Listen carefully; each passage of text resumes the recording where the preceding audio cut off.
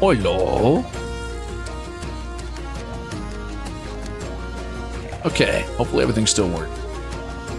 Dum dum dum dum dum. How's my audio?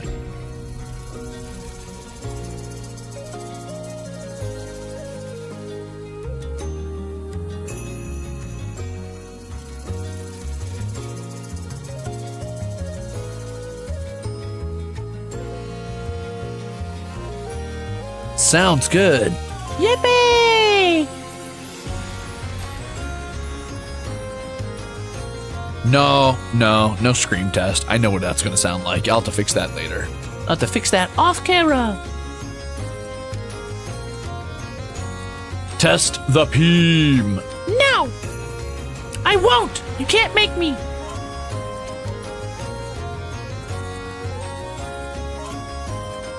Sounds crispy. Ew. I don't like kettle chips, sorry. Man, I need caffeine. I'm so sleepy, dude.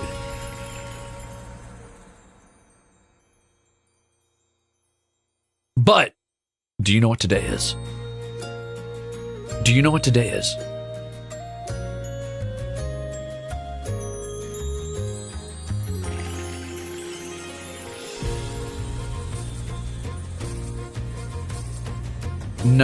No quick latte break. I'm already 40 minutes late to my own stream. Pathetic.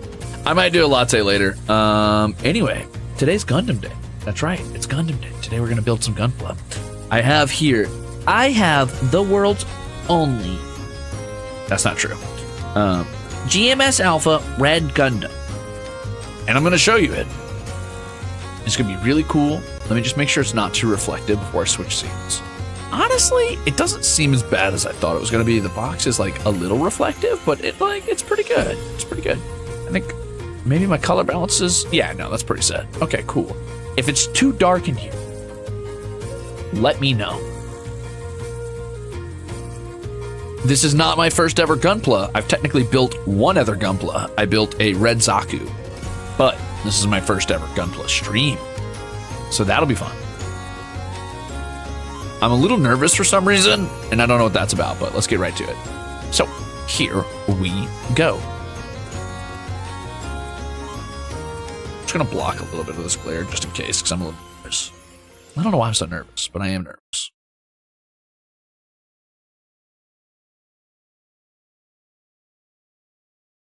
Okay. There's like a little glare, but it doesn't reflect anything. It doesn't matter. Just my shadow. Okay. Time to get into the robot. Hello, everybody. Welcome in. 1 second. I'm gonna unmute. There we go. Now we're talking. The Criminals Cut background music. Now, are you hearing two of that or just the one? Just making sure you're not hearing both. Cute keyboard. Thanks. You guys like it? You guys like my keyboard? It's pretty cool or whatever. I can show you that too, I guess. I just want to make sure I'm not reflecting my face when I do that. But check that out. It's got like a little axe on the R for Ruze and a little monster potion. But I don't want to say other brands right now because I don't know how against the rules that is. Anyway, today, hi, I'm Crimzon Rulez. I'm Elysium's greatest monster. I'm your least favorite idol. I'm the Midwest fantasy VTuber, and today I'm going to be building, now I believe this is pronounced Mobile Suit Gundam G-Kooks or G-Kooks.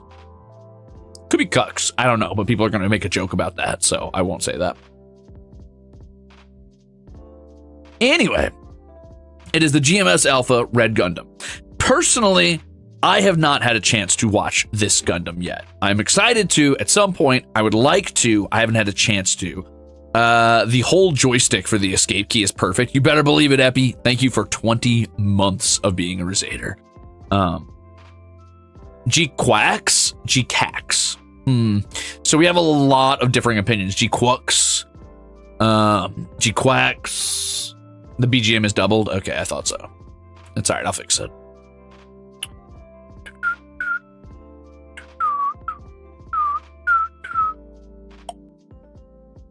How about now? Is it still doubled or is it better?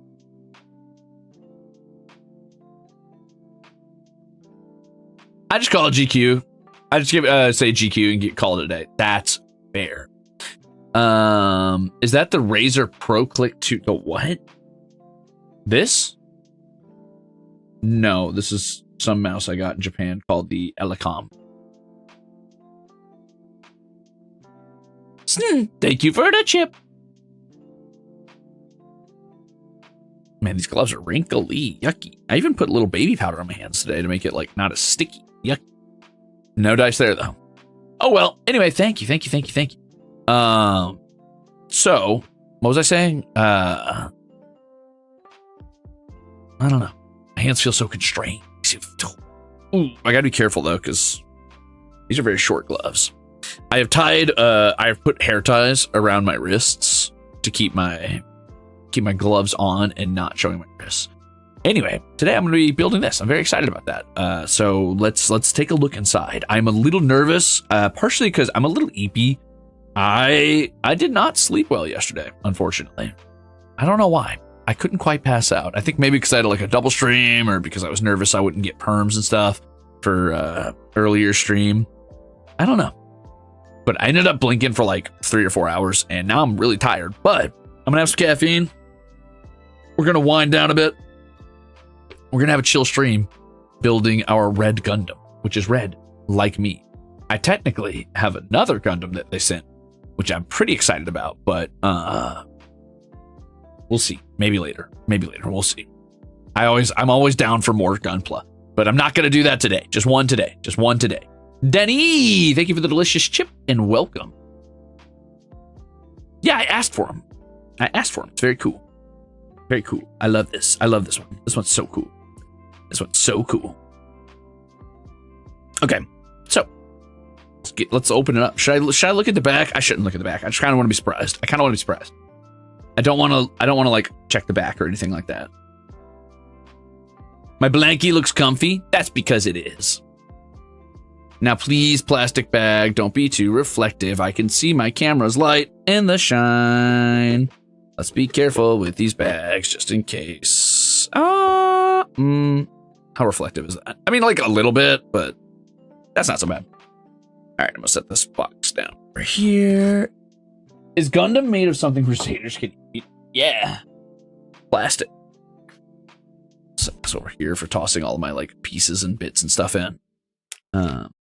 Could always put on a ski mask. Yeah, nah, I'm good. It gets hot enough in here without that. I already regret having to wear a sweater, but it is what it is. Anyway, I will definitely not be doing that, but I will be having some caffeine. And if you guys see my face, you see my face, and you realize that I'm anime in real life and in digital life.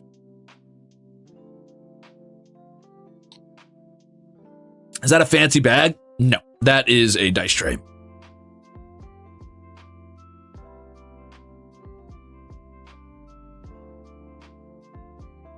Ah, that's good.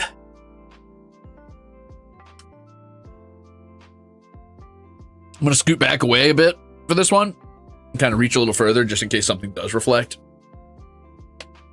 Oh, what? Oh, I've got moisture on my hands from my can. Hold on.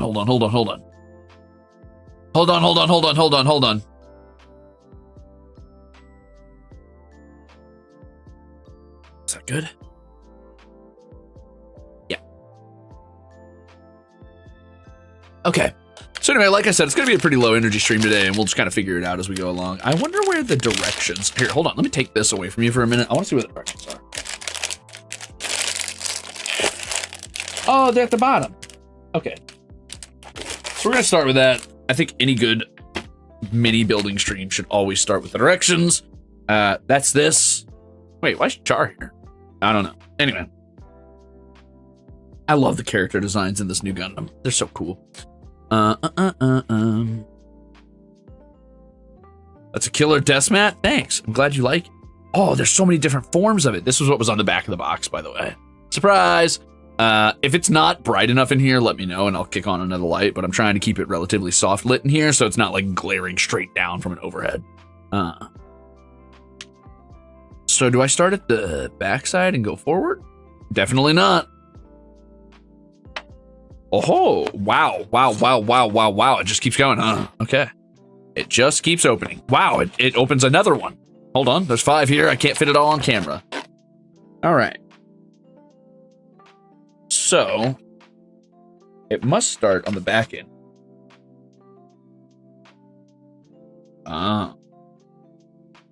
Oh, different segments have different like settings, and then you put them all together after. Okay, well, we're probably going to start with the head, right? I don't see why not. It doesn't seem like it relies on anything other than the torso. So we could do head, torso, and then we can start working on arms and everything else from there, right? Yeah, let's start with head. So we're going to do this guy right here. This Gundam has such a cool design, by the way. I'm not going to lie, the entire profile for it and the little like V shape on its like forehead and the fact that it has, I'm assuming, a jet powered mace is bonkers. That is ridiculously cool. Diva, those stickers are really reflective. I don't know what you want me to do about it. You're just going to have to deal with it. They are very reflective though, huh? I can see. I mean, also though, they're distortive. They're reflective but distortive. Like, look at how big that little blip of blue light looks. Like, that is a pinprick of light, and it looks like a pool. It'll be all right. Anyway, I love that this has like some sort of weird, like, I'm assuming jet mace alongside a shield and a laser sword, and I'm guessing a jet mace that can independently pilot itself when in space combat, so it can like fly around and perform supporting fire with these two like what are they called? Funnels, I think they're called in the Gundam universe, right?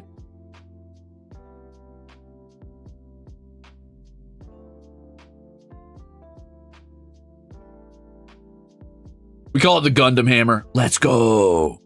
I have not engaged with the Gundam universe a ton. I've watched a good amount of the original Gundam, not all of it. I haven't caught up, but I've watched a good amount of the original Gundam, and I played the sort of like hero shooter Gundam game, which is why I fell in love with Asamar and GM Sniper.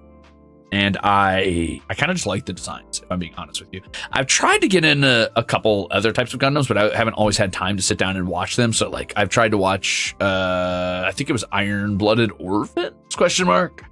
And then okay.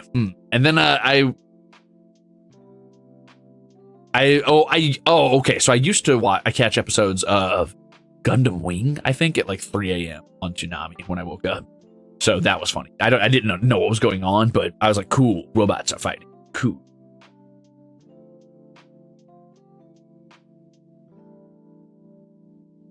Yeah, that's fair, Felix. I don't think that well, it depends, I think. It depends on like how you consume it. And there's two, from what I understand, this is what I was told by my tech like acquaintance who is not my friend because I don't have friends.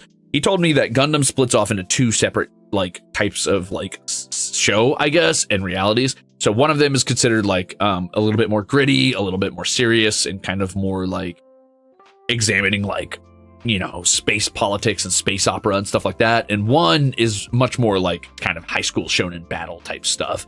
And it really just depends on which one you're trying to consume. Personally, I probably would lean toward the space opera stuff, but I think that the sort of like cool high school like shonen battle Gundams still probably have really, really cool fights. So it's kind of just whatever you feel. Let me have one more sip of my caffeine and like let that. So what the problem is, I've got to take the caffeine, drink the caffeine now, and then wait for it to like actually affect me. So I just need I need to like drink half this can all at once.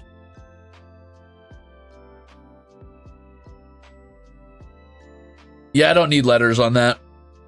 I don't need letters on a keyboard. That's useless to me. No, I'm kidding. It has letters. They're just very tiny. But I don't really need them. My last keyboard didn't actually have letters, so it's fine.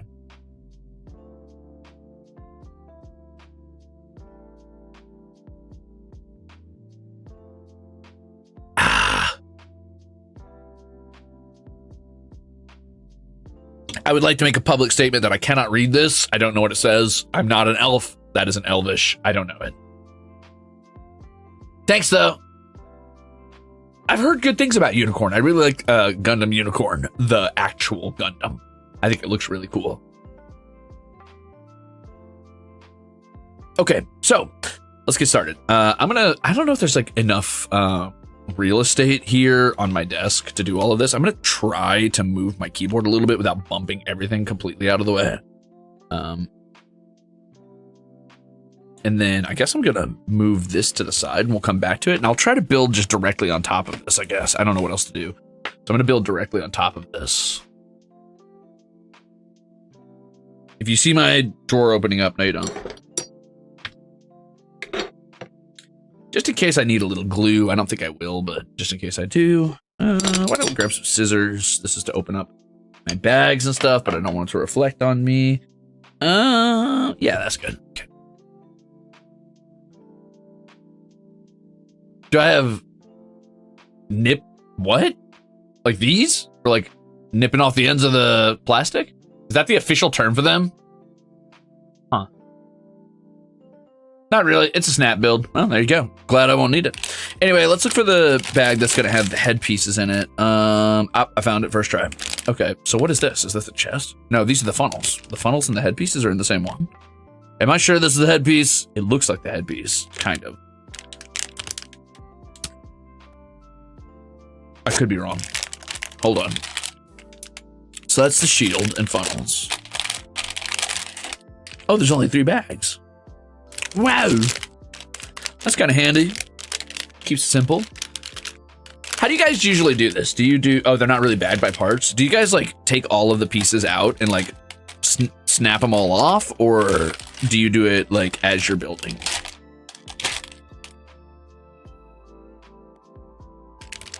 No.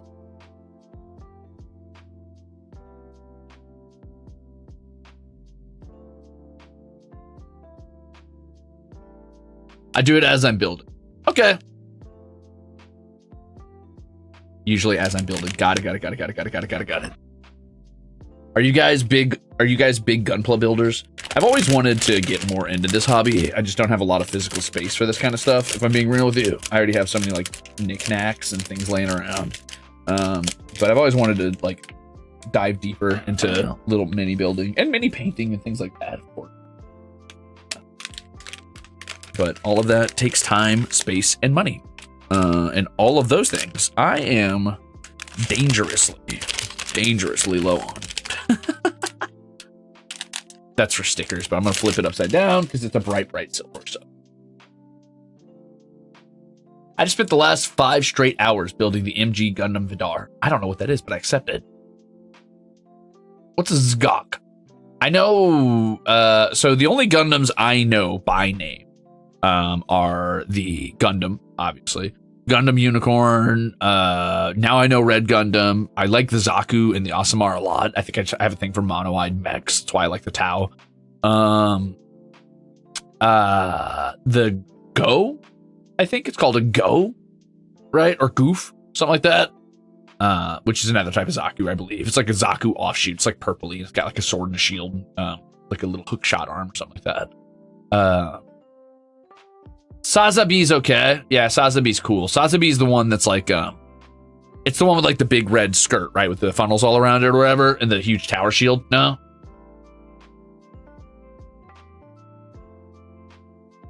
It's no Zaku. Zakus do also have an axe, which is pretty cool. Anyway, I like the Zaku. I think it has a really cool design. I'm a little sad that it's just like a grunt Gundam and tends to get like, sorry, it's a grunt mobile suit. It's not technically a Gundam, I know. That tends to just get dunked on a lot to show how cool and powerful the Gundam is, unless it's being piloted specifically by Char, who makes it look very cool and very strong. But anyway. Oh, it actually has it all labeled for me. So it says like A24. How do I know if this is A? This is HG1144GQ. I mean, these parts must be F. Oh, I see. There's the F. You can't, hold on, I'll hold it over something else there. So that's the F. So this is the F one. So I'm assuming A is the A bag. Hold on. That's H. SB13. E. D. Oh, here's B. We might be getting close. A must be this huge one, right? C. Yep. Okay, I found it. Hold on. So I am basically going to have to open all of these, which is fine. So what I'll do is I'll open all of these and I'll probably put all of them off screen. The actual like pieces that I'm not using, I'll put them off screen. And then extra bits that I'm not using that fall off on accident, I'll probably put here or something like that.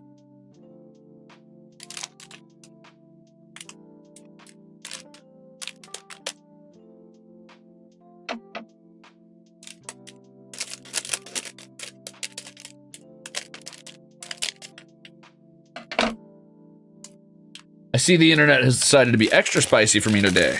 Love to see it. You love to see it. Thank you. Thank you. Anyway. There we go. It'll come back. Don't worry about it. I'm not done monologuing. I'll never be done monologuing. I'm going to keep talking and just assume you guys are listening because I'm not going to lie. This camera is now blocking my view entirely from most of my monitors. And my mic is blocking my view to the monitor I would usually keep you guys on. So, you win some, you lose most of them. You win some, you lose the rest. And the rest is most of them in this case. Anyway, let's set this one. Oh, here's the hands. That's exciting. I can't wait to get to that. I want to get to that. You enjoy building your first. I've actually built a Gunpla before. This is my first Gunpla stream. This is only the second Gunpla I've ever built, though, so I'm pretty excited about that. Thank you. Thank you for 20 months. I don't want you guys to get it twisted and assume I've never built a Gunpla, because then I feel like, you know, it's kind of funny, because sometimes when you guys are like, enjoy your first this, or, you know, like, I hope you, like, enjoy trying this out for the first time, or whatever it is, honestly, just in general, congratulating me for things. I feel like a dick when I'm like, oh, no, I'm not new to this. Like, I'm not a noob. But it's not an ego thing. It's just, I don't want credit for, like, or rather grace, or I guess support for something I'm not actually, like, completely new to. It's some sort of weird, like, skewed honor system in my head, and I don't know what that's about, because, like, it's not like this is a competition or a PvP game. I can't win anything. I can't, like, compete or prove I'm the best Gunpla guy. But something in my brain is like, hey man, if you let them congratulate you for doing your first Gunpla, you are somehow tricking them and deceiving them, and that's fucked up. And I don't know why. What was the first one? A red Zaku. A red Zaku, but I don't know what the rules are on showing you that Gunpla or not, so I'm just gonna leave it alone. So we can yell at you for getting it wrong. Sure, yeah. I'm literally a professional. Noob. Yeah, you can call me a noob. It's fine. I am new to building Gunpla. This is not technically my first Gunpla. I think part of that is because, like, sometimes I feel like I take a level of pride in being pretty good at things on first try. So if it's not my first try, I don't want to deceive anyone into thinking it is, because then it kind of devalues being good at things on my first try and other things. Something along those lines. So maybe it is a pride thing deep down. Maybe deep down it is a pride thing. So we're looking for A28, but all the numbers are on the other side, so I was stupid to flip that. So we're at 31, 27, 26, so 28? Nope, 23, 25, 30. Ah, here we are, 28. It's whatever this little itty bitty baby guy is right here. This little guy, he's so tiny. He's so tiny.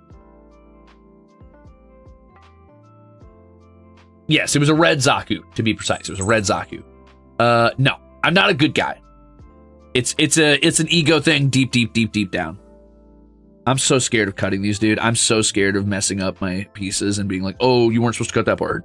Like, that was part of the actual piece, dude. I'm always terrified of it for some reason.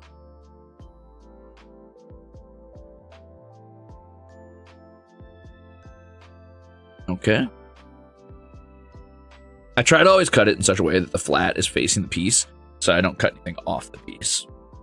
That is such a tiny piece. It's actually genuinely terrifying. Now we're looking for F4, and then we're going to put part 1 into F4. So we start with A28, we go to F4, and then we're not supposed to cut whatever this is. I think that's A29. I don't know why it says don't cut it, but I'm going to cut it out. But let's go with F4 first. Maybe I'm missing something. Hold on. So, found the F piece.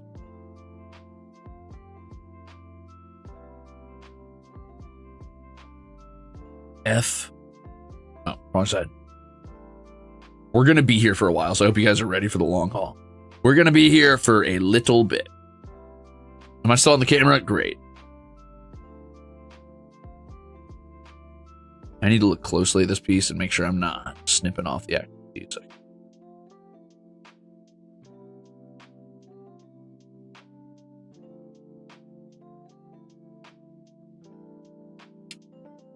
Gonna be a relatively chill night. It's gonna be nice. You know what? Maybe I'm losing my nervousness and I'm just getting kind of excited to have a relaxing Gundam building stream. I feel like that was a little bit too hard to cut. That scares me for some reason, but I think it's fine.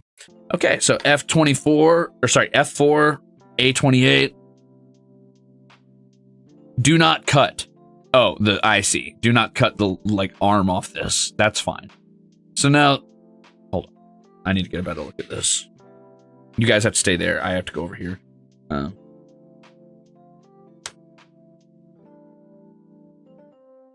What?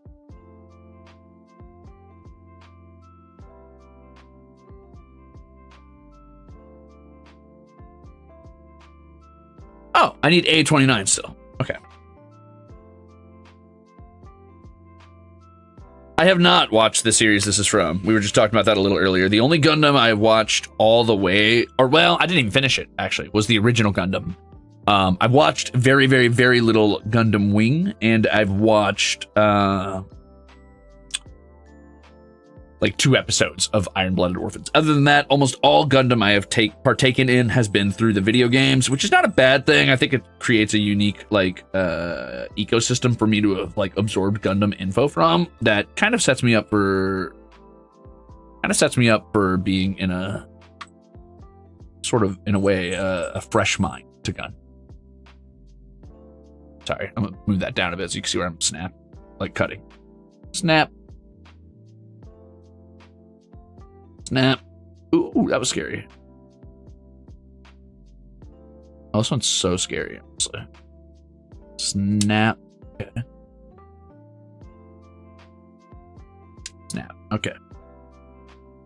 This is so tiny. Maybe I should have gotten... I was at the little hobby shop or whatever where I was getting my pieces for this.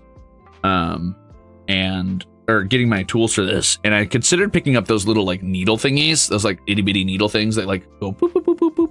But I was like, I'm not gonna need those. It's not gonna be that small. But now I'm thinking, maybe I needed those in there, and I think I need to put it on there. Is there an order I'm supposed to put them in? Yes. So the little itty bitty baby one goes on first, and it goes on that itty bitty dot up there at the top. You can just barely make it out. See that little prong sticking out up there at the top? This dot goes on there, and it goes face down. So, oh, it's actually got a perfect little slot for it too. That's cool. This is really well made. Wow. That is an insane level of detail. Okay, first piece put together. I put the little dot on it. Just need to make sure it's in there firmly. It was not, but now it is. And now this one goes on like this. I think I just gotta, I'm trying not to snap off there's these little tubes on this one, and I don't want to snap them off, so I'm trying to be really careful here. Now you've got the zoomies, Arcturus. What are you doing, bud? You want to come say hi for a bit? What are you feeling? You just gonna run around? You just gonna run around? God, these gloves are too tight. Too tight.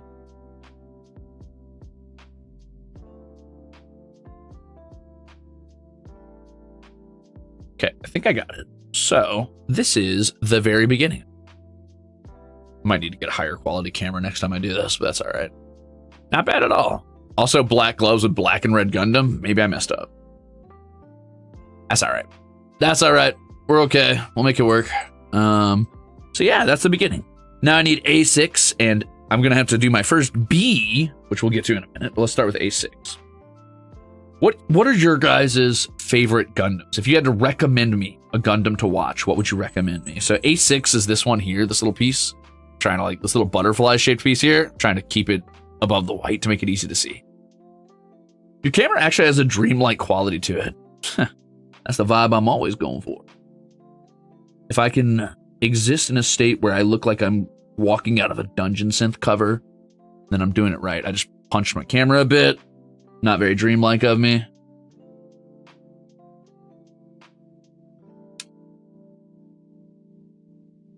Oop, that's not all the way off. I'm sorry. I thought I snipped it off, but I didn't. There we go. Oh. Okay. That's it for A's for now. I'm going to put the piece that I'm already done with in here for now, and I'll come back to that in a minute. Now we're looking for B. B. Hey, look, B. It's the other really big one, which is great. The more we work through B and A, the less we're going to have to deal with all of this. What are you doing, bud? You want to say something? Come on, hop up if you want. You can only poke your head up. Don't go crazy. What are you doing? What's this? Hey, look. What's this? No. Over here. What's this? Hey, what's this? What is that? What is that? Oh. Okay. I always recommend OG, but 8th MS team, War in the Pocket, and G Gundam Armor Secrets. Huh.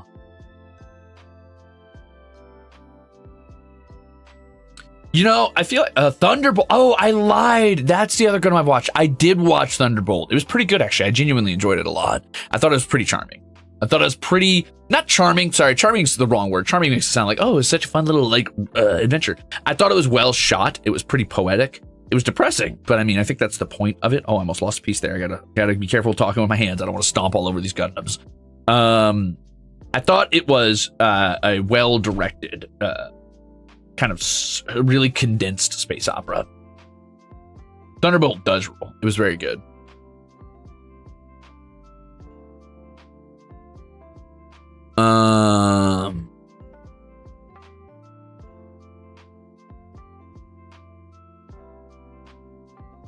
These gloves are like so tight.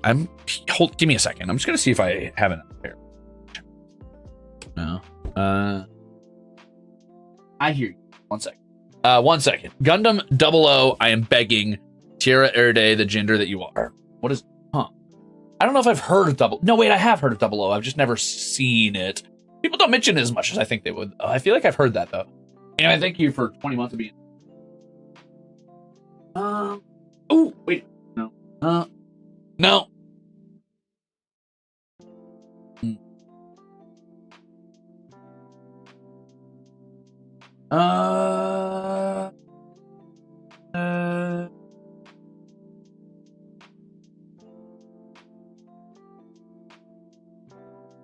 You know, actually, when I was in, sorry if you can't hear me very well over here. I'm looking through my drawers. Actually, when I was in, last time I was in Zenokuni, I went to Odaiba and I went to the Gundam collection, the Gundam store, and I saw the giant unicorn Gundam out front. It's pretty cool. It was like the moving one that lights up, you know what I'm talking about, and plays the theme song. You know what I mean?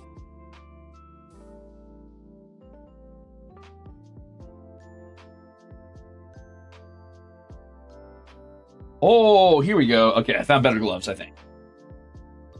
Forgot about the Handcam. Oh, yeah. These are... Now I won't have to worry about stretching my arms out. This is perfect. I found my long gloves. Hold on. The fingers are like a little short, so it's going to look weird, but I don't care as long as I don't have to worry about like constantly keeping my hands close to my chest so that the gloves don't show my... And also, it's going to be less hot. Cloth gloves. And hey, I don't have to have two hairbands around my wrists anymore, choking me out. Cool.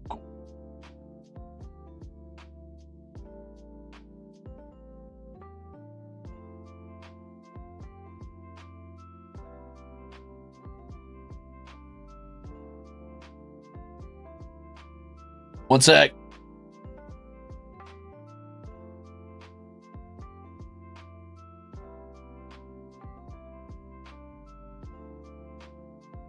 Ta-da! Okay, much better. Fingers are just like pretty short. Unfortunately, I've got like this much space until it hits my webbing. I don't know if you can see. Actually, these are pretty jet black. It's hard to tell. Anyway, I've got like this much extra space until it hits my actual finger webbing, but that's fine. They look normal-ish. I guess it just looks like I have really long palms. I'm cool with that. Still gonna roll my sleeves down just in case. Cool. Perfect.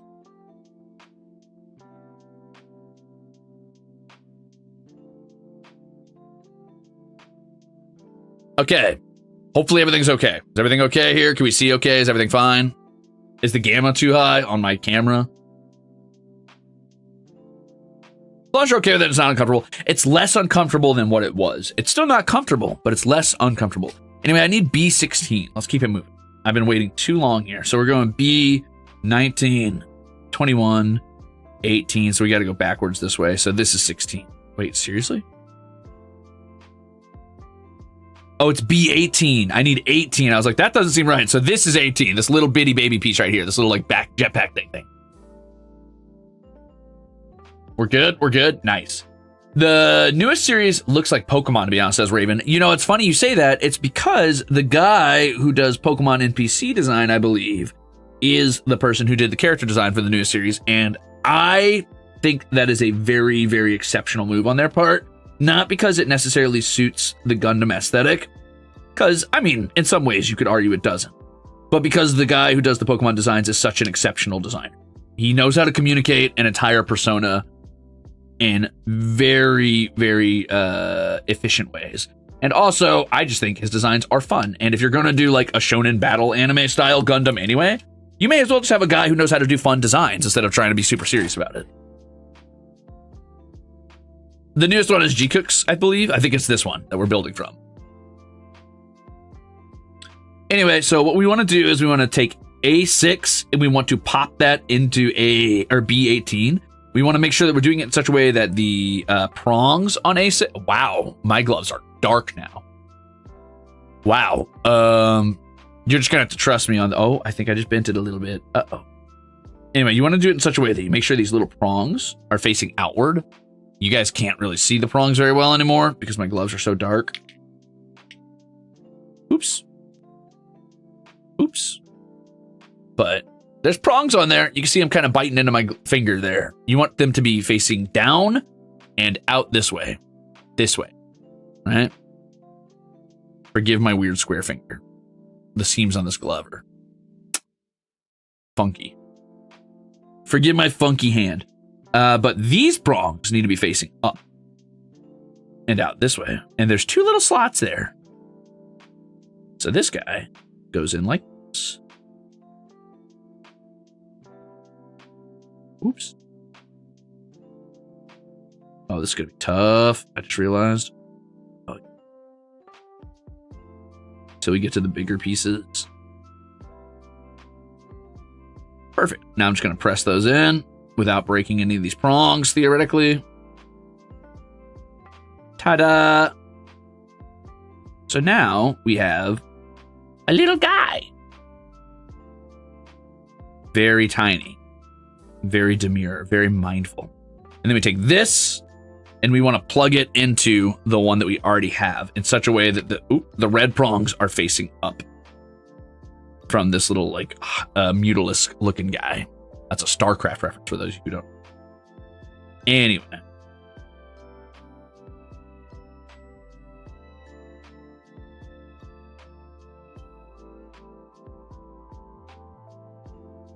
It's going to be a little bit tough, but I think I've got it mostly in place.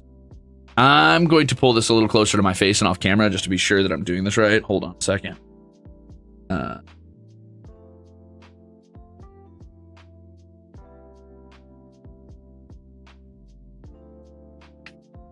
One second.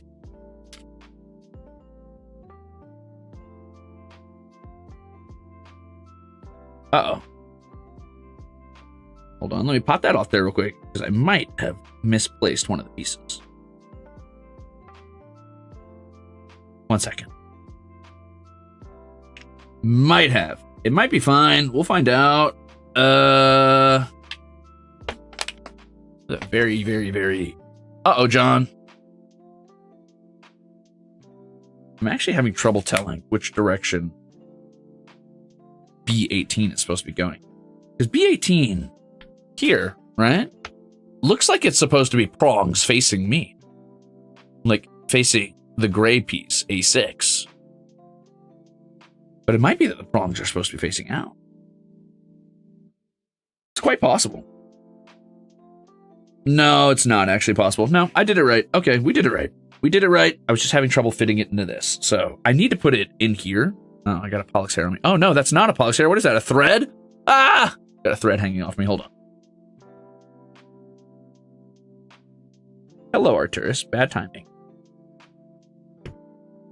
Hello, Arturus. Can you get your butt off me? I'm trying to do something. All right, stop bumping my arm. Very not good. Very not good, buddy. Now's not the time for lap time. I'm sorry. I gotta work on stuff. Need my arms. Okay, lap time when I'm playing video games, not when I'm building Gunpla. Anyway. Do you want to go up in your nest, bud? Come here. Come here. Ow. Come on. Come up. Come up. I'm gonna put you in your nest. Come on. All right, let's go over here. Over to your nest. Yep. Right there. There you go, buddy. Is that better? You want to sit up there and watch me build? You can sit there. I've got like this whole, I've got a pole attached to my desk on the left side, and there's a disc-shaped nest that is attached to that pole, and I put a bunch of like fur lining at the bottom so you can lay down in a bunch of fur and watch me while I don't know, stream or play games or whatever. Usually Pollux is up in it, but Arcturus likes it okay too. Okay, so we need this little bitty long prong on the bottom, and then I need to try to angle this in such a way that these long upper parts on this guy can slot in these like grooves here. But the grooves are not as big as I thought they would be, so it's looking a little difficult for me. It's kind of scaring me, but I'm gonna try. I'm really scared to put the piece on. It's always the tiny pieces that freak me out the most, and that for some reason they're always at the beginning. So it's like the whole beginning of this is always anxiety inducing, and then it gets really chill after that.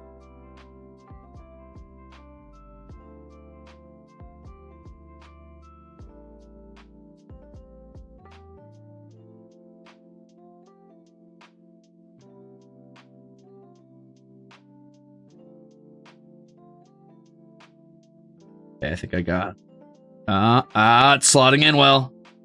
Woo! I think I got it. And there it is. Nice. So now we've got this little guy, which I believe is going to be a chest piece or a headpiece. I mean, I think it might be the back of the head since it's got the wire sticking out of it, like these like little tubings or whatever. Could be top of the head too, but anyway, there we go. At least the void gloves help show everything off. All right. I have no idea what this is telling me to do. Oh, this told me what pieces I would need. A, B, and F. Wow, that's cool. Huh. And it is the back of the head that I'm building. Leah, thank you for the 5 gifted chips.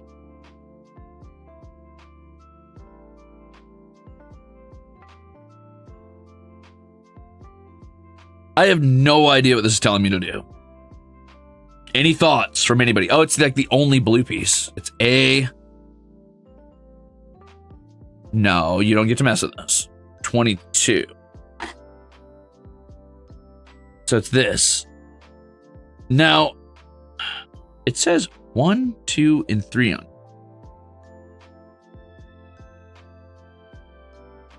Is it telling me to put stickers on there? Hold on. It might be telling me to put stickers on. This is where I would definitely need the little pokey thing, by the way.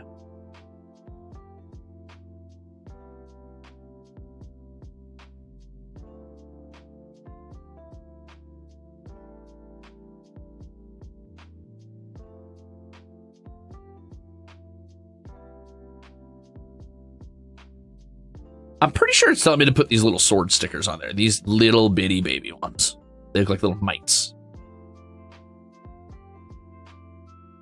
Anyway, let's go ahead and get it cut out first, and we'll see.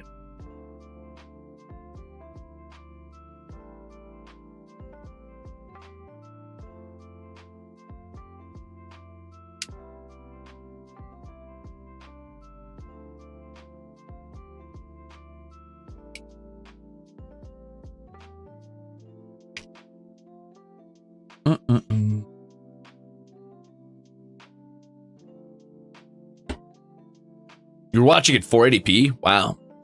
Time for more stamina potion.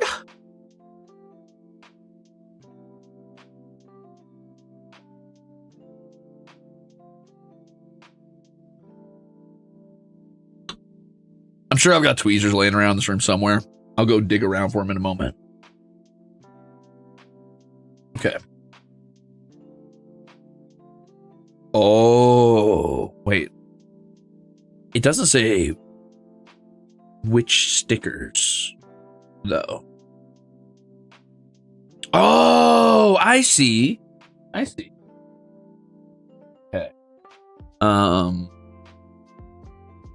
So I'm going to try to show this in the least reflective way. Yeah, it's not. It's just reflecting light. It's not actually reflecting any images, but just in case. So this is the stickers 1 and 2. And then this is stickers 3, which is that little pink like rectangle there. That's what I'm supposed to be doing. So we're going to have to put those. Wow. Oh, wow. I'm going to have to put that in such a way that I get the pink one right there on the end of that rectangle, which is going to be really tough because in real size, that's that big of a spot. And it's not like against the flat, it's against the end, like this.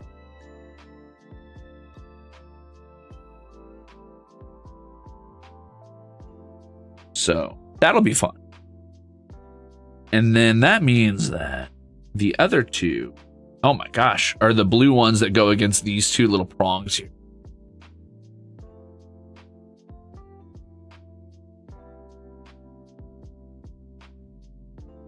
Cool.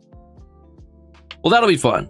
Let me go. I'll be right back. I'm just going to go grab some tweets or something. BRB. I got to mute.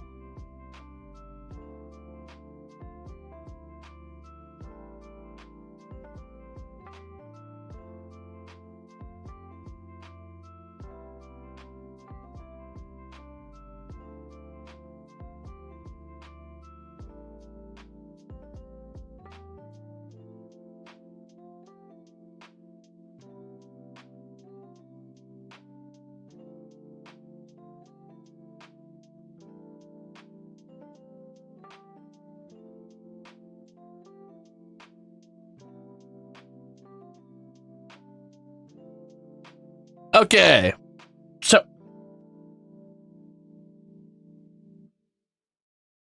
yeah, bum. I got these.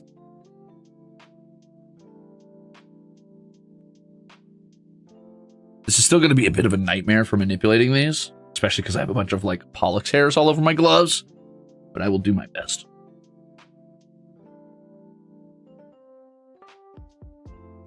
What is a water slide? What does that mean?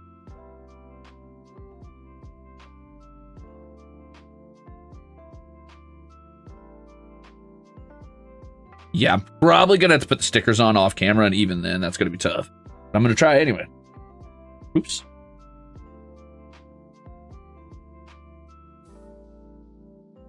Oh, there's like no good way to hold this one, but I'm going to try. Here I go.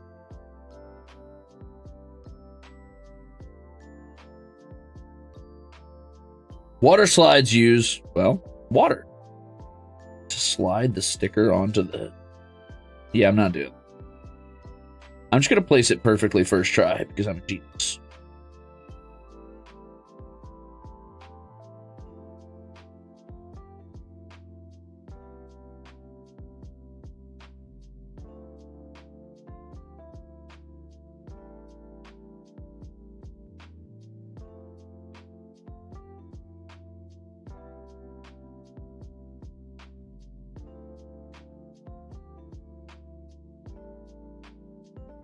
Oh, that does not want to stay on.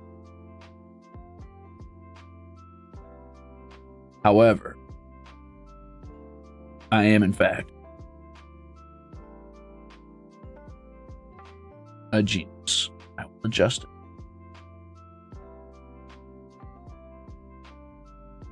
In such a way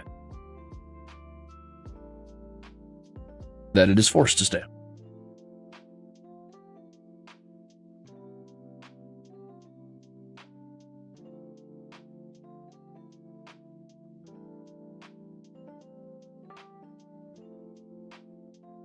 What am I, a jewel crafter? This is wild. Okay, there we go. Got a little bit of purple on the front. Sorry.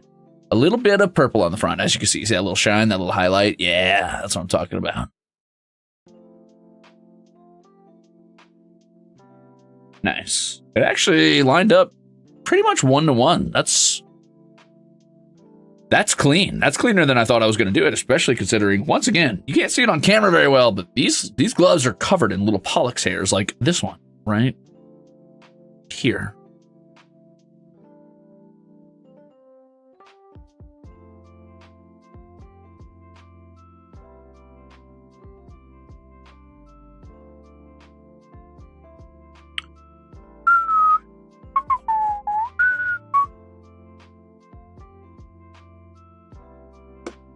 Here, let's try to do, I'm going to try this with my camera. We'll see if this works.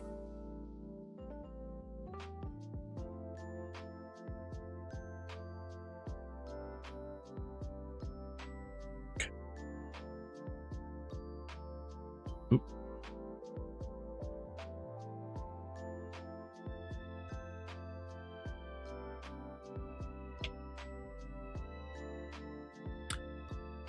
So we've got the purple sticker on. The next part is to put the blue stickers right here and right here.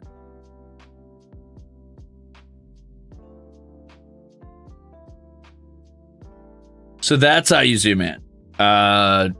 If you're talking about the regular zooms on regular streams, no, that is not how I zoom. But if you're talking about hand cams, yes, that is how I zoom.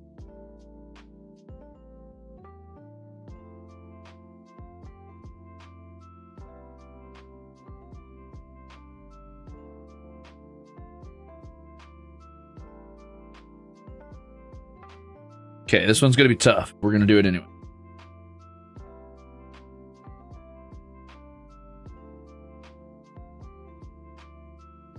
Oh, wait, hold on. So this is number 1, and number 1 goes on like so. I don't know if you guys could see what I'm doing here. You can actually. Perfect. I thought I was outside the bounds. Okay, so we got it on there. Now I just need to... Oh, sorry. Now I just need to slide it into the right position.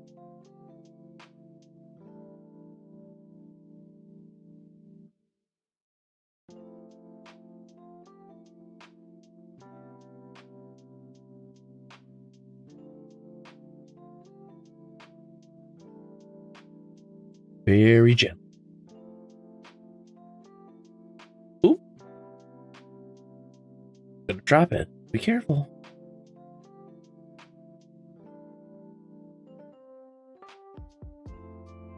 Oh, that's too far. Too close. Too close.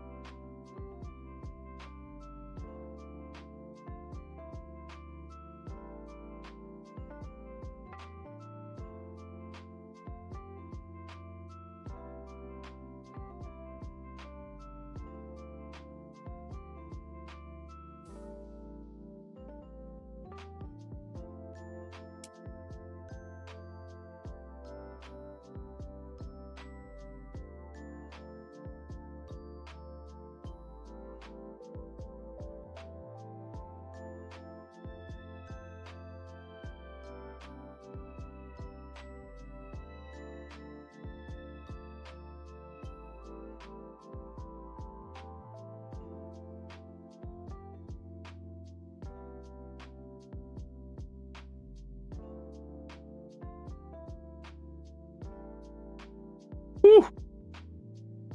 Held my breath that whole time. But I do believe we landed that one. Nice. Okay, 1 to go.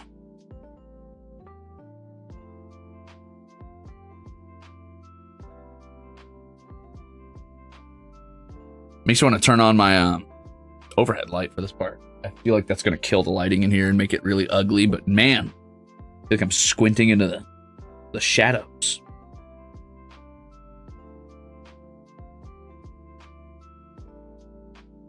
Okay, let's try this one more time. One more sticker. Oh, did I? Oh, I slid off my other sticker while I was doing that. Uh-oh, I gotta be careful here. Hold on. That's okay. See, the trick here is I'm just gonna get this one first try, and then I won't have to worry about it. Uh-oh, don't fall. Don't fall out of my hand. Don't you fall out of my hand. You know what? We'll just work on it like this. Just leave it precariously balanced on my hand with no grip whatsoever.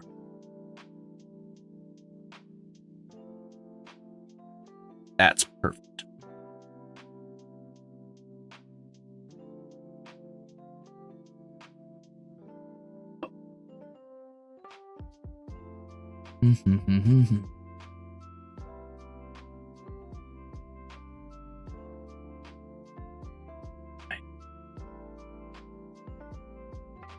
And then we got to slide this one back down.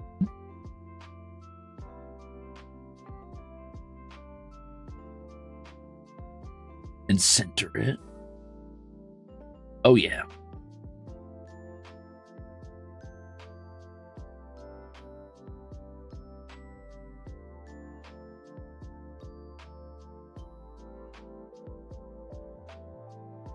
There we go. Woo! A little bit of brain surgery.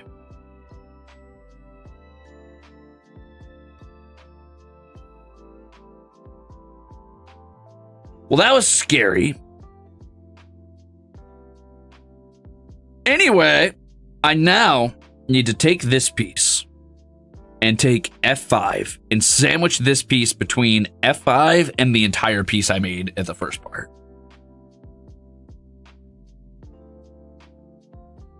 So, ow, my fingers. Let's do that.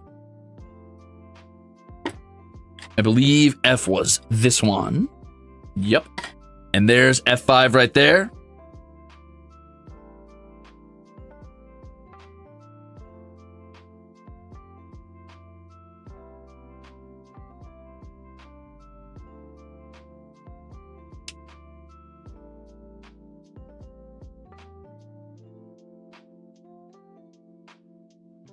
I will unzoom in just a moment. But I figure it's best to be zoomed in for this part specifically, because what I need to do is take this guy, right? Sandwich this in between this and this. So I'm going to leave you zoomed in for a moment. Okay. So looking at this, it looks like we want to have it, these gray prongs facing inward when we put the mask on the front. And this guy, we want sticker also facing toward the mask. So we want it this way. We want the long side. Ooh, long side up. I might even build it with the tweezers here just to get the beginning going. I believe it's like this. Yes, I think this is right. Can you see what I'm doing? Yeah, you can. I'm a little bit scared of this part, just because I know it needs to be perfectly aligned in such a way that the blue slides in between the gray.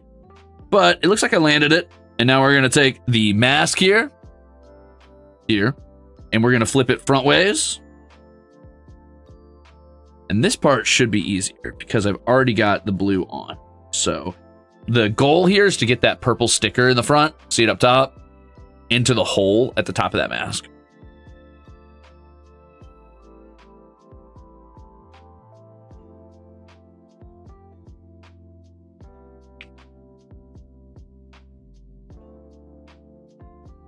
And then the blue stickers were the glow of the eyeballs. We'll see if we landed or not. I hope we did. It's looking like we stuck the landing, I think. Just got to really compress that in there so that the stickers really stand out. And ta-da! There's our glowing blue-eyed, glowing purple horned, sort of, kind of horn, little Gundam head. Just like that. Woo! And what I didn't know is I was actually doing brain surgery. That was the inside of the Gundam's head we were working on. So let's do F1 and F2. Those are going to be the side panels that go on, clamp on the side of the head. Do you guys like this zoomed in style? Do you prefer this to see the detail work?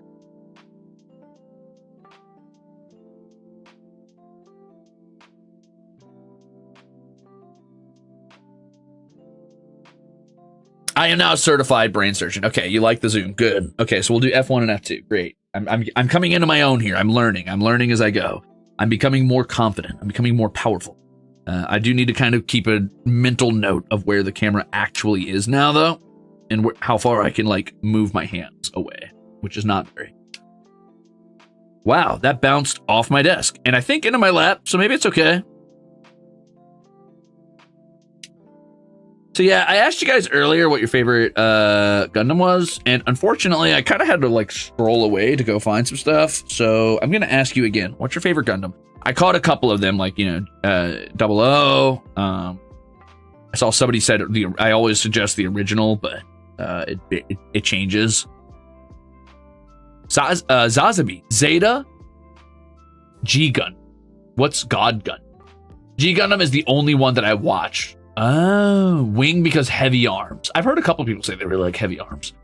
Wing, Zeta, 8th MS. I know nothing of Gundam. Sazabi. 0083 Stardust Memory. What is that? A lot of G Gundam and Gundam Wings. That's fair, Gray. That's fair.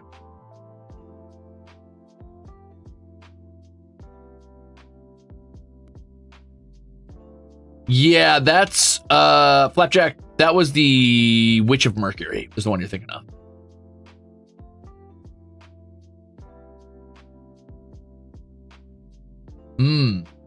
Okay, so different question. What is your favorite mobile suit?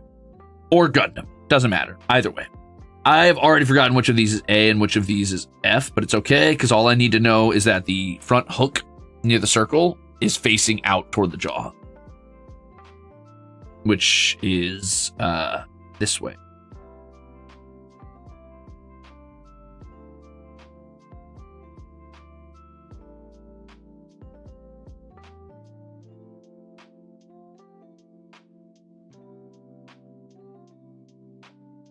Oop.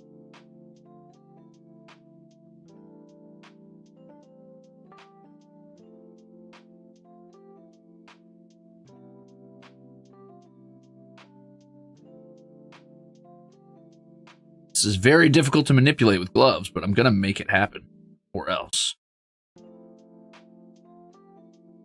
Nice. Okay. Got a little sides of the head and everything's put together so far. Not bad at all. Not bad at all. Crossbone Gundams for pirate aesthetic. What's crossbone? Comper. Tall geese?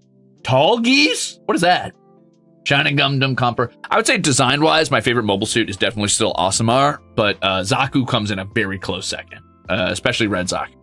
I also like Go, or Goof, however you want to say it. I think Sazabi's okay. I'm kind of a fan of the GM Gundams too, because they remind me of like Terran designs, very like humans in sci-fi type of vibe, you know, like very angular, blocky, kind of militaristic in a way. I think that's kind of nice. The Tall Geese is from Wing. Oh. You might like Comfort. Maybe.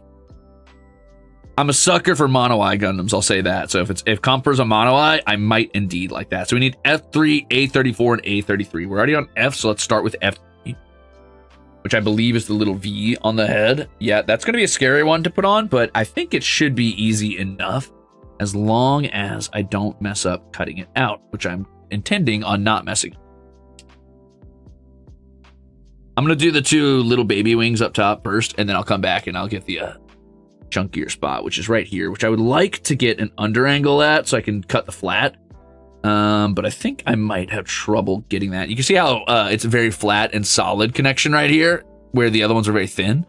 So I don't want to like cut it at this angle because I don't want to like pinch the flatness into something, but I might have to. I'm going to try. Oh, I think I did it. It might need a bit of sanding. We'll see. Not that I have any like sander or anything, but I mean, I cut that pretty clean. It's got like a little itty bitty nub on the end, but I'm all right. Anyway, let's start with the front horn before I do anything else, just because I don't think I need these on to do the front horn, and I want to be able to hold the sides very firm. I do not want to put pressure on the horns themselves because I feel like I will snap them. So I'm just going to do it this way. Just going to do it this way, rather.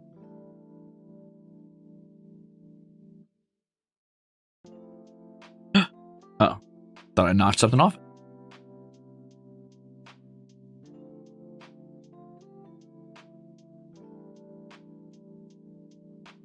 I need to use all of my focus, all of my power.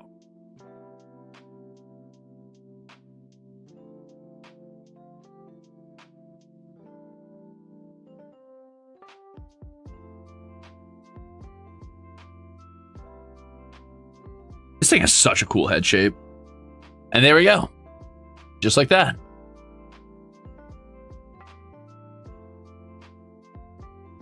Matador Gundam for just a giant bull head for a torso.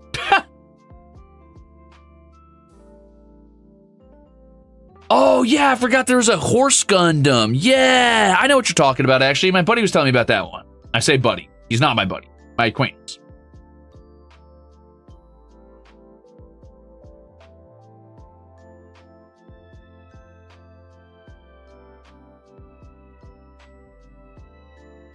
Oh no, did my sticker for the eyeball get messed up? I can't tell, honestly. Oh, I think it slid a bit. Maybe I can slide it back into place.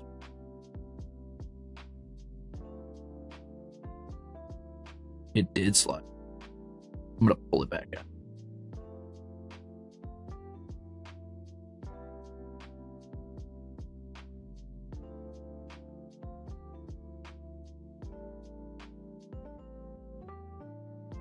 Don't worry, I'm a Gundam operations specialist.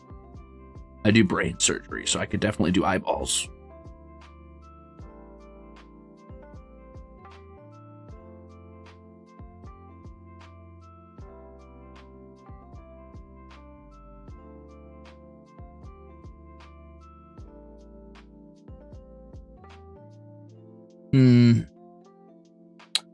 The one eye is definitely a little bit like out of place. I'm gonna see if I can pop my gloves off and fix this off camera. 1 second.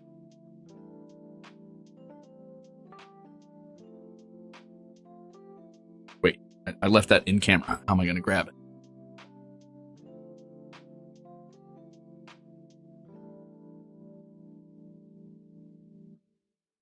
Okay, cool. Ooh.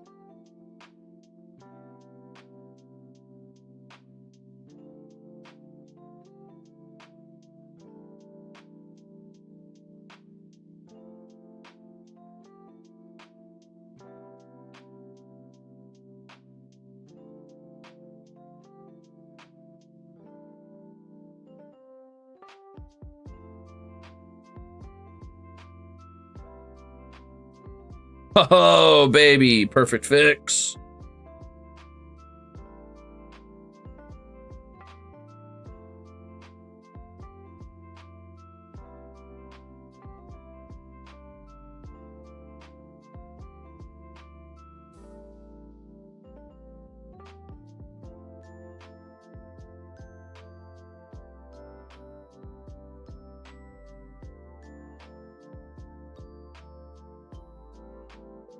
Now I just need to fix the sticker on the upper head, and I'm good to go. Yeah. Ooh, that one's fighting a little harder, though.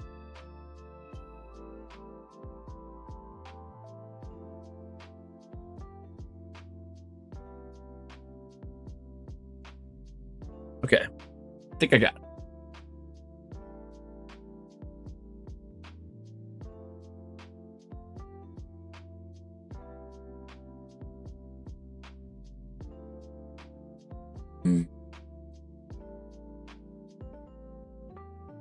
Hey, okay, go. Welcome in. I'm going to quickly test what having the overhead light on would look like. If it's hideous, I will undo it immediately. Let's see. Arcturus fell asleep. Oh, okay. No, we're not doing that. Never mind.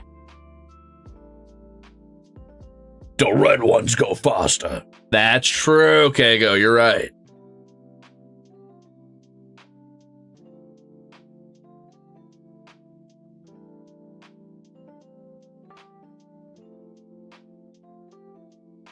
Okay.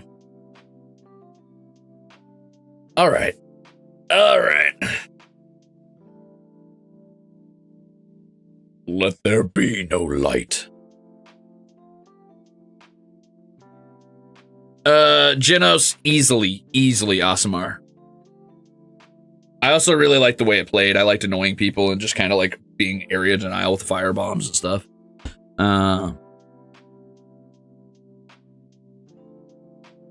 But I also like GM Sniper. It's pretty fun.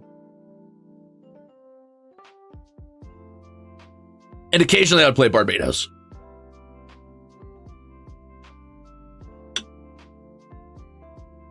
Okay. So I need A34, A33.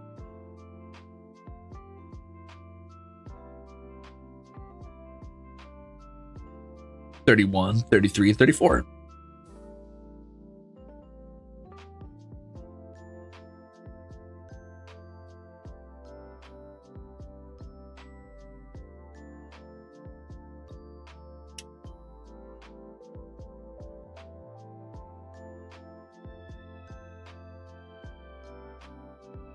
Okay. Now, these ones got to go in such a way that they... Ooh. You know what? These might be a tweezer one, too. These ones got to go in such a way that their long part is facing out toward the jaw, but is on the lower section. So if I could get them to flip this way, this way,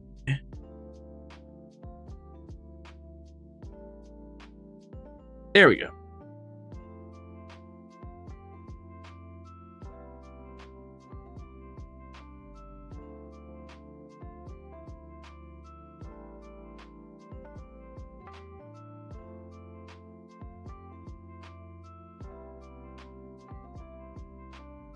Hold on. Just trying to find the right angle to get this to sit in.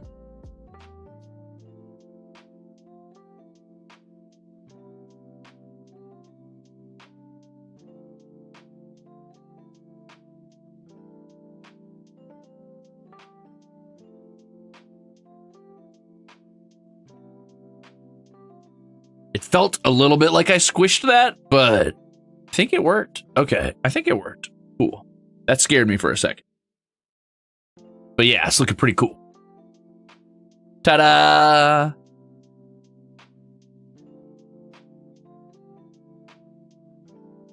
Man, I can't get over how cool this Gundam's face shape is.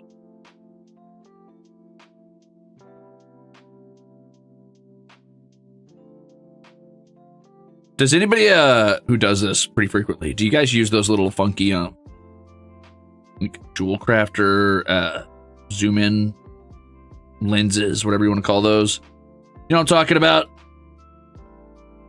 The ones that like hang over and it's like this like sort of magnifying glass or whatever.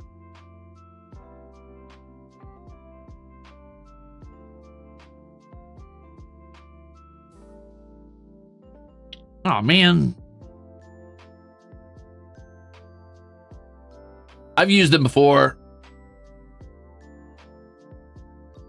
Nope, I just squint. Fair. I think if I was bringing this up closer to my face and not showing you guys what I was doing, this would be a lot easier, but doing this at like an arm's length distance while still trying to keep some level of dexterity while wearing gloves, definitely a challenge right now. But you know what? It is a challenge I'm more than willing to take on. Because I'm the best. Because I am simply the best that ever did it. Man, this one has such a cool face shape. Okay. So I think that's the head completely done. I'm just going to set it aside in here for now. It's in the little like bucket that you guys saw earlier. If you need a reminder of what that looks like, it's over here. Okay. So, nifty. Body time. So the body is going to use A, B, D, E, F. So I need basically everything. Starting out, I need A9 and E1. E being the one that has yellow on it. So I think it's this one here. That's E. E1 being this. Actually, E's pretty small. So hopefully I can just be done. If I could use all of the E parts here, that would be great. I doubt I'm going to be able to because it looks like the funnels have some E's on them, but still.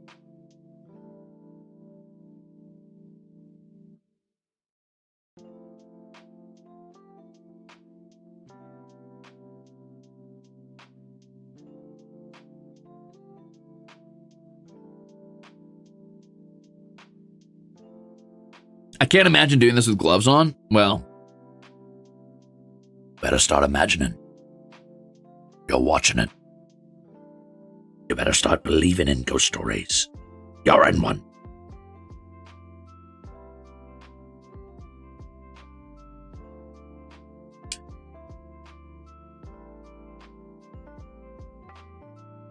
Okay, so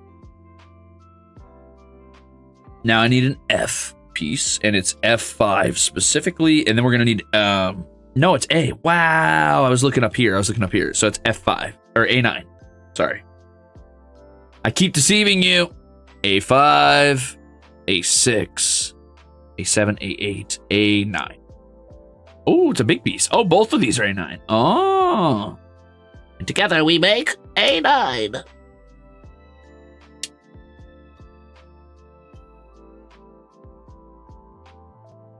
You hear my tumby grumble? No, you don't.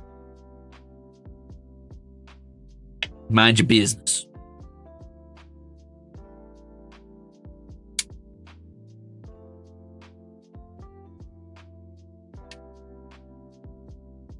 Okay. So, this goes reactor side up. This looks like a little reactor to me, is why I say that. I don't think that's actually what it is, but because of these like little like lines on the side, these like little detail work lines up there on the round part, it looks to me like some sort of like engine or reactor. Anyway, it goes whole side up with the reactor side down.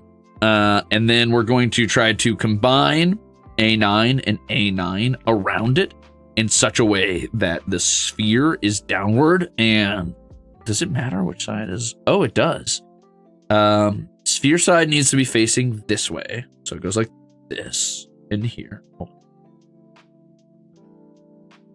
Oop. Oop. Hold on. I think it's like this. Right? No, it's not actually. Wait, whoa, whoa, whoa, whoa, whoa. Does this go up here? Oh.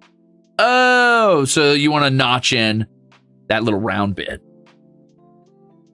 in the groove right here. There's a groove at the top of this. See that right there?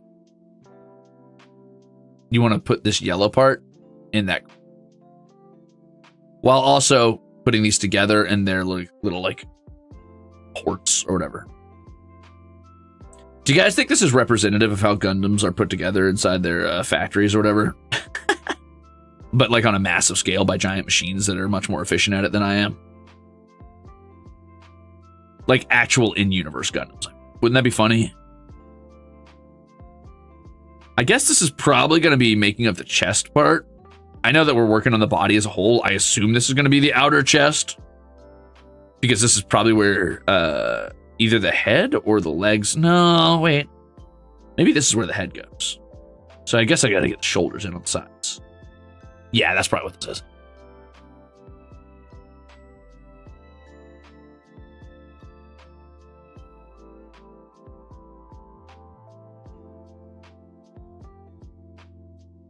There's a really big guy doing it. That's me. I'm the really big guy. I'm the really big guy. I'm the big rat. We're looking at A2 next, which I believe is this fella. What happened, fella?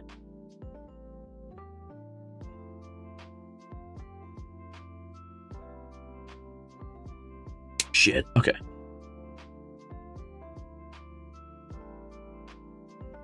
Am I still in frame? Yep.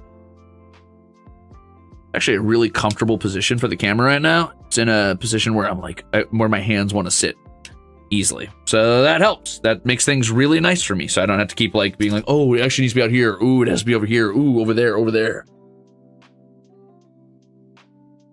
I'm the big rat. Okay, next is going to be B8. Girl, you need a shot. B12, B8. B8 is somewhere around here. Oh, this is it. It's these like pipings. That makes sense. I remember putting this one on the Zaku. A similar one anyway. Because Zaku have those like external pipes outside that like kind of wrap around their neck. You know what I'm talking about? If you've done Gunpla, you know what I'm talking about.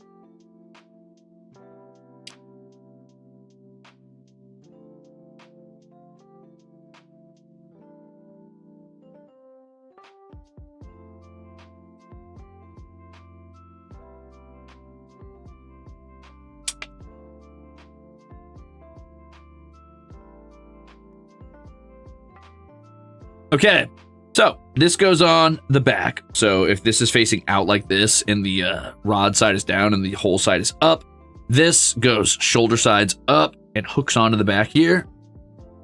But I have to do that after I put this down because I believe the back is what keeps the piping in place. So you want the groove side facing forward so it sits comfortably on top of this little shelf here on the gray. Nice. It makes like a little shoulder mount, like a little shawl or a scarf or whatever, but made of like heavy duty pipes that probably pump oxygen into the pilot's cockpit area. So like so. And then this, I believe, hooks onto the shoulders. And also, see that little notch there? That goes into this little hole here.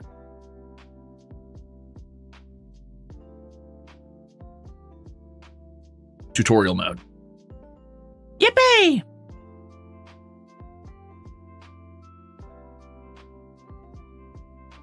One thing I really like about big mech style games is the movement typically is a lot of fun. I really like movement in those types of games.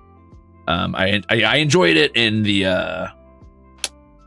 what was that Gundam game called? I can't remember. I don't know. It was fun.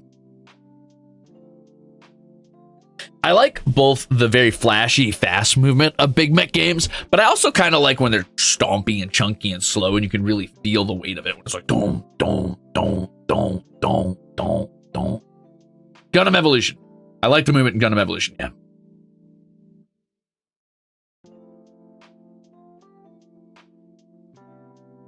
Okay, so we want B20 next, which is just another one of these. So we just got to pop this bad boy back out.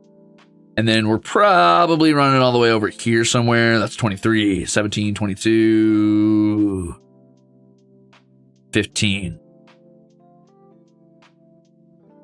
Oh, it's a red part. Maybe it's up here. 20. I don't know if you can read that. Probably not.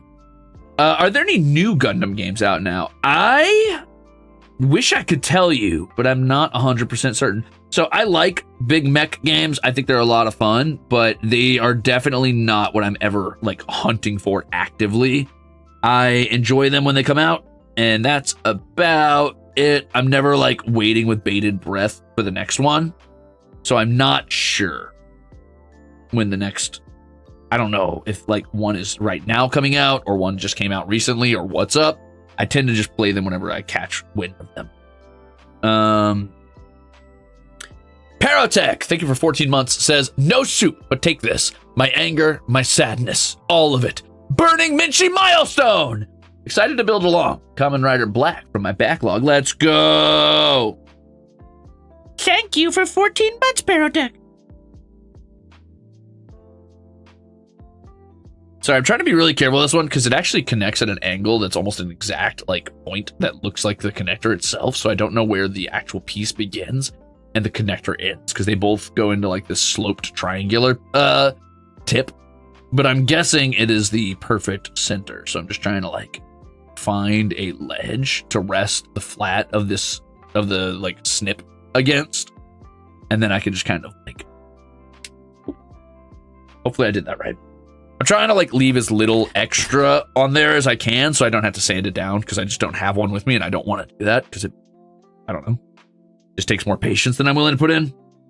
Anyway, this goes in like so. You want to flip it like this side down, this side forward. See? Simple.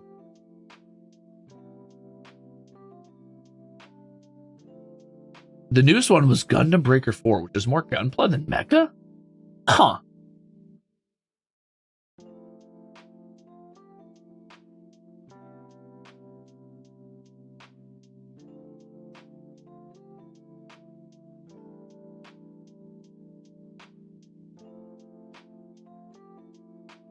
YF21. I'll have to look that up.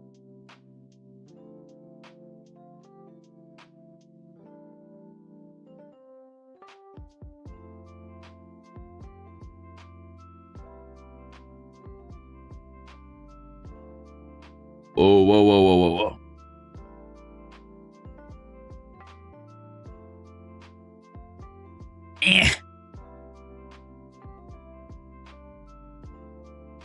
Oh, you know what I did watch recently? It was a Gundam show. I think it was on Netflix or something where like it was from the perspective of some civilians and like trying to survive a Gundam battle while like shells the size of like trucks were falling down every time they fired their guns. And you know, like when a Gundam's firing a machine gun, it's basically throwing out like truck after truck after truck after truck as the shells fall on the ground. So that was pretty cool.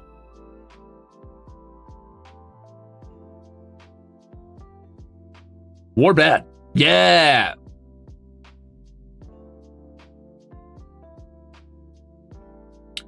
Was it CGI? Yes, I believe it was. I don't remember it very well, but I believe it was, yeah.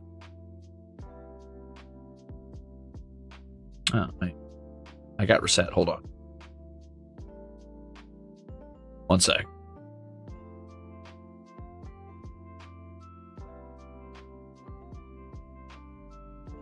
There we go. I don't know, probably Kago. War as hell, and it never changes.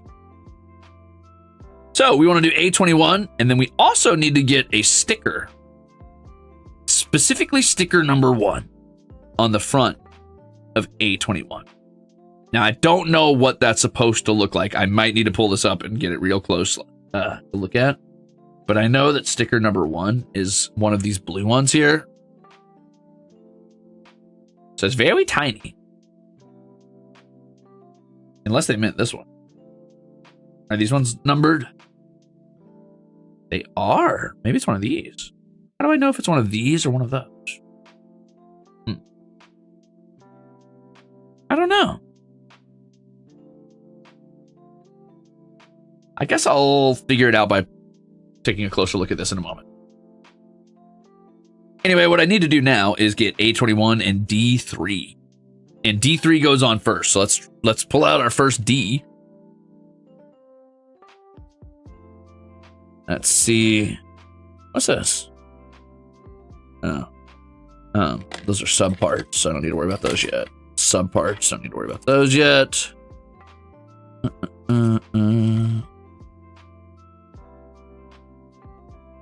Oh, this is D. Wow. Did not expect that. There's only like 3 parts on this. Anyway, one of them is D3, which is this one here.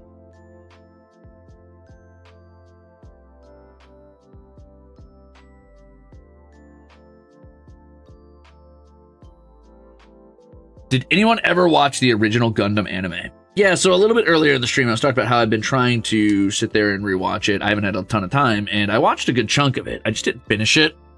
But I would like to go back and watch it at some point, just because it's pretty interesting. And it definitely takes a very, like, yeah, war fucking sucks standpoint, which, cool. That's a good message. Can't really argue with that message. I mean, you could argue with that message, I guess, if you're profiteering or something, or if you're a dumbass. But for the most part, everybody's pretty much on board with that one.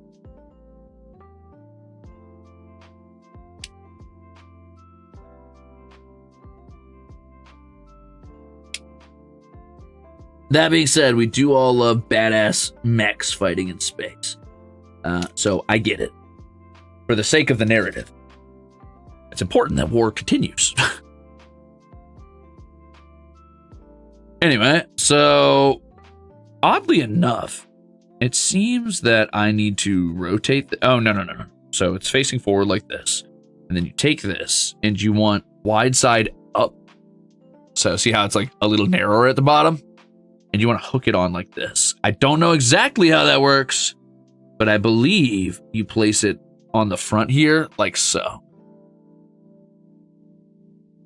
And it goes first. Yep. Okay.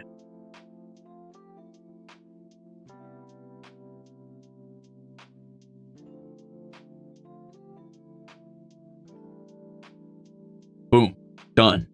Okay. And now I need to take this guy, and it's got these sort of chest pads here, and put it on the front, which is going to hook around this, I think. No, wait.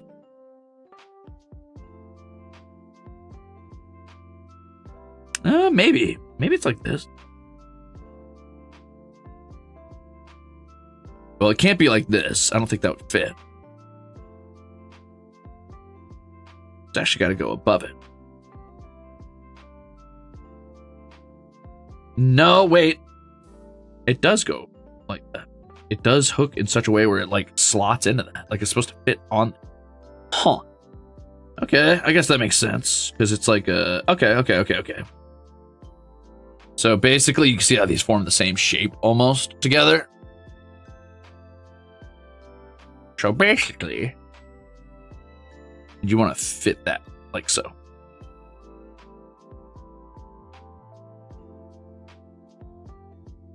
Now we're going to see if it actually slots in right or not, but I think it will.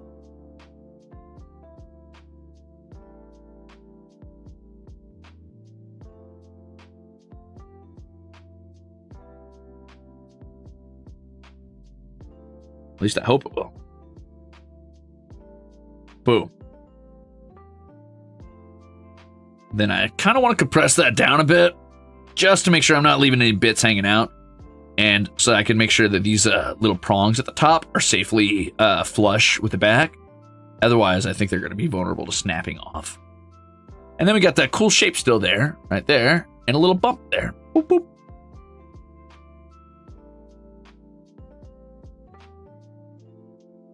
It's coming together quicker than I expected. It's because I'm a genius. But now I need to take a little interlude while I take a look at what sticker needs to go here.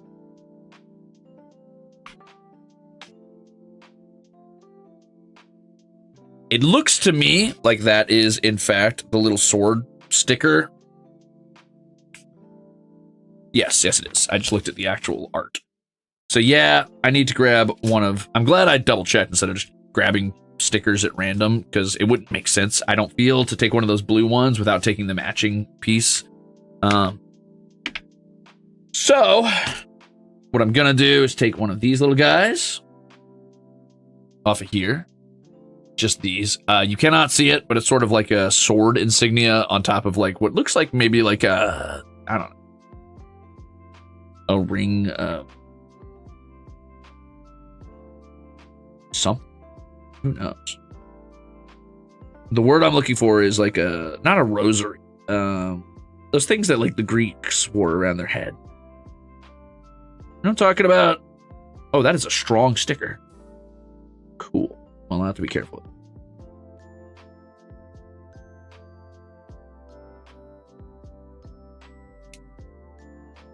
Okay. And now I need to place this in such a way that it is closer to the top than the bottom.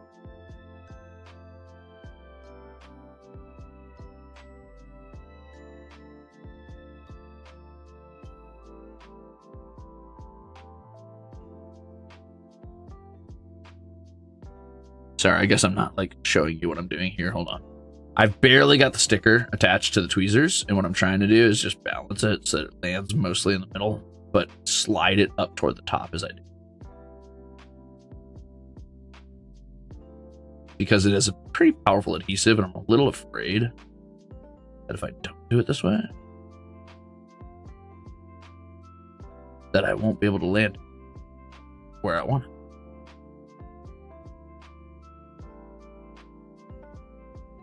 Close. Ooh, close.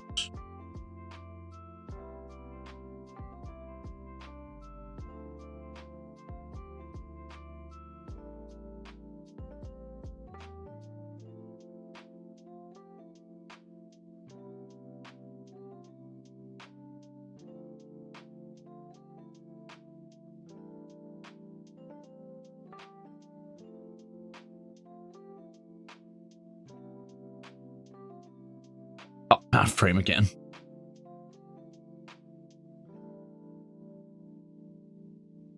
Wait. Oh, I had a sticker side. Wait, did I? No, I didn't. Oh, man.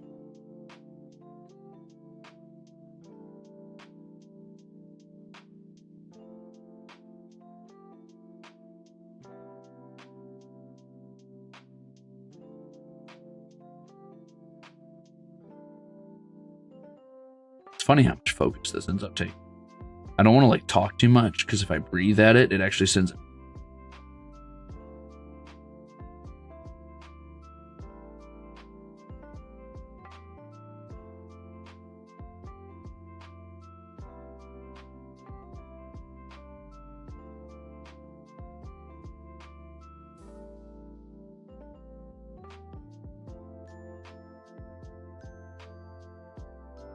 Don't. Let go, let go, let go. Oh. So close.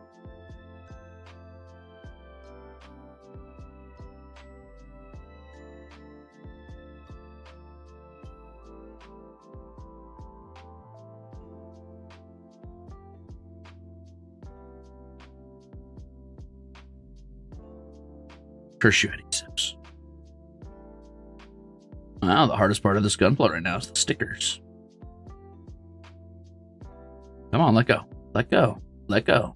Let go. Let go, or I'll fight you. I wish I could just use my finger and not worry about it sticking to my glove. But I can't, so I do it this way. Oh my gosh, it literally won't let go of my tweezers. Oh, that's not good. Ah, okay. Okay. Round 2. Here we go. Fight. Please let go. Please let go of my tweezers. I don't understand why you're hooked so bad on them.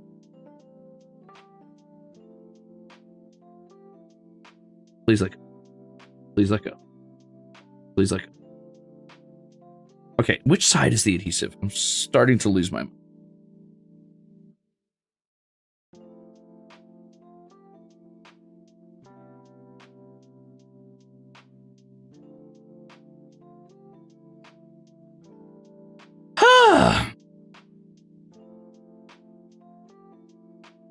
Seems that neither side is adhesive, apparently.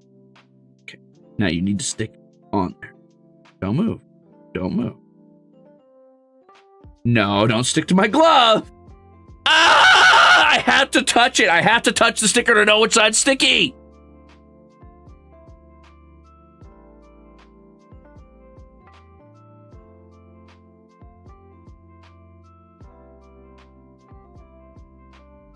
Okay.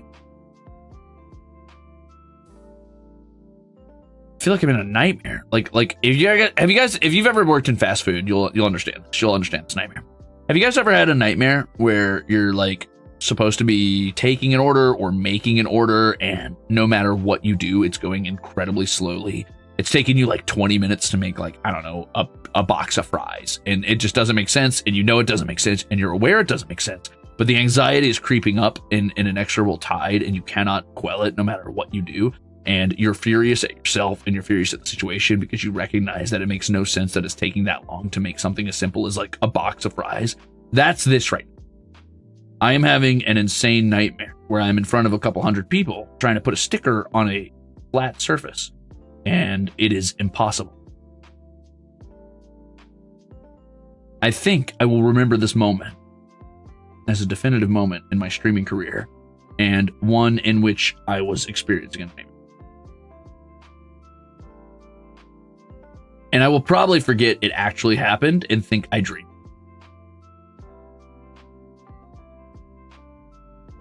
Please don't stick to my tweezers.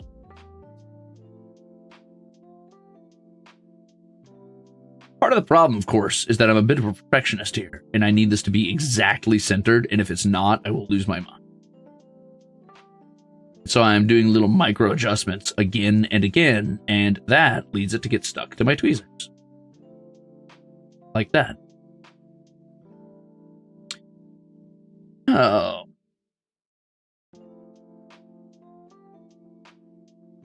Oop, wrong side.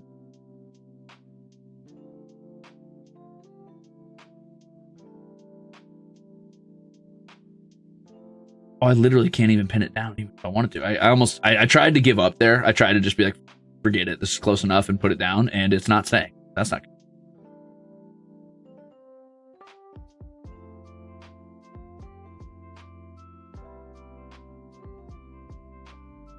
Oh, that was perfect. No, that was perfect. Let go, let go, let go, let go, let go, let go, let go, let go. Please let go of my tweezers. Please let go, let go, let go. Ah! Ugh.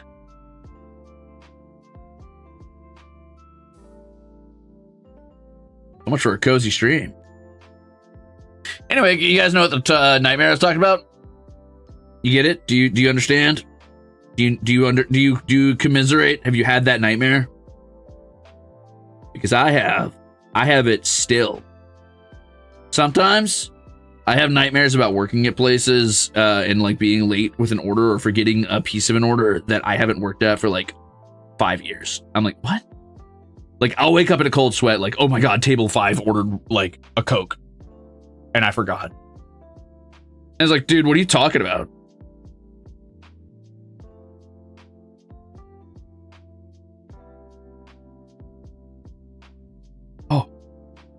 Oh, it's there. Let go. I'm going to fucking lose it.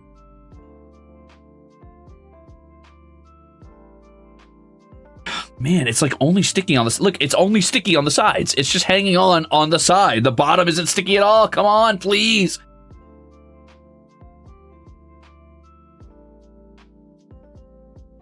I think I had to lay this down. I think I had to put it on with this, and I'm just gonna have to like grab it with something else and force it to stay, which is frustrating, but not the end of the world.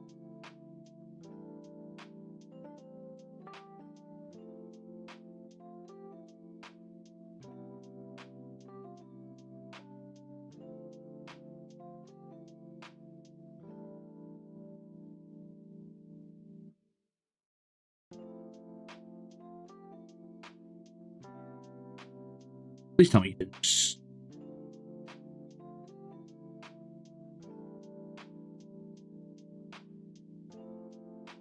I still get high school stress dreams. Oh, same.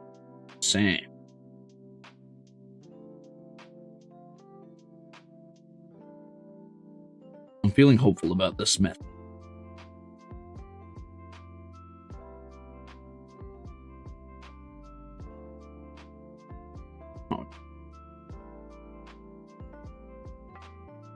I need Arcturus to help me hold this still.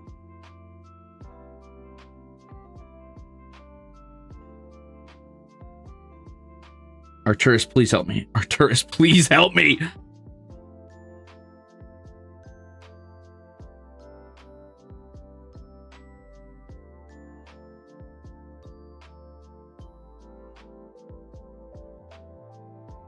Oh, God.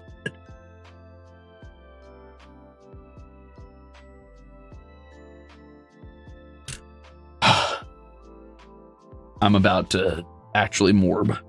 This is the moment where I turn into a vampire. Sit still. For all that is holy, sit still.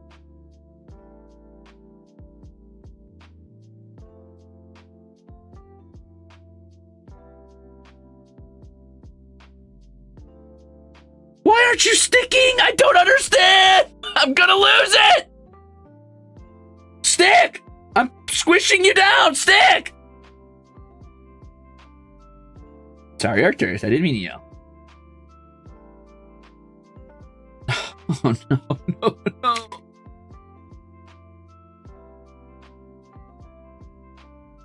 Where did you go? What? What? What? Okay, what?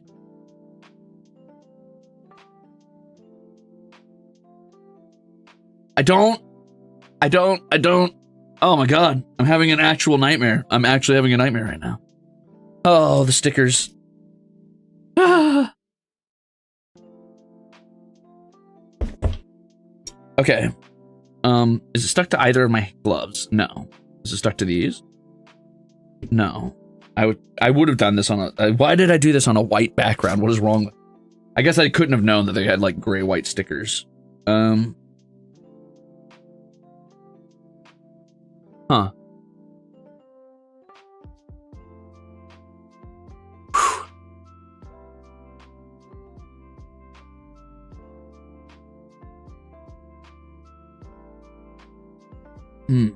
Oh, I found it. I see it. Okay. We're just going to do this with just one sheet.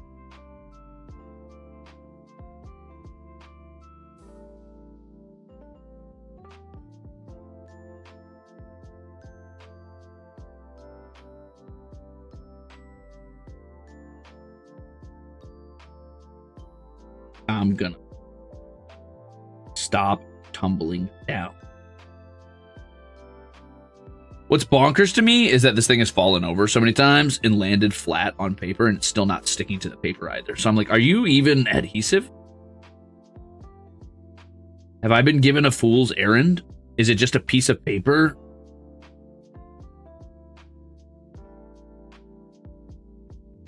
All right, we're just gonna have to. I'm just brute forcing it. I don't care anymore. It's gonna have to stay wherever it lands.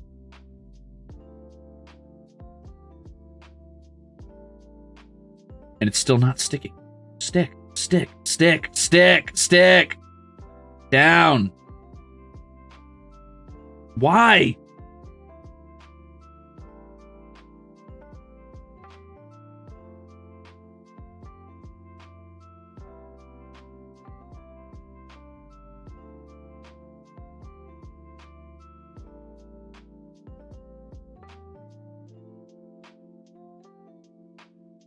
What?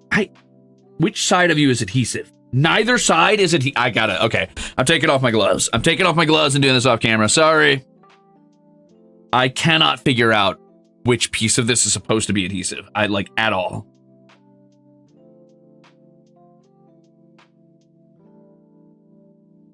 Is it a glue item? That wouldn't make any sense. Why would it be glue? No, it's on a sticker sheet. It's like this. It says stickers on it. Says it. Yeah, it says stickers. No, it's just not sticky.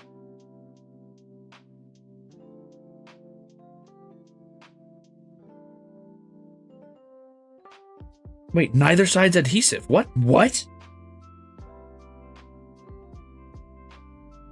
What?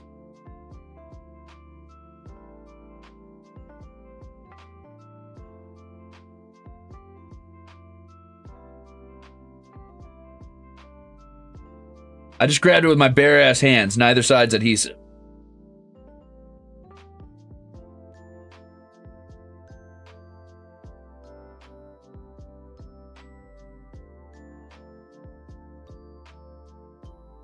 Which is why I've been playing the fool these last 20 minutes, because it's actually not sticky at all. It sticks to my finger when I press it down. What? Dude, I'm gonna, oh ho ho ho. I will more about. I'm going to use the world's littlest daub of glue on, I guess, even though I shouldn't have to, but I will. Just a moment. Figure out which side. Oh. Okay.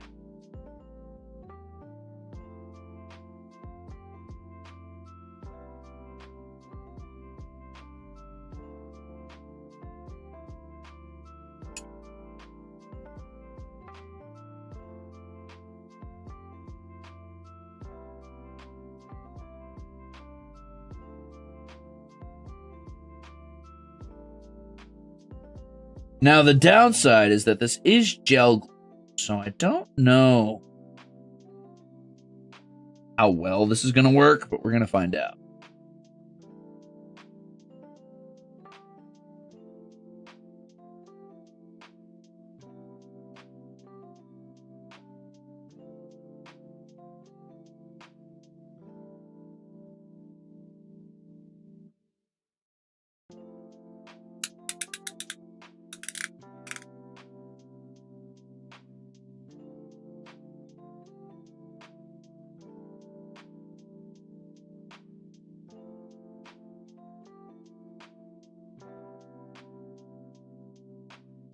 Oh, that's too much glue. Uh-oh, that's going to show up on the Gundam. I'll have to do this in such a way where it takes some of the glue off. Oh, well, it's sticking to my finger now. That's bad. This is bad. This is bad. This is bad? Yeah, that's bad. Oh, okay. Well, all right. Okay.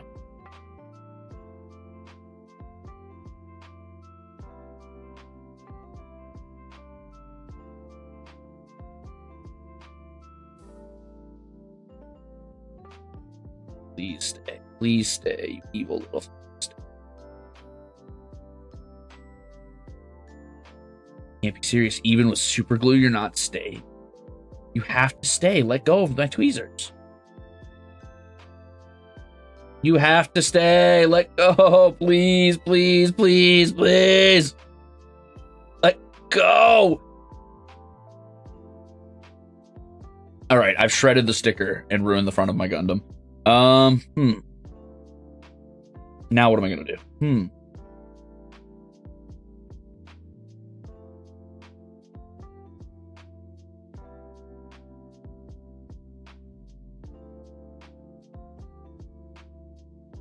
All right, I'll be back. I'm going to go to BRB real quick while I go clean this off. I'm going to have to run this to the restroom and clean off the front of the Gundam.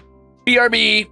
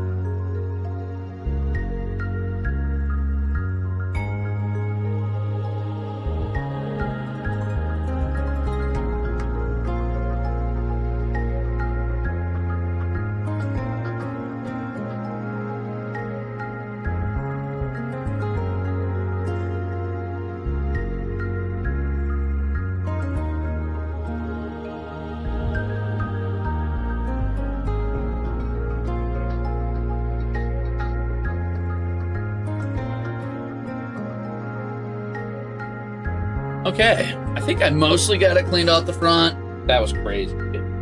So what the note to you and word to the wise, don't use super glue on that. What it did was it took what I assume was the adhesive and left that stuck to the actual like plastic and then ripped the front of the thing.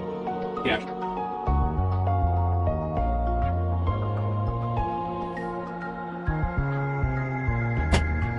Sorry, I had to walk away for a second to go get the plastic.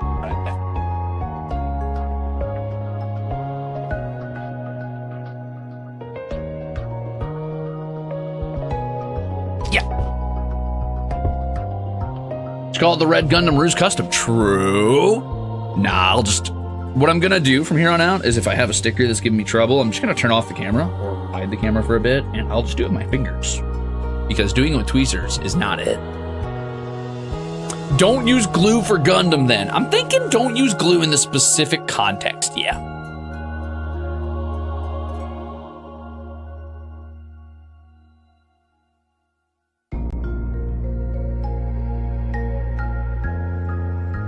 This is the type of kit that was definitely made to do up close to your face and with your own little fingers. That's okay. It's still very doable on camera and definitely very doable if you're using tweezers. The issue is that specific instance of sticker was giving me trouble and I should have just turned off the camera and done it with my hands. Oh, toothpicks. That's a good idea because it won't stick to the wood or whatever.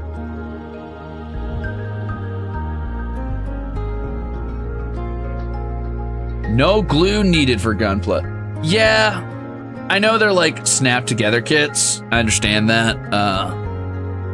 But I figured I might need it for a sticker. Turns out that made things worse.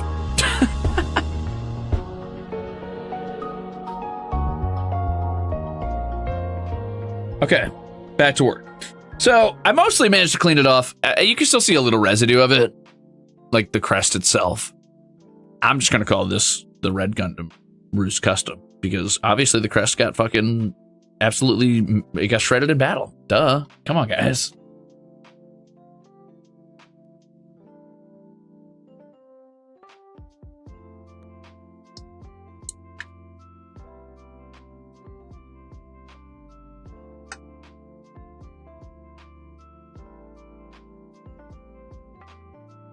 Yeah, I purposely did not pick up plastic cement plasma because I didn't want to melt the plastic, which I might have. Honestly, I can't tell if I melted the plastic or if I just couldn't get all of the residue of half the sticker away. I don't know. Anyway, probably not going to put a sticker here just because I only have so many stickers to use, and I'm assuming there's an exact number here with no spares, meaning I only have 2 more crests left, and I don't know where I'll need them. So I'm not going to put another sticker down. We will see later. If I have a spare, then I'll do it. It's going okay, Bunny. I just had like a 20-minute crash out over a sticker, but now that that's done and I'm not messing with that anymore, I'm going to move on and continue goofing around, I guess. But I do know that I need B and I need PC, which is kind of cool because I think that's the is question mark cool. PC 7. Yeah, this is. Okay. So I need B9, B10, PC7, PC7. So I think what these are the rotaries to allow it to rotate its arms and stuff. You know, I've actually never had trouble with super glue before, but I've also never tried to use a super glue on a sticker. And that's on me for not like Googling that before I tried that. That was probably not the move. I've learned that using super glue on a sticker is bad because it will probably cause the adhesive to melt. Though in my defense, that adhesive was not adhesiving. That's that old Crimzon Rulez -1 luck coming into play, baby. Hey, Ruze, how's your adhesive going? No, it is not.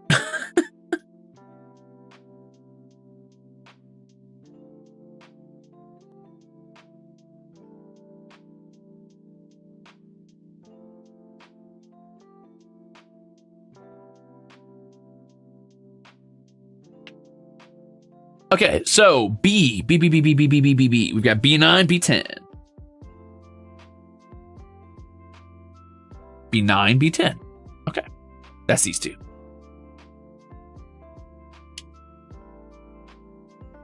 That's all right, though. Minor setback. Let this be a lesson to you, as my failures often are. Minor setback doesn't mean you can't keep going and having fun with your little build. Minor setback doesn't mean you've ruined your entire kit. It just means it's a minor setback. You can keep on moving. You can keep making cool stuff.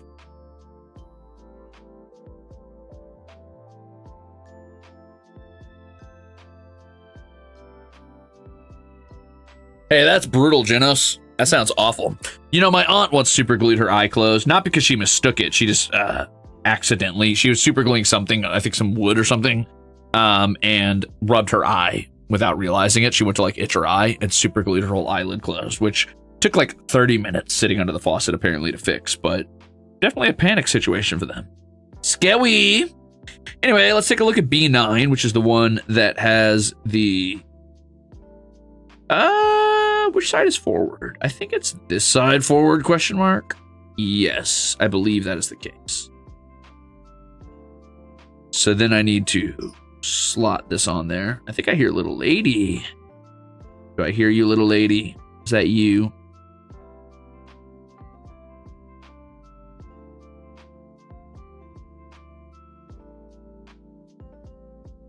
That does not want to go on there, but I'm going to make it work.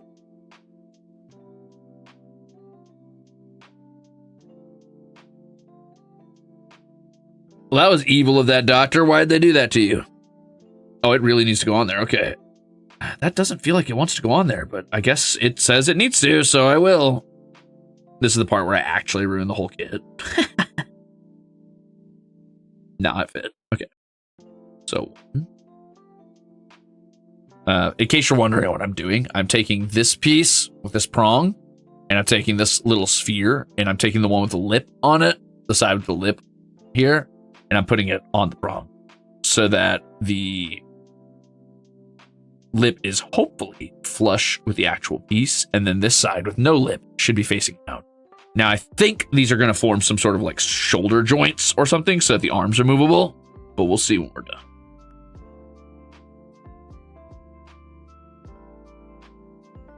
Okay, so knowing that, I now know that this side is supposed to be... Hold on one second. Okay, so judging from this diagram, it's very hard to tell from where you are. It's very hard for me to tell too. But there's a small, not perfect part of this circle that ends up kind of squared off at the bottom of the circle. It's right here. And that's supposed to be facing down, with the part with the hollow side facing the front of the chest. This being the front of the chest, like so. The side that like juts out is the front. The side of the little jetpack looking things is the back. So that says to me, this is this side of the arm. And I believe I'm just supposed to pop it in that socket there. So I'm going to do that. Whew. Tight fit, but it worked. And then it hooks around the back. Perfect. Okay, so that's probably the right part. I hope so. Gotta have some confidence on these things. All right, so once again, just rotate this so it's fitting correctly. Pop it in the socket here, and it should... Oh, hold on, let me turn that a bit. There we go. And there we have it. So then, theoretically, what I should have here is these little hooks are essentially attached to this gray part right here. So you see that gray like offshoot here hanging off the side? These hollow parts should be sliding in behind them, which they are almost perfectly on this side. It needs a little bit of adjustment. Not sliding behind it as much as I want it to, so I'm going to try to squeeze it on there just a little tighter. There we go. So now that gray notch kind of hides the back end of the red. Boop.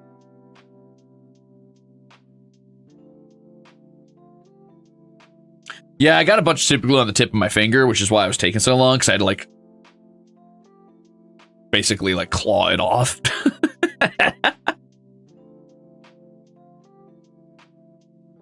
So my bad. All right, so I'm gonna set this aside for a moment because now I need to make the hips for the torso. So I'm gonna set this in my little box of pieces that are kind of done.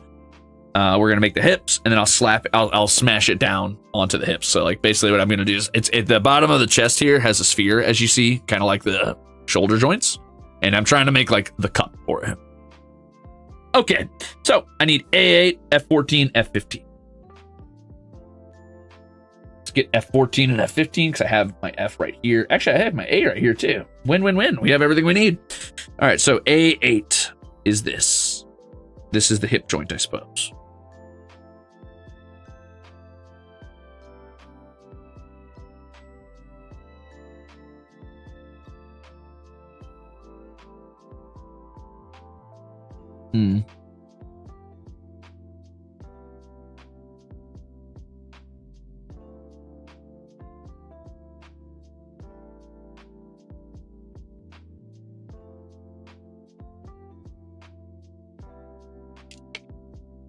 Nice.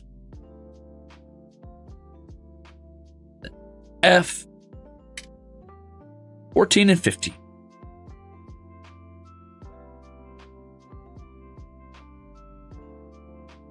Over here.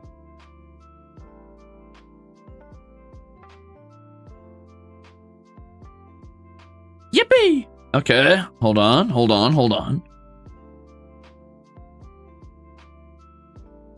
Bro, I was crashing out for like a good 20 minutes of that sticker, though. I was losing it.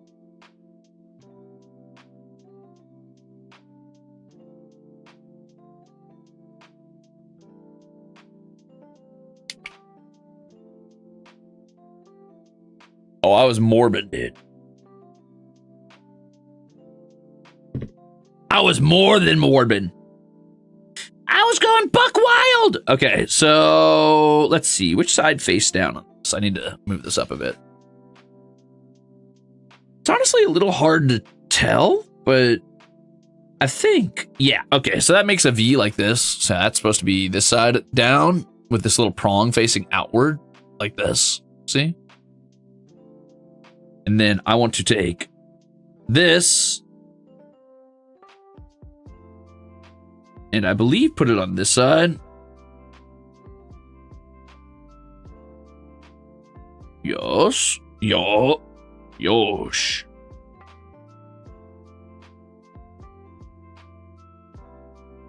And then I want to take this and I believe put it on this side. Oop.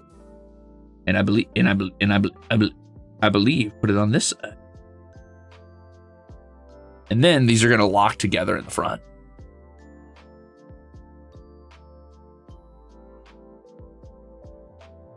And that should.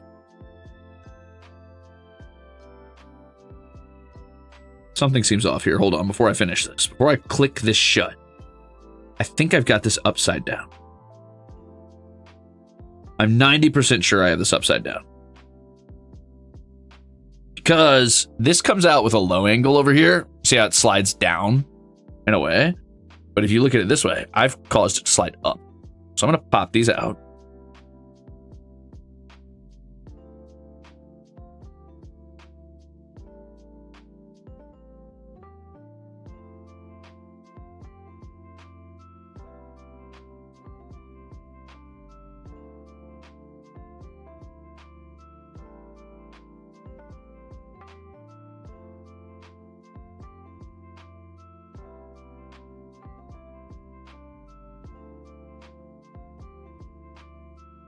Yes, because these are supposed to leave that little like lip I was talking about. See that lip up there? That little prong? That's supposed to sit on top of them, not hook inside of them. Because I need that prong later to put a belt onto. Okay, well, it's a good thing I didn't like quite lock that in. Anyway.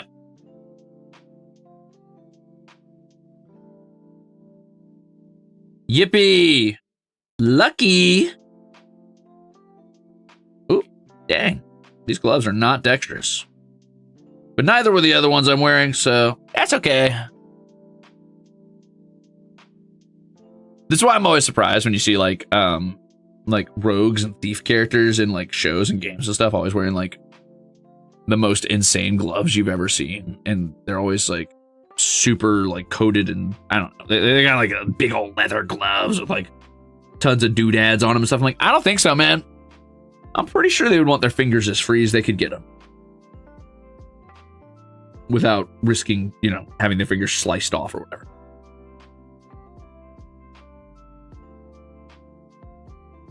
It's for style? Well, it's wrong, so.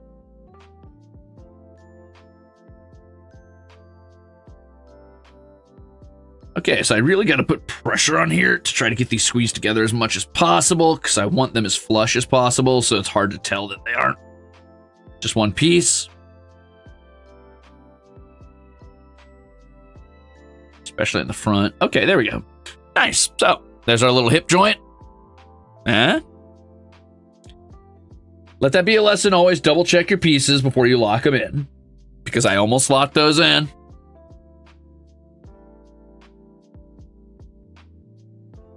Okay, now we need to do B41 and B21. So 41 is going to be somewhere around here in the gray area. It's actually this last one over here.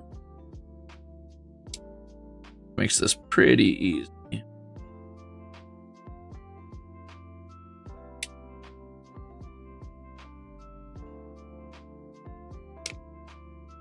Okay, and then we want B21, which is 23, 15, so up here. 22.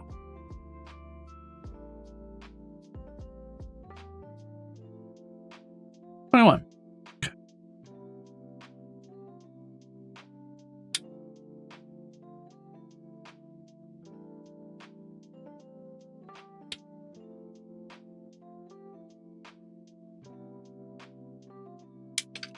Yippee! Okay. Now. Boop. And then this one sits on top. That one's pretty easy shape-wise because it literally just hooks right on there. Like a little crown almost. Yeah, yeah, yeah, yeah! It's kind of meditative. I could see myself doing this while I listen to like a podcast or something. I think that'd be a lot of fun. Or watch some Gundam. All right. Slotted in. And now B. This one, you need to set it so that the prong is facing forward like this. Oh no, I've got a Pollux hair in there. Get out of there. Oh man, I've got Arcturus hair too. Damn. Arcturus is napping next to me. I wish I could show you. But my room is very, very messy right now because I just reorganized it so you cannot see it. Sorry. Them's the brakes. Nope. Ah, there we go. Okay, I think the hip joint is, if I had to guess, set. And now I need an A1 and a D2, which are going to be the little front plates that go on the hips in the front there. Let the cats be part of the Gundam. No. Could have a Vaporwave playlist in the background. I actually can't have any playlist in the background because that's copyright. But you can listen to my Vaporwave chill beats. You can listen to my tavern mix. Or the Criminal's Cut. Let them build with you. I tried that. Arcturus kept blocking my view. He was being evil. Evil. All right, I need D2 and A1. A1 and D2. So we got F, A, the very first A, I believe. I think this is my D. So, oh yeah, cool. So we're almost done with D. We just need the shield now.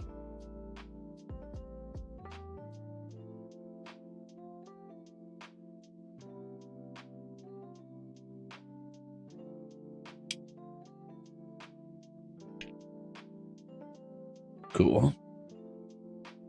It doesn't say what order to put them on in, so I don't think it matters necessarily. I'm going to put them in the order of A1 to D2, just because A1 goes on the bottom, so I'm hoping that it won't block anything.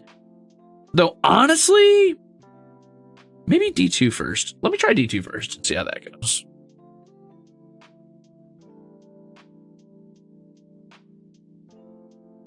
It should slot perfectly onto this dot right here, this little prong.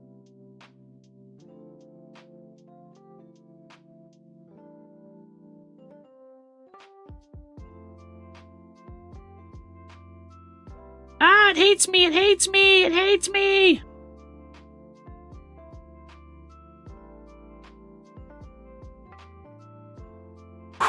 Pollock's hair. Okay.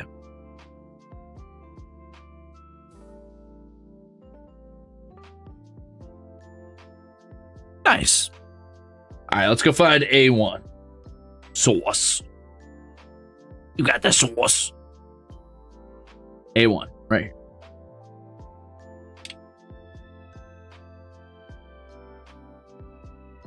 Ooh, gotta be careful. Ooh, there you go. Keep it very flush with the flat. Especially on these itty bitty baby pieces. You gotta be real careful. I probably won't have to worry about this D for a long time. So I'm gonna put it back at the bottom of my little pile here for now, because I just don't think I'm gonna come back to it for a bit.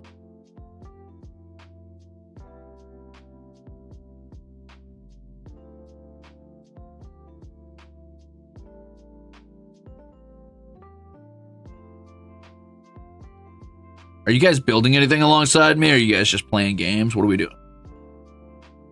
Eating dinner. If you're eating dinner watching me do this, why?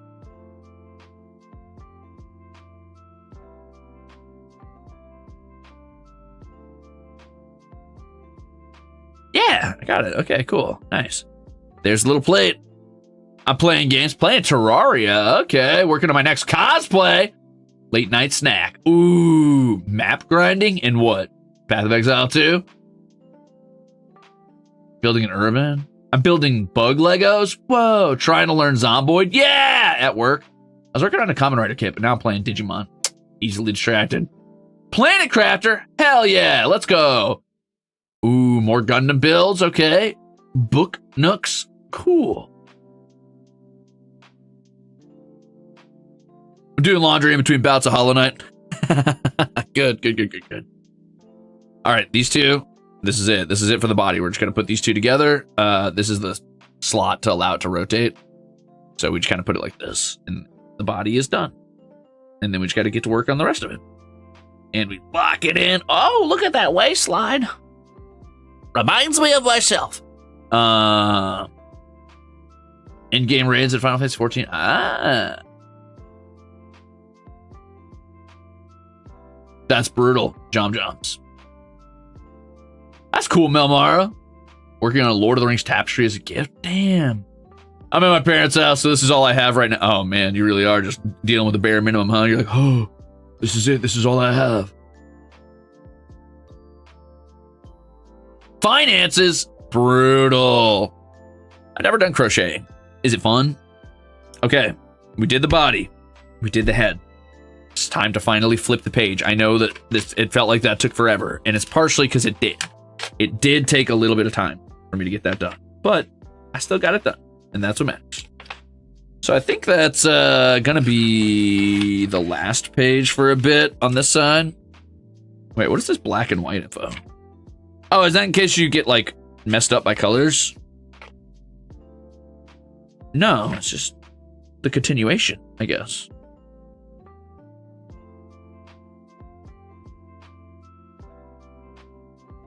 Huh. Wait, what? Yeah, I guess so. Okay, well, that's fine. Anyway, let's do the arms.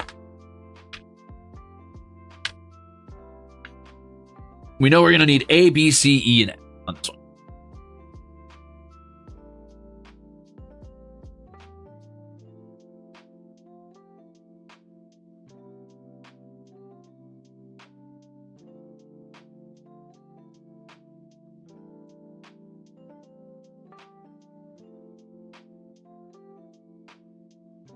Oh.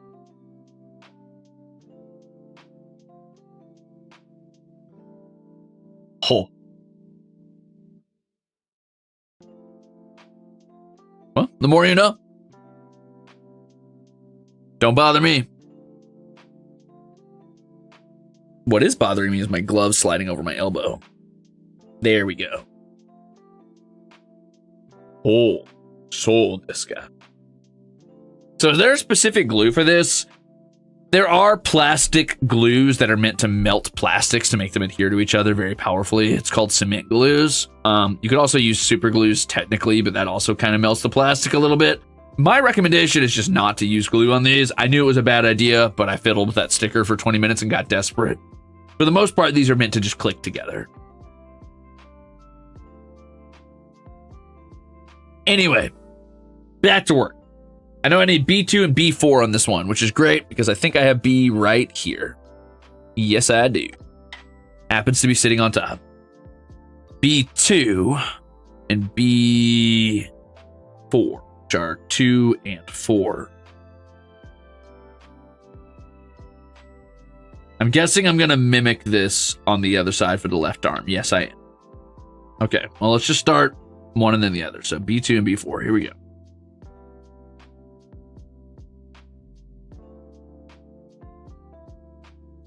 Now, you do want to be careful on this one. I know it's hard to tell, but this prong is part of this circle. I think it's supposed to be there. So you want to cut to the side of it. Definitely look at your pieces carefully and know where to cut.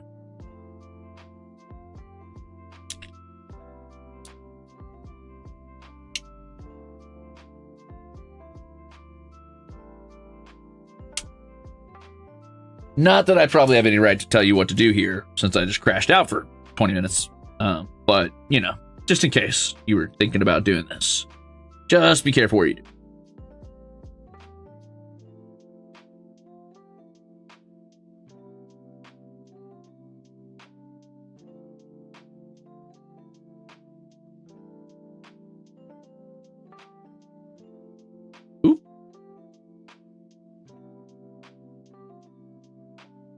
Nice. Okay, so we've got the start of a flexible joint. I believe that's supposed to rotate. Yeah, rotate up and down. Great. Anyway, we got that one down. They want us to rotate it all the way at a right angle, so that's what I'm going to do. And then I need F13 with a sticker on it, apparently, and F11 also with a sticker on it, apparently. Now, I'm going to double check and see if these stickers are necessary. Because if I'm not putting anything on top of them, I'm not doing that until later. We'll see. They're both using the number 5 sticker. Probably means this sheet, first of all. Oh, it's like little green lights. Green and black lights. Huh. Interesting.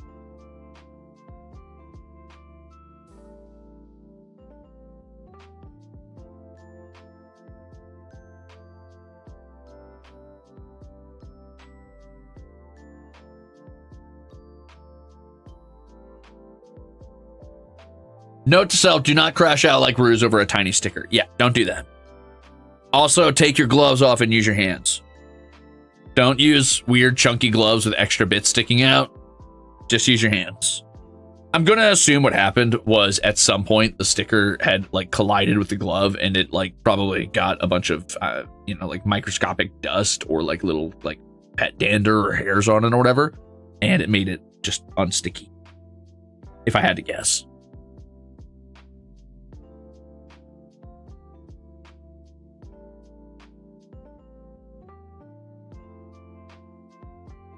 Yeah, I'm not certain if those stickers go underneath something. Let's see. So the stickers go on this part and this part, which are the outer arms. And then this clicks into where the outer arm is, but is not in front of the sticker. I think I could put the sticker on later because it goes on the back over here.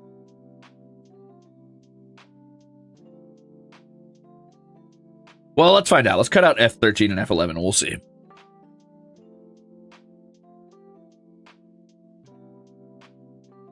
(13) and 11.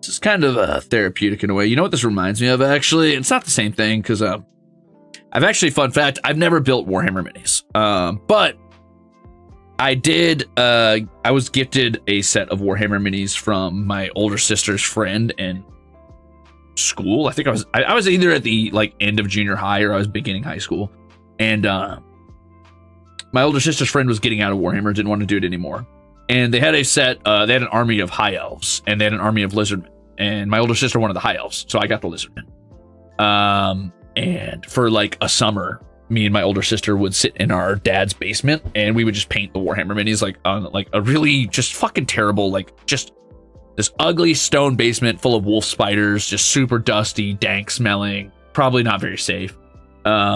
Just nails and rusty boards and shit everywhere, and all of his old fucking like tools laying around and like sharp metal because he was like he took apart cars a lot. And we would sit at this ugly wooden desk. I mean, like thick, like almost fantasy core wood with like huge rivets in it that had been cut out. And we just turn on shitty music from like a radio or a fucking MP3 player or whatever. And we would just sit there and paint our Warhammer minis because we couldn't build them because they'd already been built.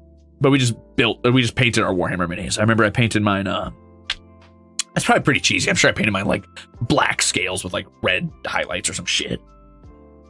Shadow the Hedgehog style.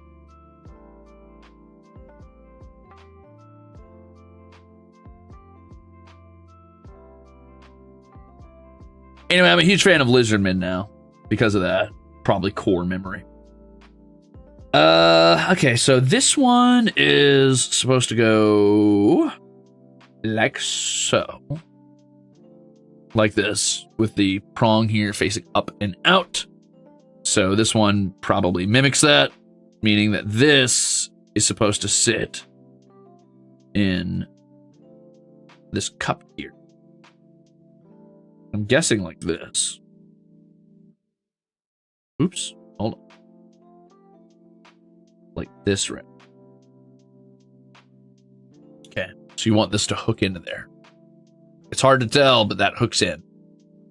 And then this is supposed to cap it off to make sure it doesn't. Oop, hold on. I got my prong on the wrong side. There we go. I'm a little afraid because I feel like this part shouldn't be exposed, but I guess it's supposed to be.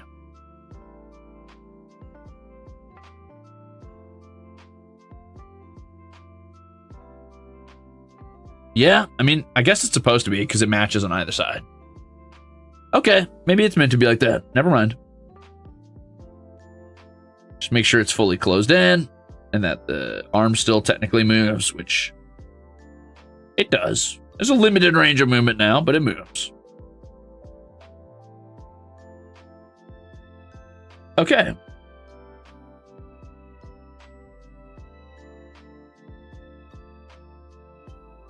Sure hope that's correct. It is.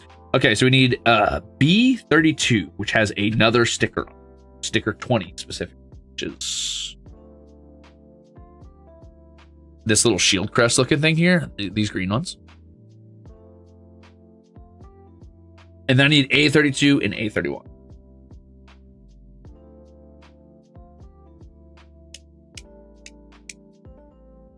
Wow, B32 is a weirdly shaped piece, but I'm gonna do it.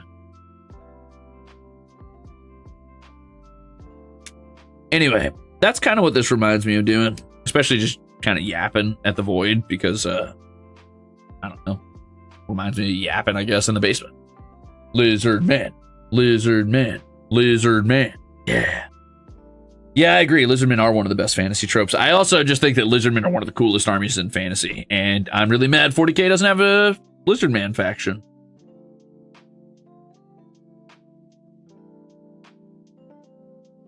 This is such a scary piece. It's literally just a little rod. It freaks me out.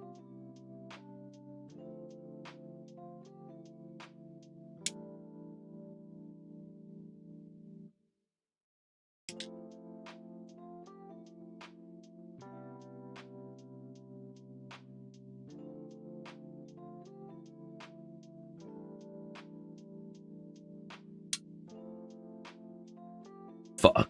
Okay, that hit me and bounced off, so it's got to be here somewhere. Oh, there. Whew, close one. Okay, it does not say an order to do this in. I'm going to do this one first.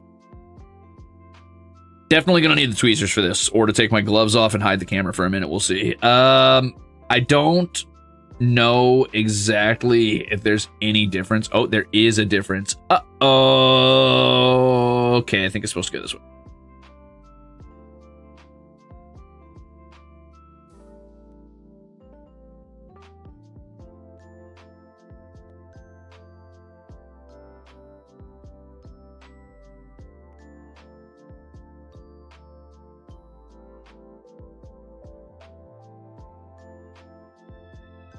I do feel like this piece could have just been baked in, but I mean, I guess it's cool they had me do that. That's kind of fun.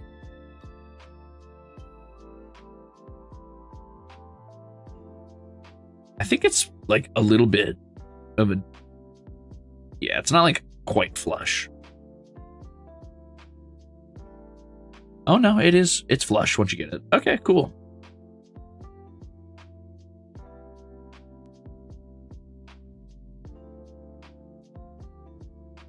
Croc scores are beasts in-game and visual. It's true, they are.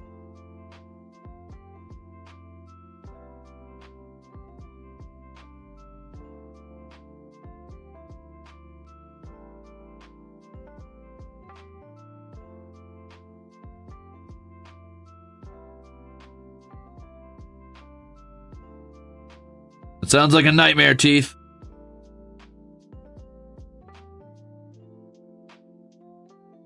Nightmare. I had a nightmare once. I was on stream, struggling with a sticker for 20 minutes. To make matters worse, never got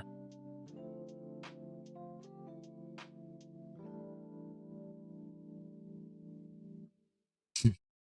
You don't know fear, kid. You haven't seen the things I've seen. Done the things I've done.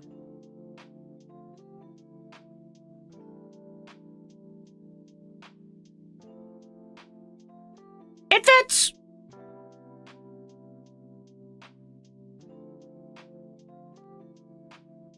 Nice. All right. All right. So next up, I need to set a piece on top. And what this does is it essentially clasps up here, I think, where that hole was. So I want to have it facing out like this. And I want this piece to climb up, sit on top of this. I believe it hangs off the back.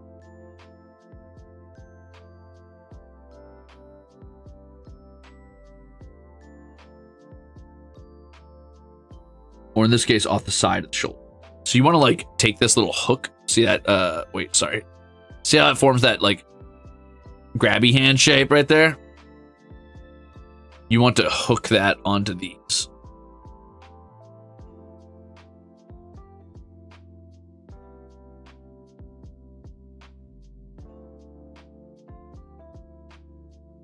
And then you just slide it down.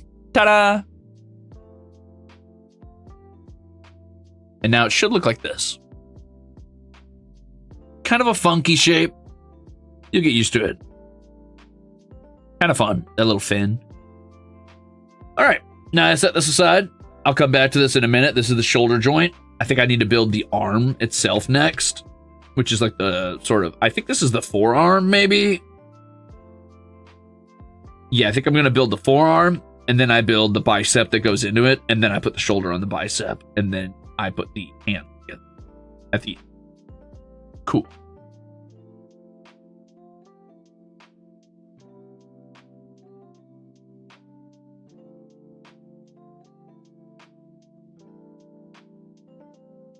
What percentage of the model is done at this point? The head, the body, and a little bit of the arm. So not a lot, actually. We've been going for about 3 hours, and I'm really just kind of scratching the surface. But that's okay, because I'm starting to move, hopefully, a little bit better. I'm looking at A23 here, which are these like sort of double hole prongs. I think it's these, yeah.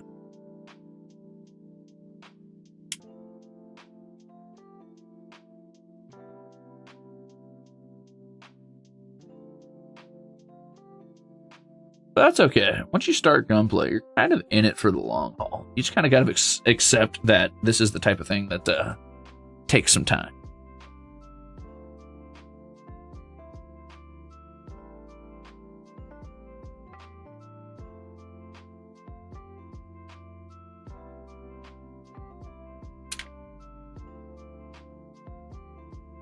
Okay, A23, and then we're looking at F19 and F8, which is this one. And I believe 19 and 8 are probably going to be this and this.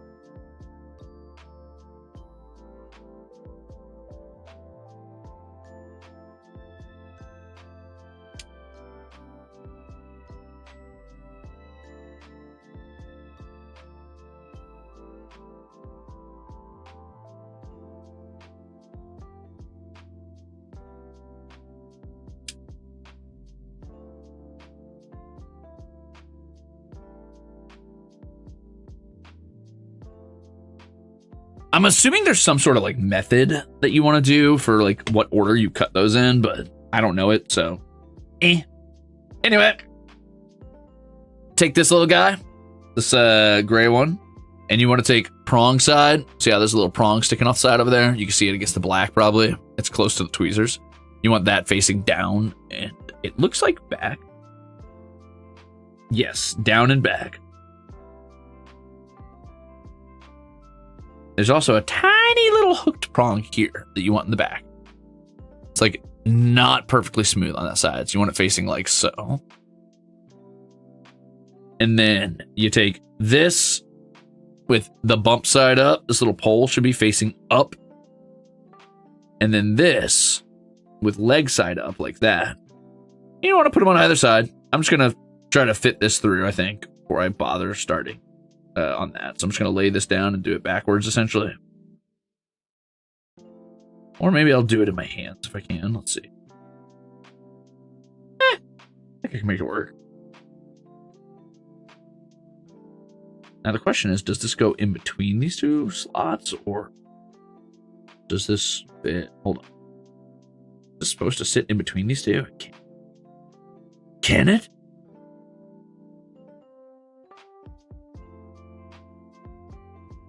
No. Maybe. No. Maybe. Flip this back over real quick. I'm going to try it on this one first. Is this supposed to sit like this?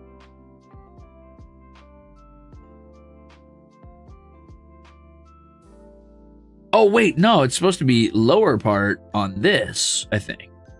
So that it pops out at the top. Yeah.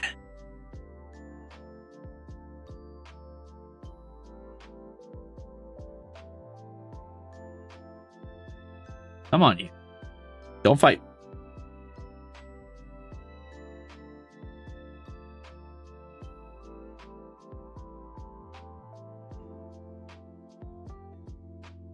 This thing loves falling the wrong side, I swear.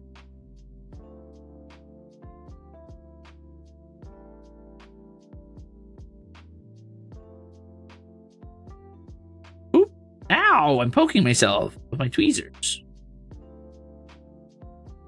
I can't get enough force on there to close this out. Maybe like that. Yeah, that'll work. Okay. That was a little annoying, but it's okay. Still made it work. So I don't know why this has a prong facing back here yet. I can't figure that out, like what this little prong up here is for. But I'm sure it's for something. Anyway, let's take this side down, set it in there. I'm assuming this is going to be like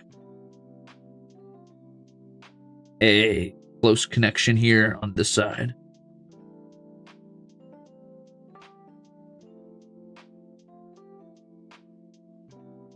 Ah!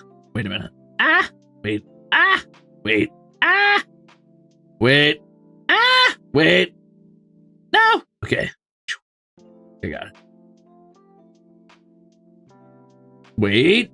Did I fail? No, I succeeded. I just need to compress them. Aha! You can see those three lines line up now. Nice. Do Zoids count as Gunpla? Probably, depending on where you get them from. I don't know.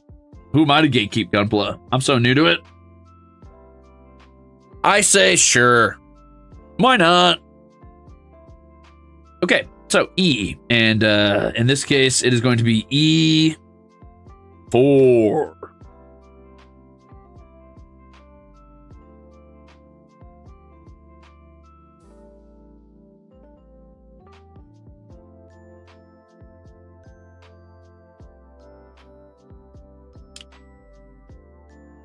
Okay, E4. And that's actually going on the front side of this, apparently, for some reason. I'm assuming it's supposed to, like... You take the long kickstand part. If this is like a little, like, standy shelf, you take the long part, and you want it facing down. So that's at the bottom of this leg, and then you just kind of press it in. And that creates the construction zone that you're not allowed to go near. That leg is always under construction. You're not allowed to get near it. Those are the rules. All right, and then you take F7, which luckily we still have F out. I'm doing a lot of work with F, actually, which is weird because it's such a small palette. I thought this was going to be, I don't know, more sparingly used, but it's kind of cool.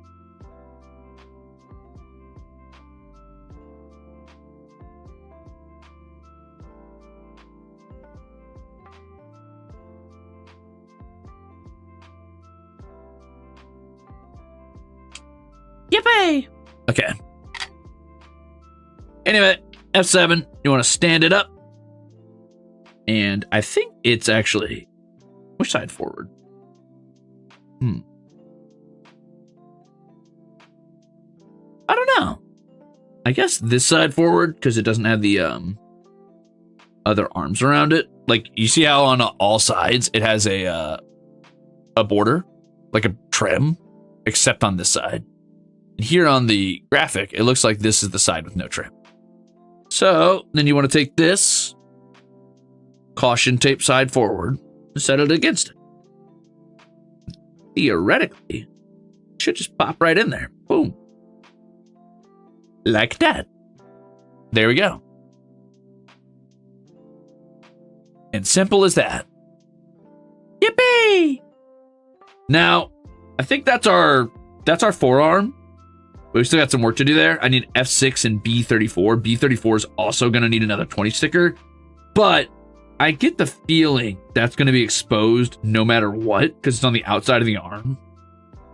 So I can put that on later. And I'll probably try and save as many stickers as I can for after the stream, just to save time. Anyway, F6, B34. This is a weird one.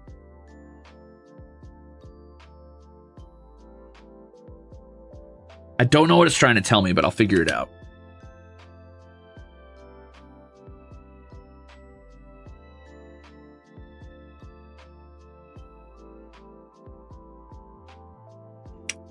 Ah! Okay. Scary. Almost lost it.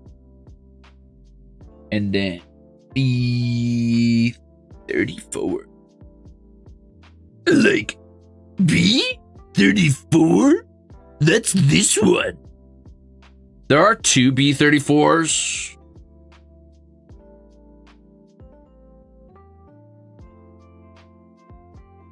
Gotta be extra careful. This one's a funky shape, so you don't want to mess it up. It'd be really easy to cut that. Okay. Oops, sorry. Okay, so now I want to take this one. Oop, flip it over. Stack it up on top of this and go ahead and put it down.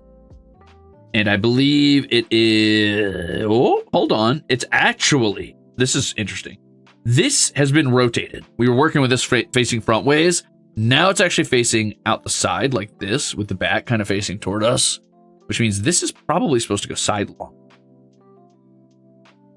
Kind of sit side saddle on it like that. So if you look at it from the front, it should be hanging off the side.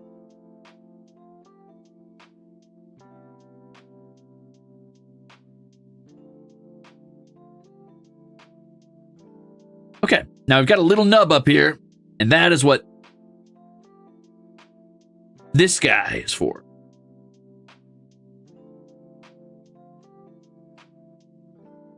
Now,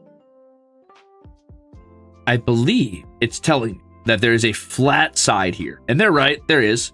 There's a flat side here because the rest of this is very round. But there's a very flat part of the hole here. Sorry. See how the side that's facing my arm right now has a flat edge, but the rest of this is very round inside the socket? And the reason they're telling me that is because the flat side is supposed to go toward the back of the arm, like the elbow here. Now the question is, where did I just flip that to? Okay, over here. Oops.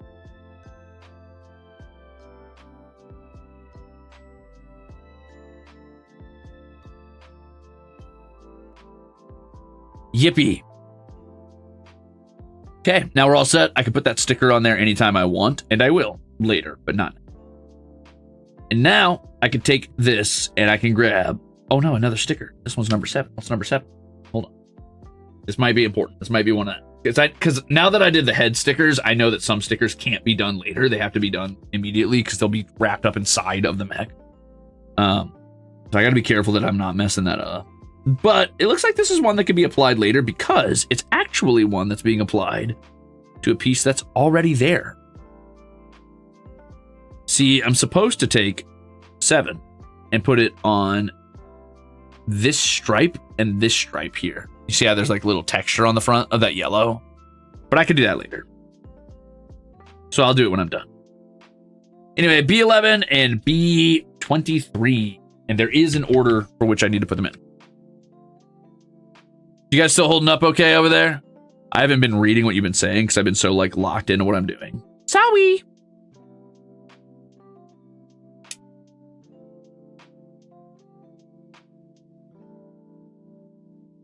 You're just gonna have to listen to me yap for a while. Because I gotta have absolute focus or whatever. We are holding hands and kissing. Then get out of here. You can't have that kind of energy in the stream. That's against the rules. That's against the law.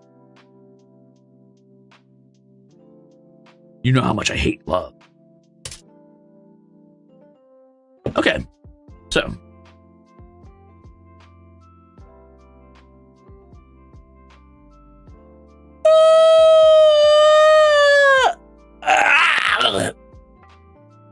Big stretch. All right. Now then, this side facing forward, this side facing down. We start by putting this one in.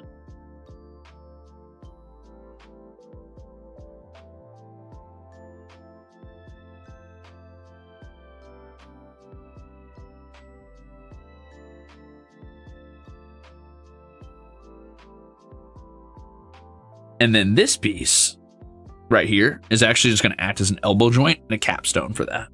So we want it to be with the flat side up so it locks in on this little rivet here, this little rift, it hooks in. So that is the plan right there. Nice. Nice. Oh no! My gloves are not dexterous enough. Come on. Come on! You will obey, or you will face my wrath. Come on!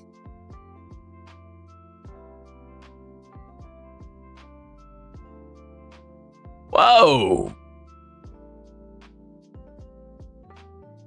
Gravity Bonkum, welcome in and thank you for the raid. Hello, Battalion. Battalion? Wow. Battalion, you can tell I'm tired. I'm an EP little guy. That's what I get for getting 3 hours of blinking.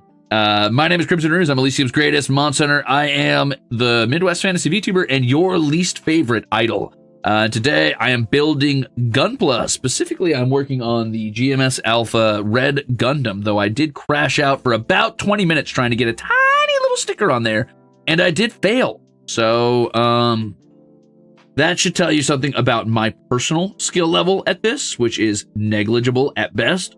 Sorry, I think I had the wrong piece here, actually. This is supposed to be B23. I might have cut off the other one. Wow! Anyway, how'd the rest of Halo go? Did you guys win? Servadette, thank you for the 20 chips. Congratulations to those of you who just got your very first Ruze chip. That's right, you're a Ruzader now. You too can be a part of this beautiful hatred. It's not much of a family. You can be a part of the hate. So what did I do? Oh, I did. I cut off B24. I'm an idiot. Oops, I'm dumb. Oops, all wrong pieces.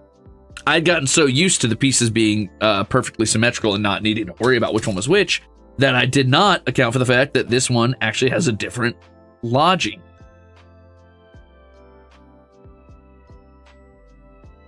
They got stuck on the vehicle section for more than an hour. How? Because you were killing each other? Or because you didn't have my great power carrying?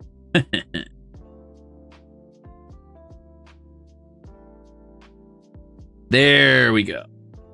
Nice. Okay, so now my elbow joint should be... Yeah, that's a working arm right there, baby. Let's go.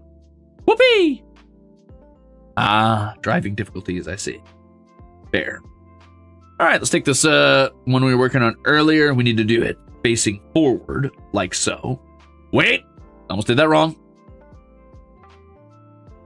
The notch that goes into the shoulder is actually supposed to be facing out, so it goes in like this. Whoa. There we go. So that is a functioning arm. I just need a hand to go on it. And this is going to be the right arm. So now it bends here, as it should. And it theoretically, this rotates a bit as well, so the arm can come out and go in.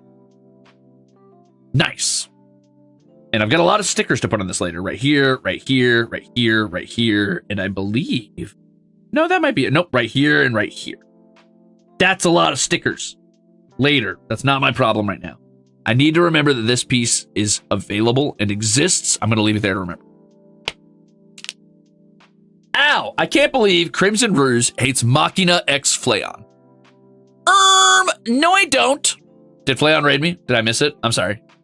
Sorry. My bad, I was so focused on what I was doing. I saw it. Hi Flayon. Hi Maki Runes. My bad.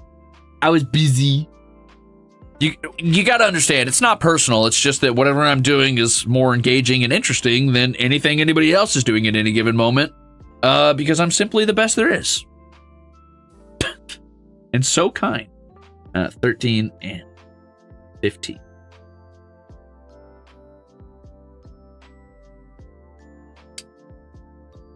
And that is a lesson in narcissism. You're welcome.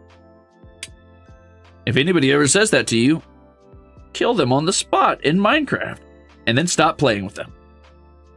So 15 and 13. That was 13. This is going to be 15.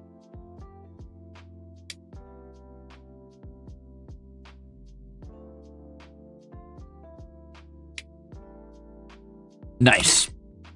Okay. So the way this works is you just lock these into each other, nothing super complex here, and then it already comes pre-equipped with a little joint to go into the bottom of the wrist, so that should be easy.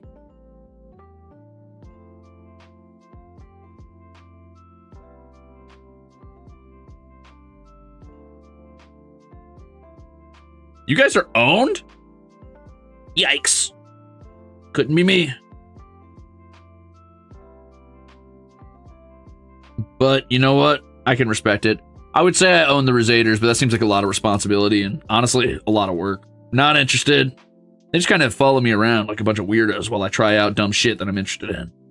I think it's kind of like I'm a zoo animal in a way. Kind of like they're happening to stand in front of the exhibit going, wow, look at this dumbass. And you know what? I wouldn't have it any other way.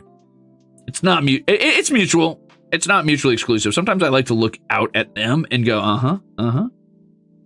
And then I watch them spill some ice cream on their shirt and then, get into a quarrel with their fucking husband or whatever, have an argument about how they didn't even want to come out here anyway, and they never go on a nice date night, and honestly, this has been kind of a waste of time, and it smells of penguin shit. And then I laugh from inside the glass. Who watches who? That's the real question. Come on, you bastard. I'm gonna morb. We throw chips through the zoo cage bars. It's the only way I can eat, actually. This is a donations-based zoo. Crazy, isn't it?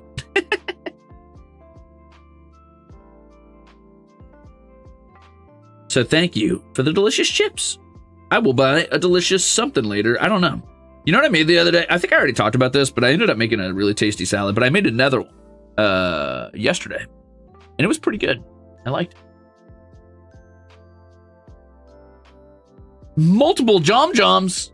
What the hell? The couscous? Yes, so I did make the couscous. Are you saying we own you? No, I'm saying you feed me. It's kind of like stray cat. You don't own that cat, but that cat sure likes that food. Could I find food elsewhere? Yeah. But probably not doing what I love. Which is trying out ridiculous, goofy stuff. Susu, thank you for the chips! Man, I wish I could have been there for the rest of Halo. That would have been fun. But I had the stream planned for a while, so it is what it is. But it was a really good time. It was fun kind of reliving those, like, Xbox Live days. I'm just going to try to manipulate this with my hands. And if this doesn't work after this attempt, I'm probably just going to hide the camera, take off my gloves, and do it myself. Never mind. I think I figured it out. Uh-oh, maybe I didn't. Maybe I'm forcing it too hard, and I'm going to crush this piece. I got to be careful. No, I think I got it, actually. Maybe? Yeah. Yeah. Yeah. Yeah. I did it. Okay. And now I guess it's got to go in this way, which doesn't make a lot of sense to me if this is the right arm. Shouldn't it be out this way? I don't want to do it that way. I want to do it this way. I can always spin it around if I don't like it. And then we will have, hey, Nanashi, thank you for the raid and welcome back in, gamer. How'd your stream go? What were you getting up to today? There we go. I think that's right? Yes, that is correct, actually. Okay, cool. We're good. And that is our right arm. And eventually, I'm going to lock this into the torso. But not yet. Don't be hasty.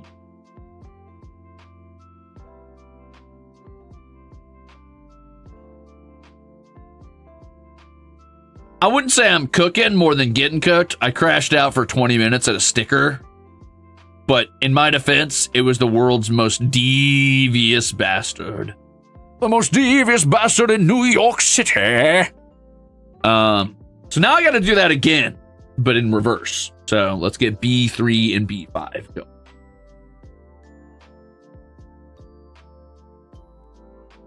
I did more. What were you doing today? How did your stream go?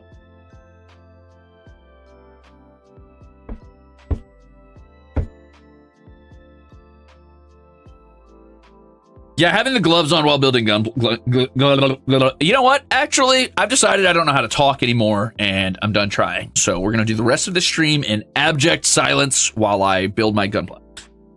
And you're gonna entertain me. You're gonna entertain me. That's the way it is. Where's 3 and 5? Oh, that's right.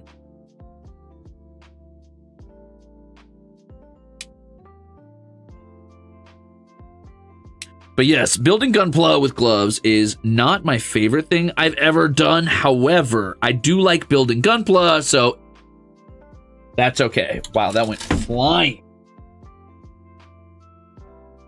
Luckily, I eyed it from across the room.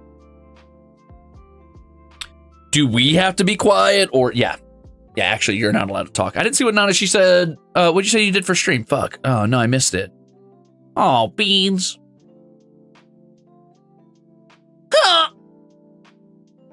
Okay. Flip it, turn it upside down. Quiet up, and listen down.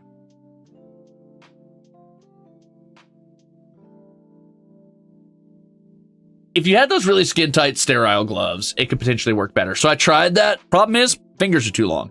And it's really tight, and it doesn't feel good, and it stretches across my flesh in a really uncomfortable way and makes them very sweaty.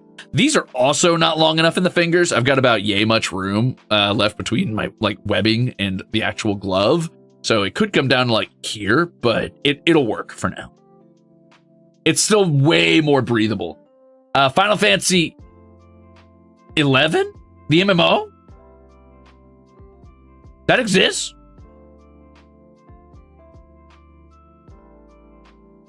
Oh, sew my own gloves. Oh, fuck. Why didn't I think of that? You know what, guys? I didn't realize that was an option. All right. Stream's over. I'm going to go sew my own gloves. See you later.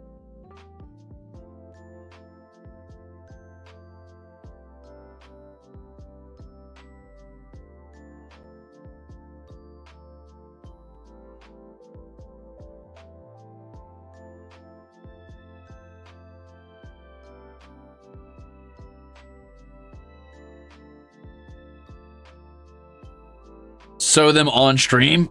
No. Why'd you do that, bud? Why'd you knock that down?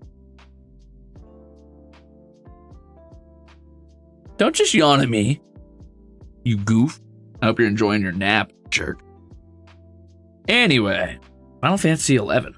I don't think I ever played Final Fantasy 11. Was it good? I mean, I guess you wouldn't have gone back and played it if it wasn't, right? At least I would hope. That'd be kind of goofy if you did. You'd be kind of goofy. I've been craving WoW lately because I too have been missing MMOs. That's why I'm doing WoW Wednesdays. Ah!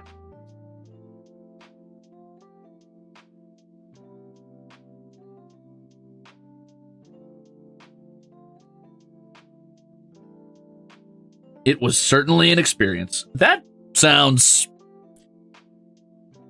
like it happened and is neither descriptively bad nor descriptively good. But you know what? I definitely understand that. Anyway, we need F12 and F10. Here we go.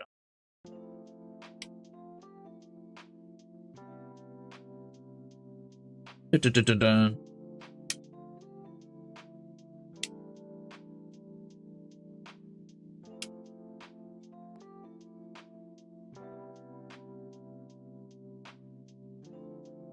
You know what else I've been wanting to get back into? I kind of put down Cyberpunk 2077, which I was playing off stream.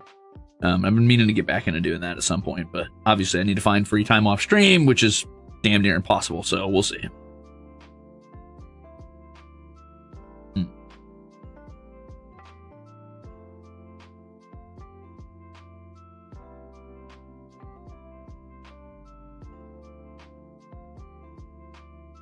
Now, I believe the method here is to slap this in here. Set the, yeah, okay, hold on. Alliance or Horde? Great question.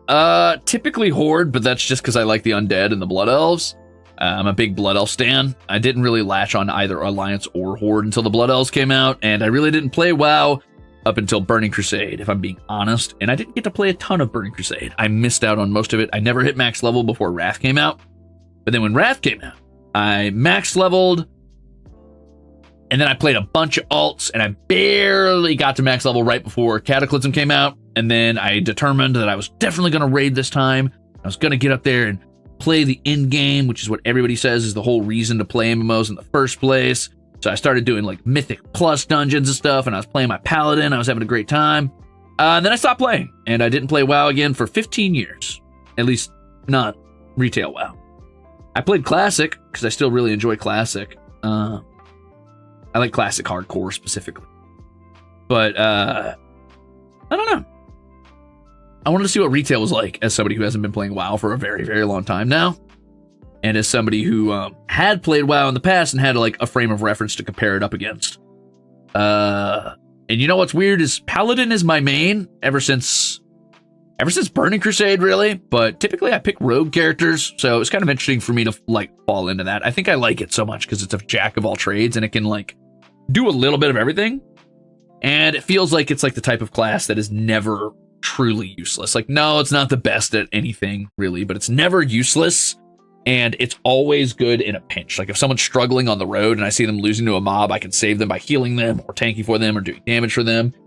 You know, if my dungeon starts to fall apart as a plate wearer, I can take a little bit of the load off of my tank. Or if my healer goes down or runs out of mana, I can take some load off of them. as a retribution paladin. So just always kind of loved the idea of being able to shore up any like weaknesses in our defenses. Which is why I like playing paladin, I guess. The aesthetic does not call to me. I'm not big on the whole holy Justicar with a big hammer thing. It's kind of not my bag of beans or whatever. But you know what? I'll give it to you. Wow, you made it work. A31 and 32. Gotta be really careful with this one. Hold on. I gotta stop talking for a sec and focus up on this part.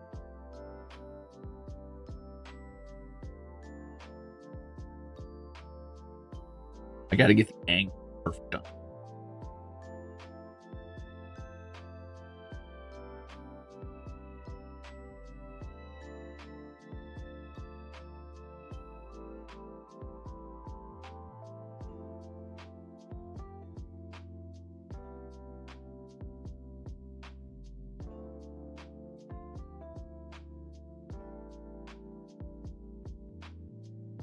And then it was B33.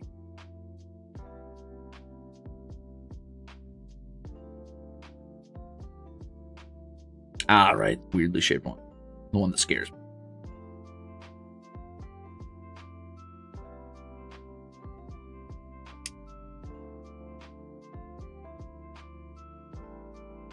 What about you? What do you play in Final Fantasy XI?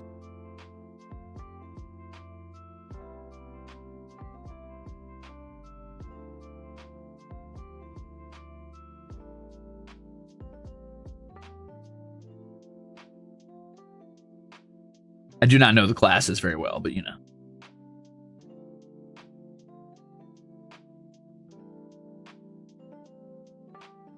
Yeah, I do very much miss running into people on the road. And modern WoW definitely still has that to a degree. There's like people running around, but it's just not quite the same vibe. Mostly because nobody really needs your help with anything ever. And I think that's my problem right now with MMOs as a whole. This isn't like a WoW problem. This is just an MMO problem. I just miss MMOs demanding, not demanding, but encouraging a very social gameplay style. Tis my jam. It is the massively and the multiplayer to me is the more important part of it.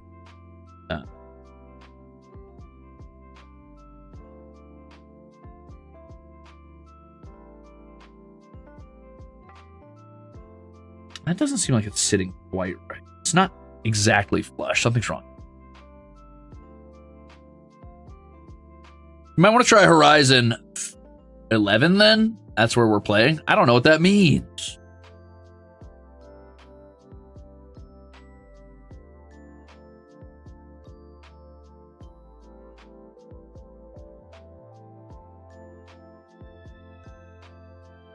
I'm not going to get into like a huge discussion about MMOs just because I go on that rant all the time, and you can kind of guarantee I'll go on it once per WoW stream. But it's definitely something I'm pretty passionate about, something I think about a lot. I was actually thinking about game design today. I was taking a shower. I was thinking about survival games and how they're kind of stagnant, frankly. I don't want to be mean because I love survival games. They're one of my favorite game genres, and I love playing them. I find them very relaxing. I find them very engaging. I genuinely play the shit out of survival games. I've even been playing Enshrouded with my little brother off stream whenever I can get free time to play. Which is rarely. But when I do get it, I'm happy. But I think I put these on backwards. I don't even know if that's possible. I think I put these on backwards. I'm going to try to fix that if I can. Hold on. I'm going to try to pop these out. But I think that the survival game genre has... Oh, it's the Final Fantasy XI server we're playing on. Oh, I see. Any MMOs you look forward to? Right now, Ashes of Creation, but we'll see if it actually makes any good, significant progress toward being pumped out. I'm hesitant, optimistic, but it is a heavy emphasis on hesitant. Anyway, is that like a private thing for 11, or is that like live servers? I didn't know for sure if that was like something that's still running or if that's something that could only be played on private servers, because obviously I'm not allowed to do that.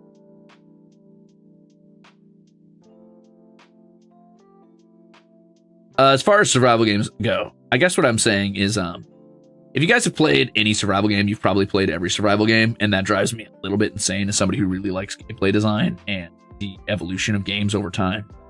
I've noticed that survival games, since Minecraft really, but if you want to be a little bit more generous and pretend that Minecraft isn't the granddaddy of survival games, we could say Rust, I guess, but since those games, basically.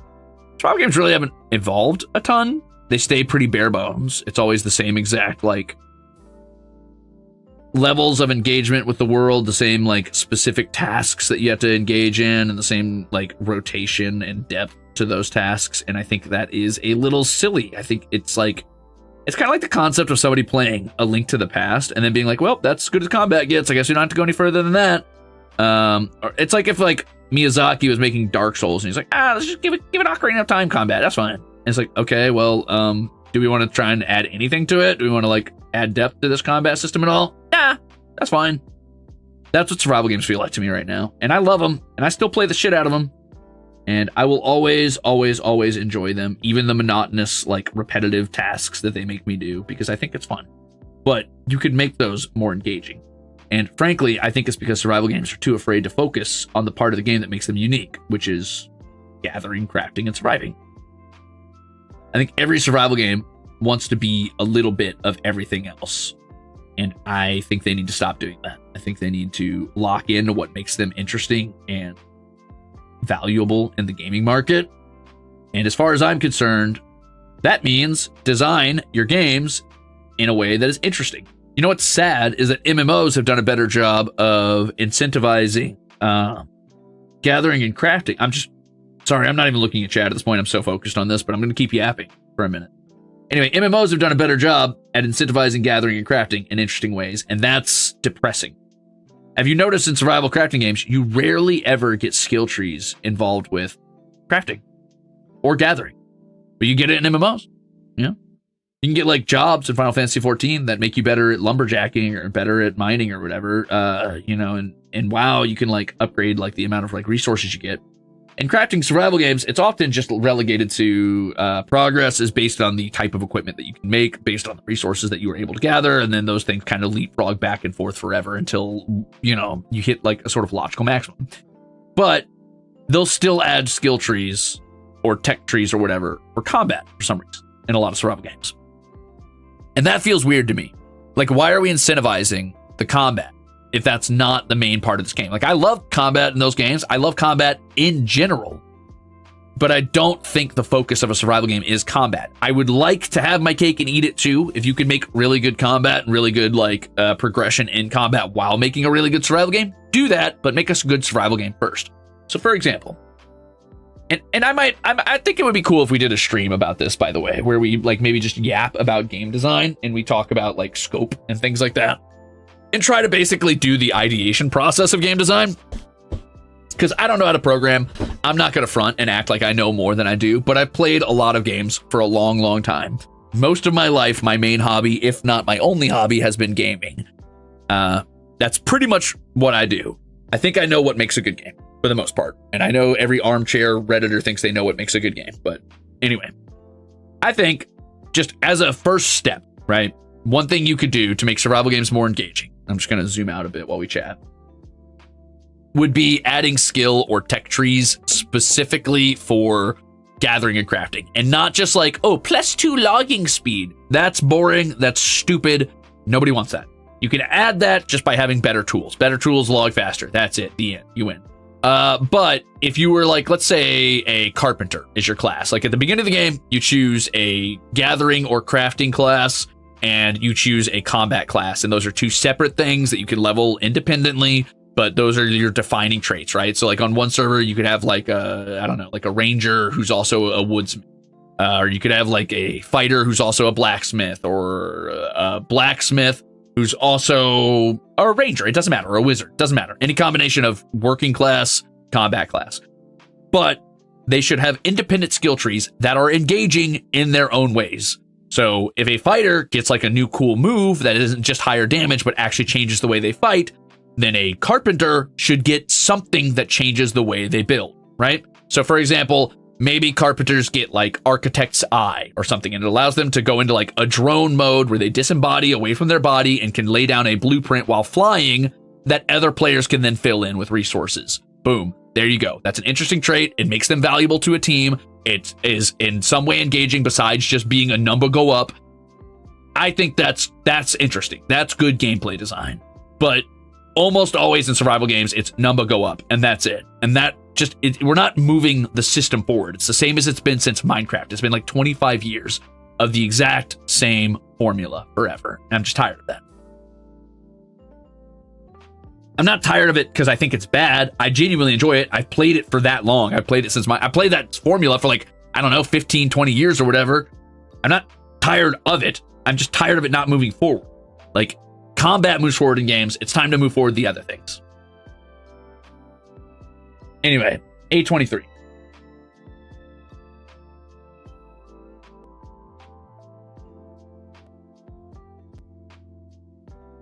That is my survival game rant for now. But at some point, I think what we could do is we could sit down and we could do like a sort of game dev stream. Again, I am not a game dev. You need to take whatever I say with a grain of salt. I know one of the first things I would want to do on a stream like that is tell you what my weaknesses are as a designer and what I know would be my pitfalls. And my major pitfall, the one I would struggle with the most, is scope. I would 100% be that young, naive, stupid game designer who's like, oh, we should put this and this and this and this and this in, knowing full well that there's no way that the designers could do that. So one thing I would want to focus on throughout the entire process would be do not exceed scope.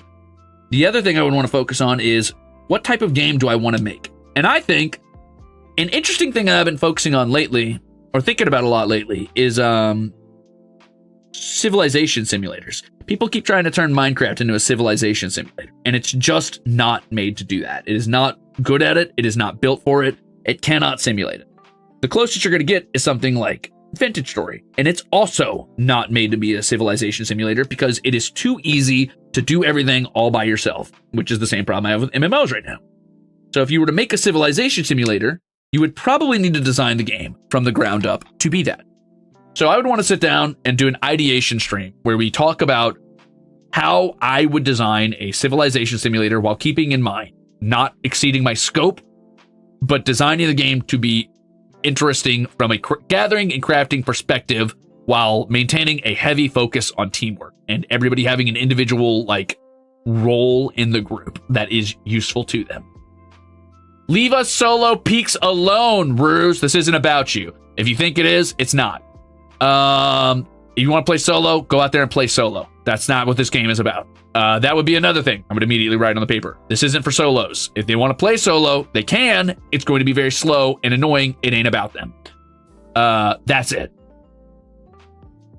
It's okay if you want to play solo. That's totally fine. Not everything's for you. And there's a ton of survival games out there for you. In fact, every survival game on the market is made for solo players. That is also a problem, in my opinion. It is something that is severely, severely lacking. There is a huge gap in the market that people are clearly desperate for. If you look at Minecraft Civilization on YouTube right now, there's a billion videos of it, of people desperate to make that work. And I'm like, well, people want a game like this. Devs just aren't willing to make it. And I get it. It's a big risk. And if it doesn't pop off, you wasted a ton of dev time for a game that can't be played unless you have a group of people, which means the game can't be played if it doesn't pop off. So, game dead. But we're talking about a beautiful, perfect world where I could do whatever I want and devs were willing to take risks again and weren't beholden to shareholders and bottom lines. This world does not exist. But if it did,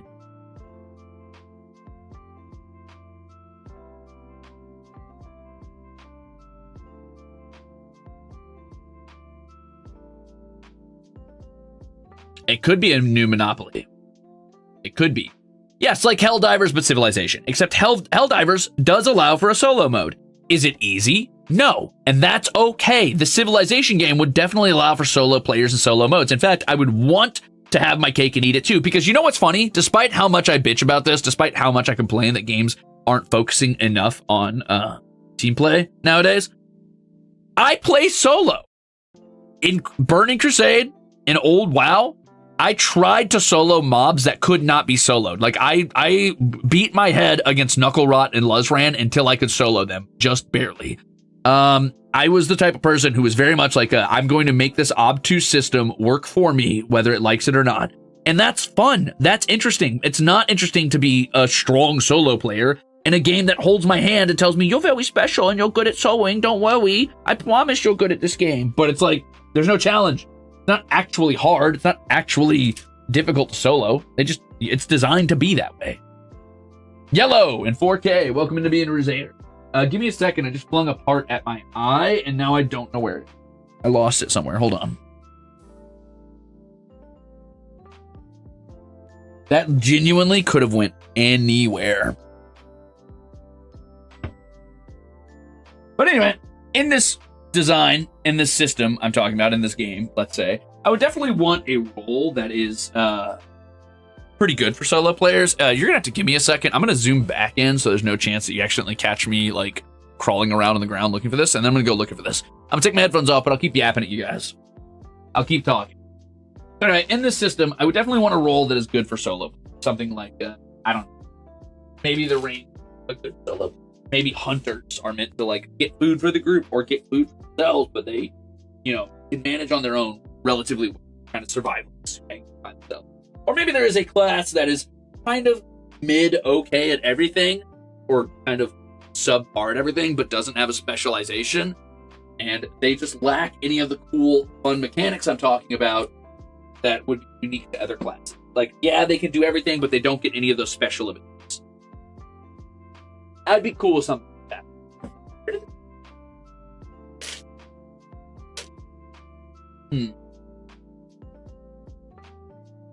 Does it reflect back on?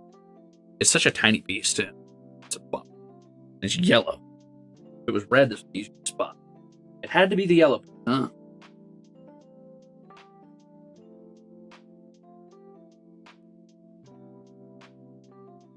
Sweet J says, hey, Ruze, I must know, what's your opinion on the... Anyway, thanks for a year.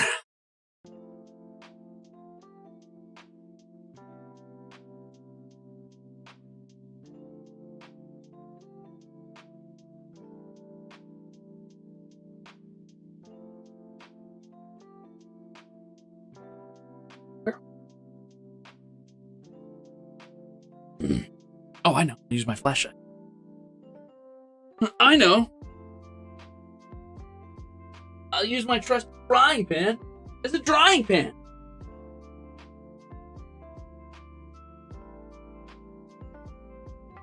Thank you, flashlight. You saved my life.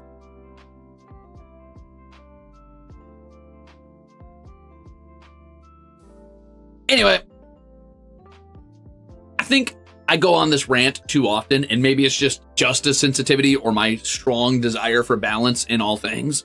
But I just feel like solo players have been catered to long enough. And I say this as somebody who prefers playing solo in a lot of cases.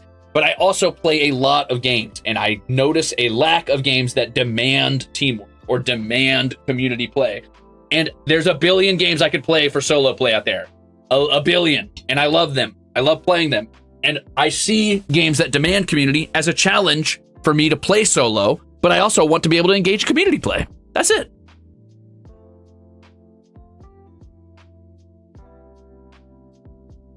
Thank you for an entire year, by the way. I guess Labubus are fine. They are not my aesthetic. I do not think they are ugly cute. I genuinely just kind of think they're ugly. But if you like them, that's your business, brother. Good for you. I hope you enjoy them. F7.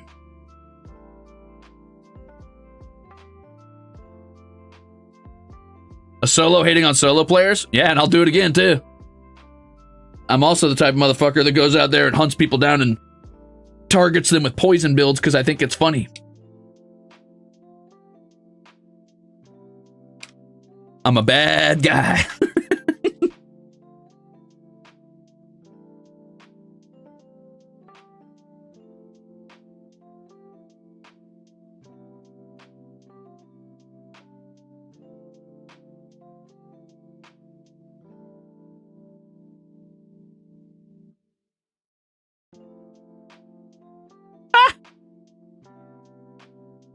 Wait, I'm an idiot. I gotta flip that over. Oop. It didn't flip. There we go.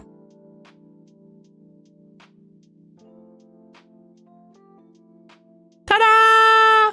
Wow, I was really kind of cooking on that one. After doing the other one first, that's making this one kind of fly by. Anyway, we need an F6 and a B34. Let's start with our F6, because I was just looking at it a second ago, because I was like, what is that still doing up there?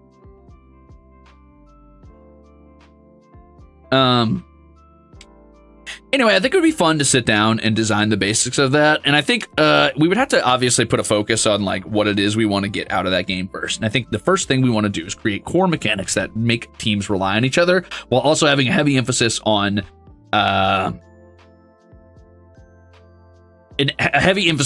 good class design, both for crafting, gathering, and also for combat. But I think that if I had to pick one to drop, like if scope was exceeding my bounds, I would sacrifice some level of engaging combat in exchange for a more simplistic combat system that allowed for more engaging survival and crafting.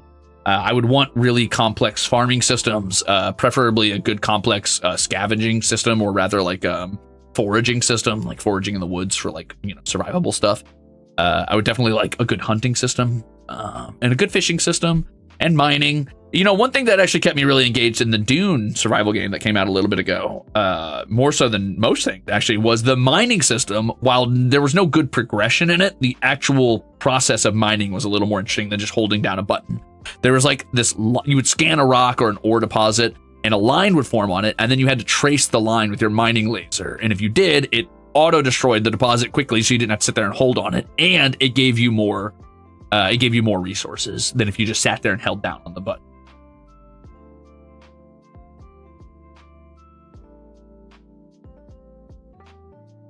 Isn't that what Ashes tries to achieve? I don't know. I haven't really followed Ashes of Creation's design very much because I don't want to get my hopes up. I'm just tentatively hopeful for it, but I don't know if it's going to be any good, so I'm not sitting here like waiting with bated breath for it, because I don't trust that it will even come out, much less be good. So we'll see. I hope so.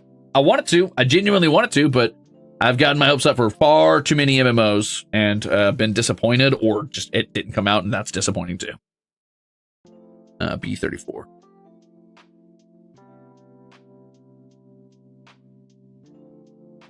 MMOs used to be my favorite genre of game. That is no longer the case. And it's funny because I hadn't even played enough MMOs to really say that. It's just that's how much I loved the few that I did play. Now it's probably roguelites. And roguelikes. And I like colony sims. And I like survival crafters. And I really like action RPGs.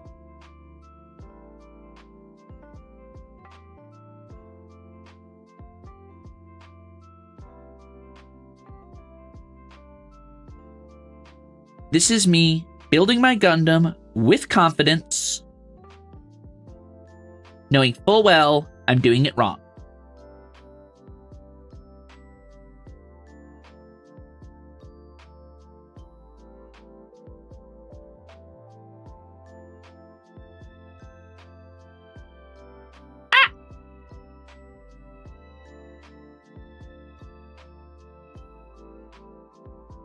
I think Ashes has some interesting systems. You know, I have played a couple MMOs, and it's interesting what I take away from them because I feel like it's always something different. So, for example, I played Black Desert Online, and from Black Desert Online, the most fun I had in that game, by far, more than anything else I did in that game, was having a caravan that I ran from city to city, buying low and selling high, and fishing on my friend's fishing boat because he had enough actual real-world money to spend to buy a giant fishing vessel, which we would just take out and go fishing. We'd fishing with the boys. We'd shoot the shit about our week or whatever. So that's what I got out of Black Desert Online.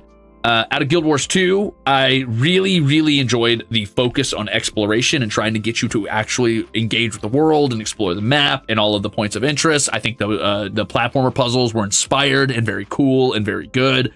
I think that them hiding treasure chests in random places, like behind waterfalls and around like weird like areas you were just like curious to look at, was incredibly good. I think where Guild Wars 2 for me failed is I was not engaged with the world enough. The world, as in the maps and the individual locations, were very fun to me. I did not care about any specific character, any specific plot beat, or any specific civilization at all. WoW obviously got me hooked on both the world design and the vibes, but I would say where WoW succeeds most to me is vibes. It feels like a big, grand, epic adventure in a world that is bigger than you. And I mean that literally. Most of the buildings are bigger than you. Most of the trees are bigger than you. Almost everything makes you feel small and makes you feel like you're having a big, giant, like, quest that you're going on.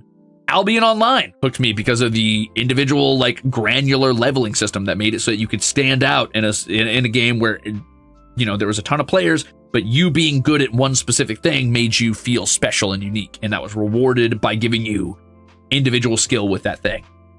And that sounds like, well, that's every MMO. No, not exactly. Albion's, like, system, for example, I was probably one of the highest leveled, just regular like, Pike users, I think, on the server, at least for a while in the alpha. Because the way Albion works is at low levels, you learn to use weapons, and it's like warrior weapons, ranger weapons, wizard weapons, right?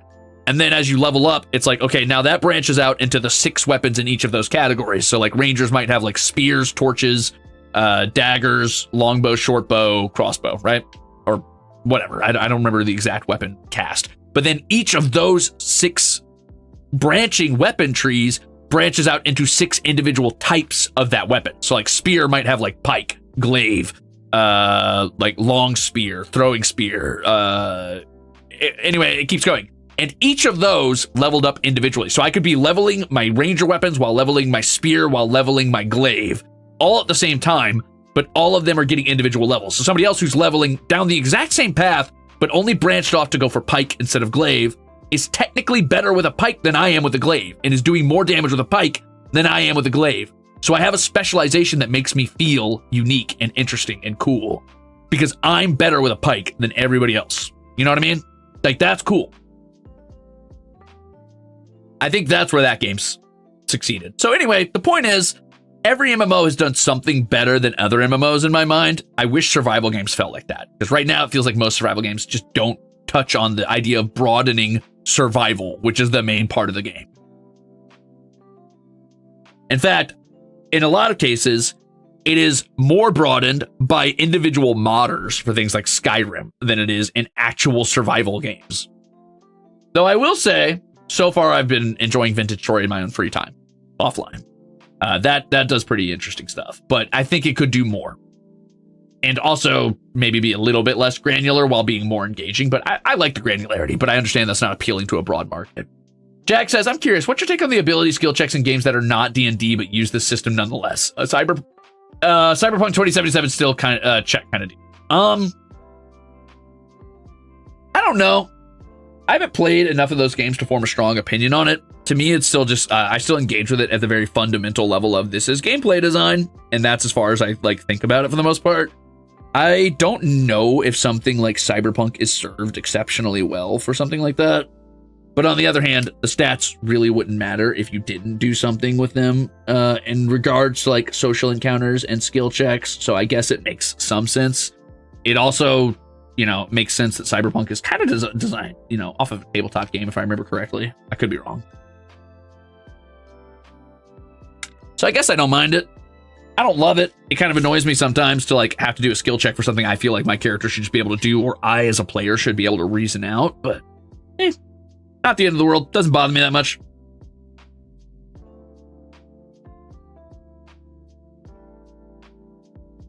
Oh wait, this goes in first, sorry.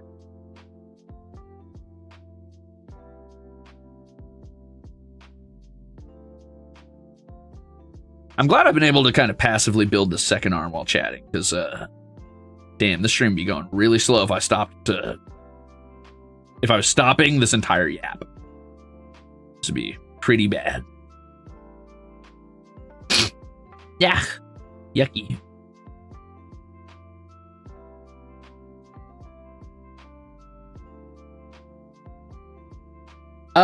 These I think are special clippers. I got them in I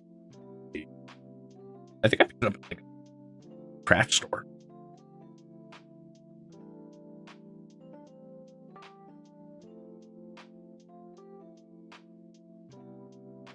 I'm so glad I finally got to use this elbow piece, because I was like scared I was gonna forget it was over there. Nice. Okay, let's make sure we really squeeze these together. Yeah, that had a lot more room to squeeze together.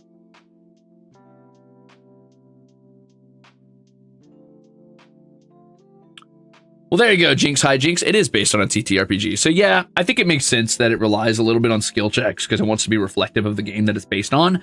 But another thing we probably need to do as game developers, not me, I'm not a game developer, but game developers probably should be focusing on sometimes, is recognizing differences in mediums is not a bad thing and can be beautiful. Man, I left a little bit of extra. Actually, I chopped off a little bit of this. Damn, I clipped a little too hard on this. I can't tell if I clipped too hard or if I left a little bit of extra. Let me compare it to my other arm, and we'll find out.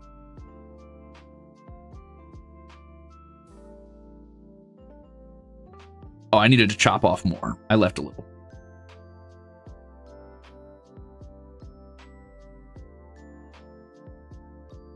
Better.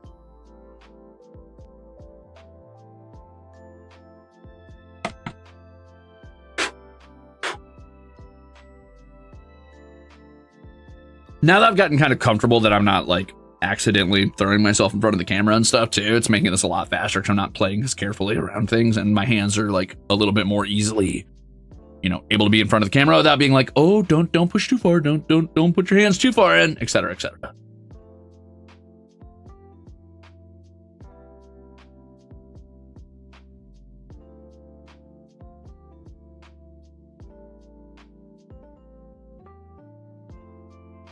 Yeah, different mediums can convey different things. I don't mind games that are based on like tabletop RPGs or based on like systems in those.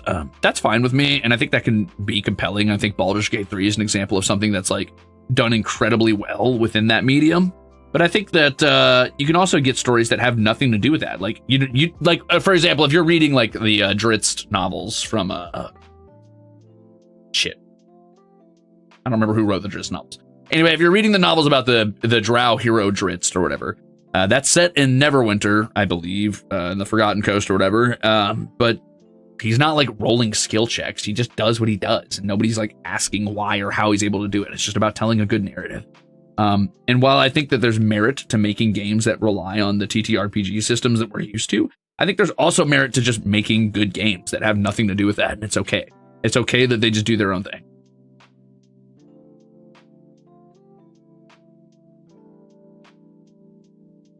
So now we want.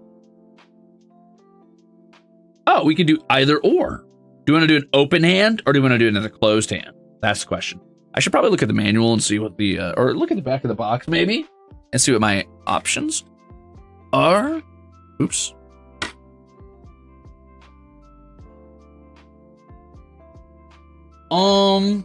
If I do an open hand, I could do the mace, but if I do two closed hands, I could do the sword and board.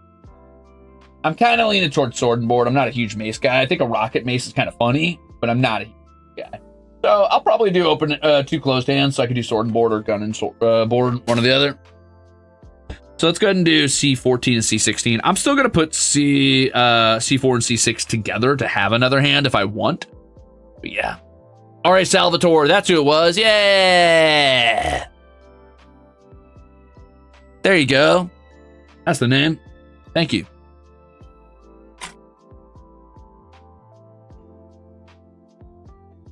It's also helping that I don't have to keep checking the lettering on these as much. I'm kind of just getting familiar with which one is which, so I can just kind of flip through them. Definitely speeding up the process a little.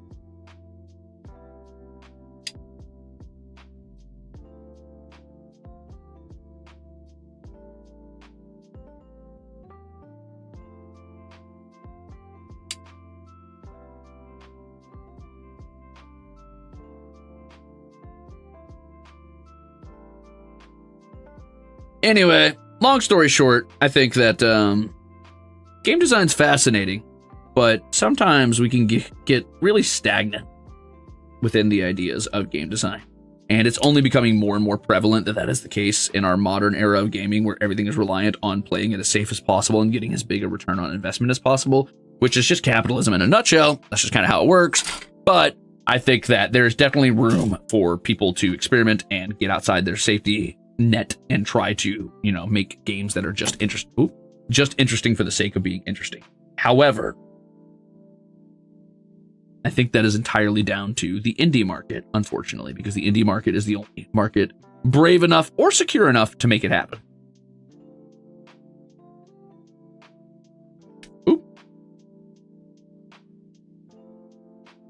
And that's a bit of a bummer that we're putting the biggest risk on the people who have the most to lose. Or rather, who put their whole in something like that.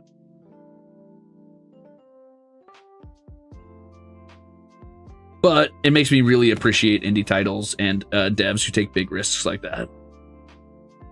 I mean, hell, look at Silksong, right? Like, when Hollow Knight first came out, people were kind of fucking clowning on Hollow Knight. People were being like, oh, that's just another fucking, like, cutesy platformer. Had enough of those. That shit went wild. And rightfully so. It's a damn good game with an interesting universe.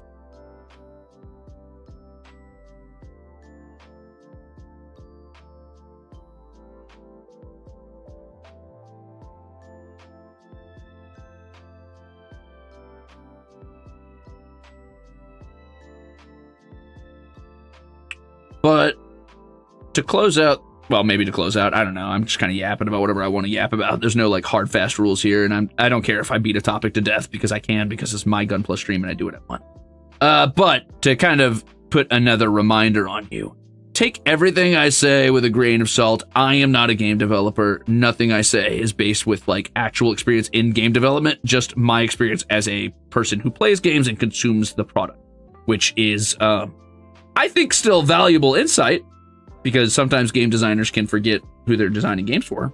But it is not as valuable as somebody who has experience as a game designer.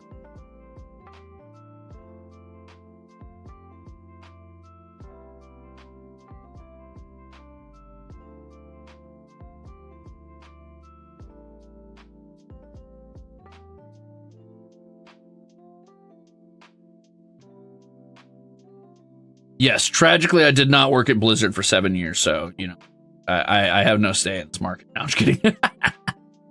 But as a consumer, I do have some valid points, yes. However, a lot of my points are directly anti-consumer, or anti what the modern consumer would tell you is a point. So, you got to take that with a grain of salt, too. I mean, if you want to make your most bang for your buck, you play it safe, you make your slop game that is the exact same as everything else that has already had a successful formula. You follow that formula to a T, and you try to compete with a market you can't possibly compete with, because you can't compete with the established giants in those markets, because that doesn't make sense. You're not making the next WoW killer. You're not making the next Fortnite killer. You're not making the next League killer. You need to innovate and make your own thing that can compete in that market somewhat, but is not trying to be that thing. However, people are much happier just making the same thing again and again and again, making a somewhat of a return on their investment, and then moving on to the next thing after they fire their studio. I've noticed, anyway. So maybe it's time to start listening to consumers who have, I don't know, slightly alternative taste. Slightly. Nothing crazy.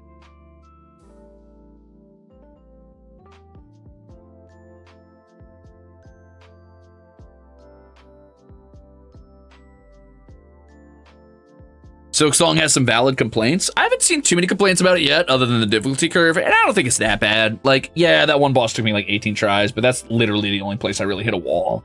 There's some tough parts, but it's not that hard. Not yet, but...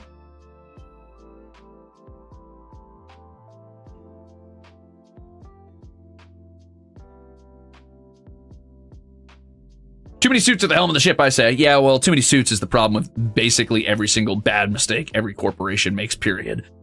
We really got to stop letting investors have any say in anything. Put the money in if you think it's going to work. Shut the fuck up and wait to see if it succeeds. If it doesn't, oh well. That's what taking a risk is about, dumbass. Sorry.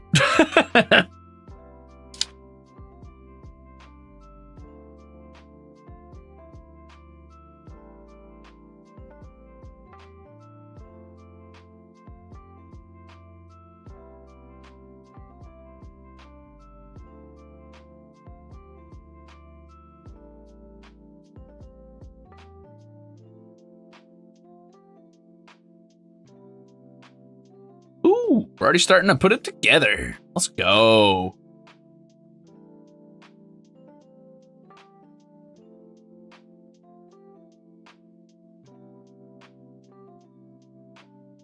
Oh, baby.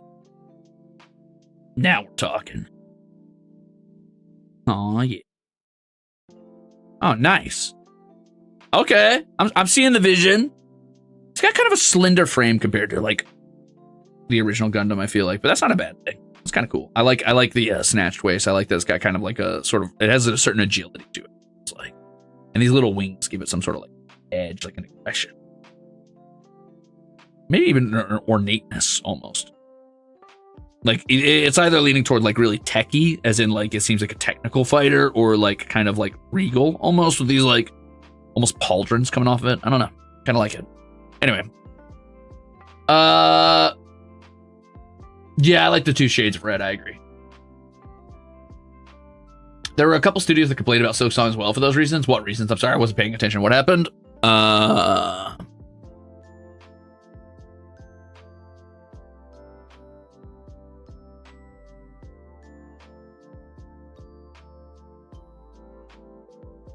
My mouth will get me in trouble if the government ever watches my streams, but luckily they don't, so I don't have to worry about it. Tee.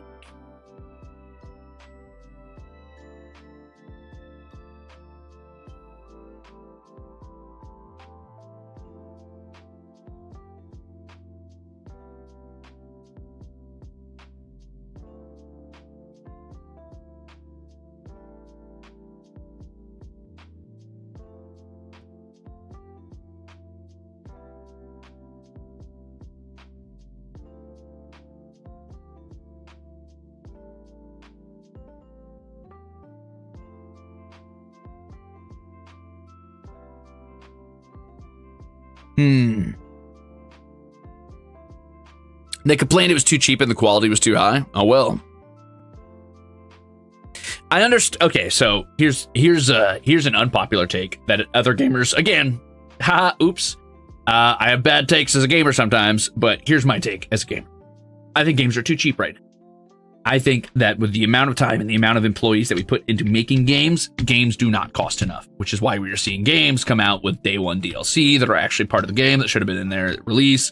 And we see games come out with like a billion other like stupid cosmetics that are meant to sell so that they can kind of fund the studio, even though they fire the devs right afterwards. So they don't see any success on that. And almost all of that money gets filtered directly into some CEO's pocket or an investor's pocket to make sure they get a return on investment. However, I think if games just cost what they were supposed to cost, and there's no such thing as day one DLC, and we pay the devs appropriately without firing them based on that cost, maybe gaming would be in a better position. I have no problem with cosmetic purchases. I think that's fine. That's cool. If you want to pay extra because you want something pretty, please do. Day one DLC kind of sucks, especially for gameplay. And I get being afraid of something like Silksong putting out so much quality and 7 years of work and then we only need $20. That's scary. That is not what they deserve for the amount of time they put in. But it is a business strategy because they are selling for volume, not for price. They know that they're going to sell a fuck ton of that game because it's like the most popular game on the market right now. People have waited with bated breath for 7 years. Secondarily, they're like a small team. They don't need to sell at $100 a unit because they know they can pay themselves pretty well at $20 a unit with the amount of units that they are going to move. I get it. Also, they're probably considering scope. Like, they weren't sitting there rendering the individual pores in some character's ass for like 20 months. Yes, they worked hard. Yes, the art is beautiful. Yes, the music is beautiful. Yes, it took a lot to make all of that come together. They made a very polished game that is very well made. But they're not wasting time chasing hyper-realism. Rightfully so.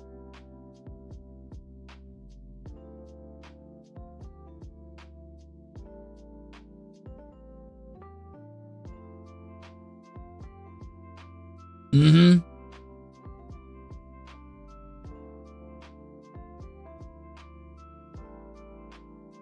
I heard people who usually pirate games are actually buying because it's good quality and affordable. I think most people who pirate games because they feel there's some injustice in the market, not because they don't want to support the gaming industry.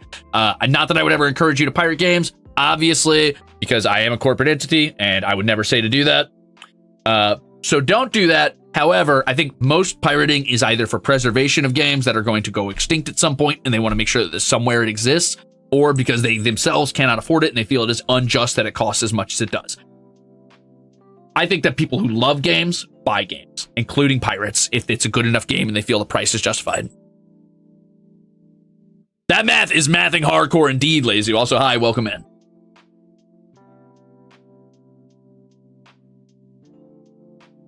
Anyway, let's keep working on Gundam while we talk.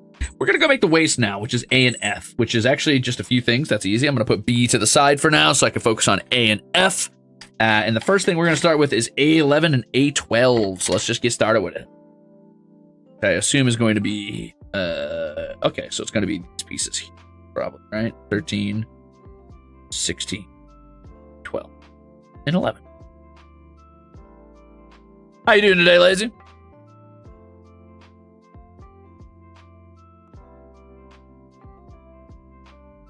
We were talking game design, and also now we've kind of slipped into game marketing, I guess, and pricing, which is fine.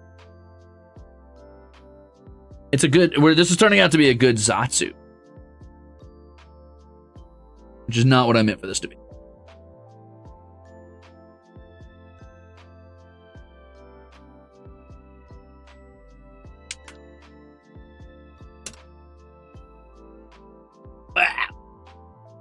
My favorite Gundam. No, this is not my favorite Gundam. This is a cool Gundam, though. I like it so far. My favorite Gundam is probably still Asamara in design alone. Though Zaku is close behind, and honestly, it kind of just bounces back between the two, if I'm being completely honest with myself. And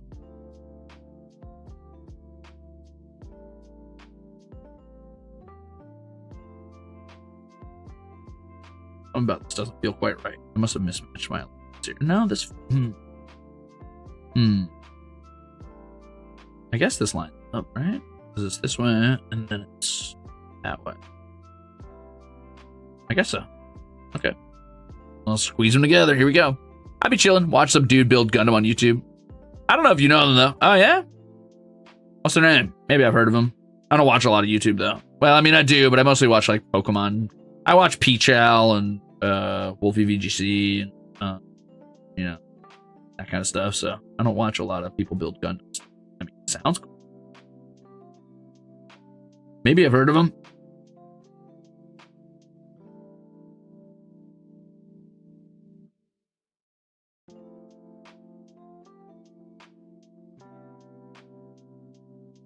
I like the red Zaku. I think he's cool, but I also like Go, even though it's not a Zaku technically. It's Zaku enough for me, though. Okay, we're going F18. But not FF18, because that one's not out yet. Though, that sounds like a joke. We're pretty close to it, I just realized. Actually, that's not a very funny joke, because we're only a few away from that. Wow, that's kind of crazy. Cool. I can't believe that franchise survived as long as it did. That's awesome. Love that legacy.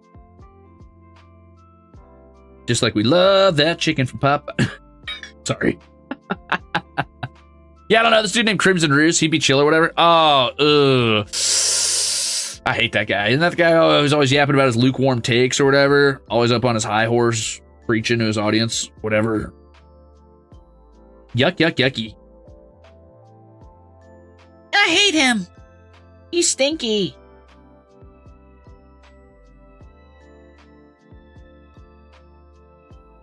Ooh. Uh-oh.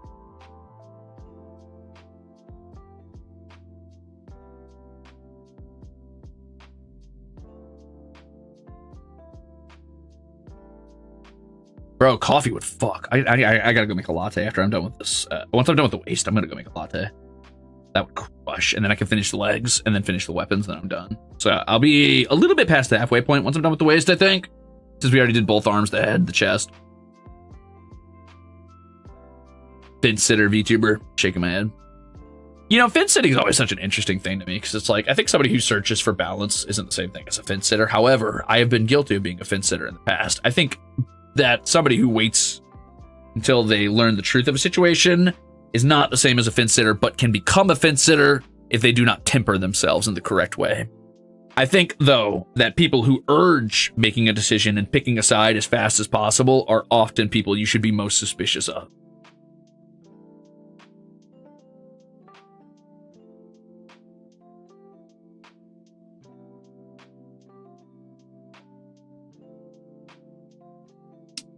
If a point is worth taking a stance on, you should be able to talk about it in an eloquent enough way to explain why it's worth taking a stance on. And if your only argument is, you have to agree with me because I'm right, I don't trust you, frankly. And I was going to do my own research anyway, but now I'm definitely doing my own research.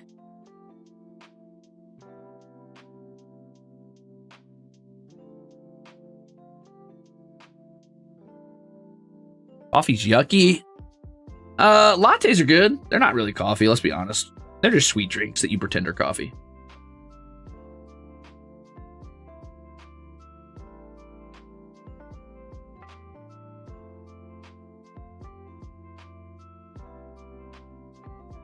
I think that as somebody who has pretty strong opinions on things and who isn't typically afraid to say them, or rather doesn't know when to shut his mouth when it would be good for him, that's me. I often invoke the ire of people who would rather I shut the fuck up and not have an opinion because I'm just an entertainer. And I think that's okay because those people got the wrong idea about me as a person, because no matter what it is I'm doing, I'm not going to shut my mouth about the things I believe. And I'm going to give you the advice I would have liked to have had in those situations. That's just the way it is. However, I think that it's fine to enjoy content that is just for fun and is just there to be engaging in its own merit and has nothing to do with anything and is just like oofs and gaffs. I like making that kind of content, but occasionally I want to sit down and say what I think, and people are just gonna have to fucking deal with it. That is the reality of the situation we find ourselves in, unfortunately for people. Oh, that's it for the waste? Oh, waste is done. All right, maybe I'll all right, once we flip to the black and white side, I guess I'll go ahead and go make my delicious latte. So I might take a little recess here and figure that out first. Let's see, legs, and then those go attached to the waist here. And then once the legs are attached, the top half gets put on. And then I got to make the backpack. So yeah, I'm only basically at the halfway point. It might seem like I'm fast further than that because obviously torso, arms, head, waist is basically everything but legs. You got to account for backpack, leg, weapon. So yeah.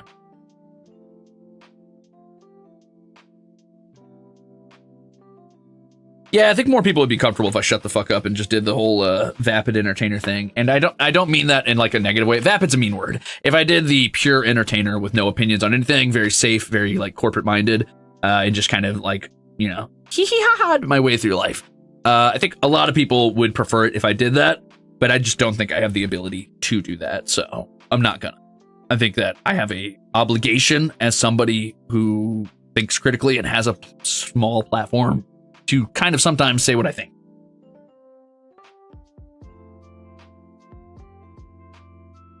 I think my takes are relatively reasonable. And honestly, I'm open to most sides of an argument and a debate, even though people, you know, are so polarizing now that it not even now, it's always been this way. People have always been this way. This is not some like newfangled fucking thing, but people are very polarizing. So they think that if you have one opinion, you hate them and want them to die, and that you would never hear them out no matter what. But people aren't willing to have that conversation most of the time, so it is what it is.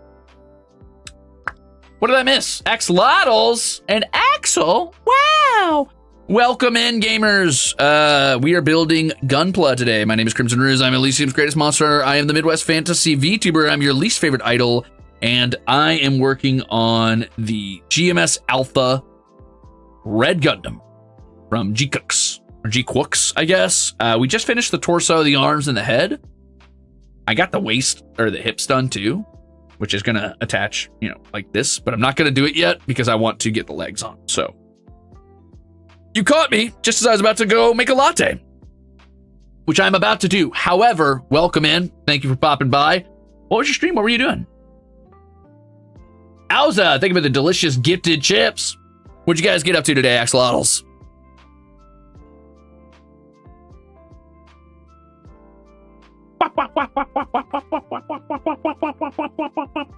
Ooh, Chilzatsu. That's what this is kind of turning into. Yum, yum, yum, yum, yum, yum, yum. We love Chilzatsus. We were just talking, well, we got to talking survival game design and then game design as a whole, and then kind of just the gaming market. And now we're just talking about the concept of yapping and having opinions on things, which is weird, but, you know, whatever. Yapping and being scared of anime women. Which one? Do you have any idea how little that narrows it down?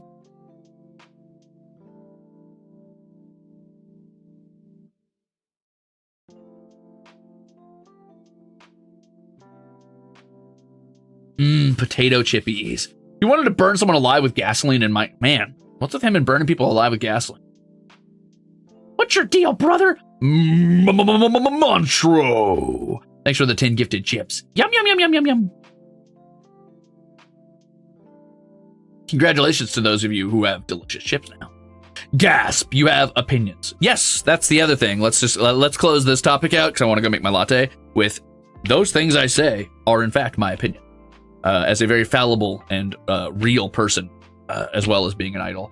So take those with a grain of salt and form your own opinions. Do not listen to what I say blindly, and don't assume that my word is gospel, because it's not. At the end of the day, I'm a loser who lives in a fucking trailer in the middle of nowhere. I am the middle of nowhere idol. I am the Midwest idol. I'm gonna go have a latte. Thanks for letting me yap for a bit. I hope I sink back into a nice flow of making Gundam and yapping when I get back, and I haven't interrupted my rhythm. Okay, bye. I'll be back.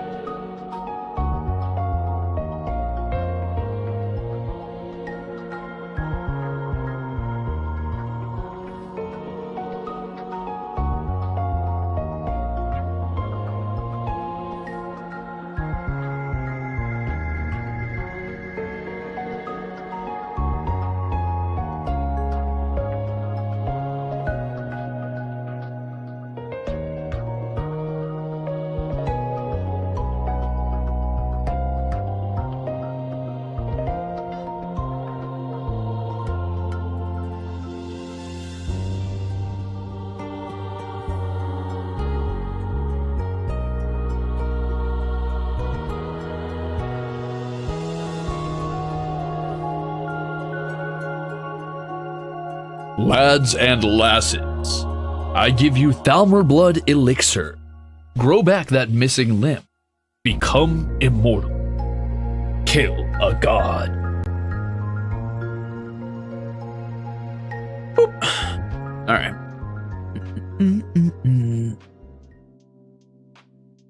Actually, I'm a bug. Actually, ratio plus L plus ratio plus get bug sprayed.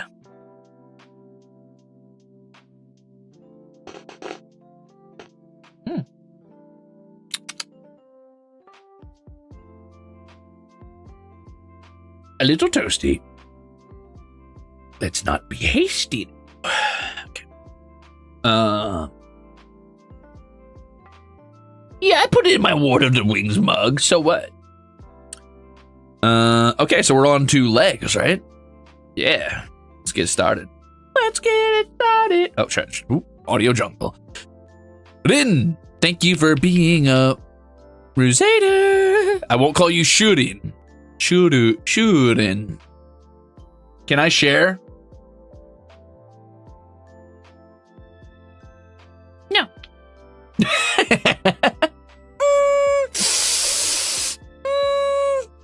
You can't see it, but I'm putting my finger on my lips. Well, since you asked nicely, yeah. Audio jungle. You know what song's been stuck in my head lately for no fucking reason? I don't know why. Every time I thank you guys for like being a Ruzader, my gut is to be like, thank you for being a friend. I'm like, whoa. Audio jungle, bro. Don't say that. A, B, and F, but not ABO is what we need for this one. So I can put this little guy away for a bit. I don't think I'm going to need this E for some time. It is my last E, so I need not stress about it. I will put it where I put the other ones that are probably not going to be used for a while.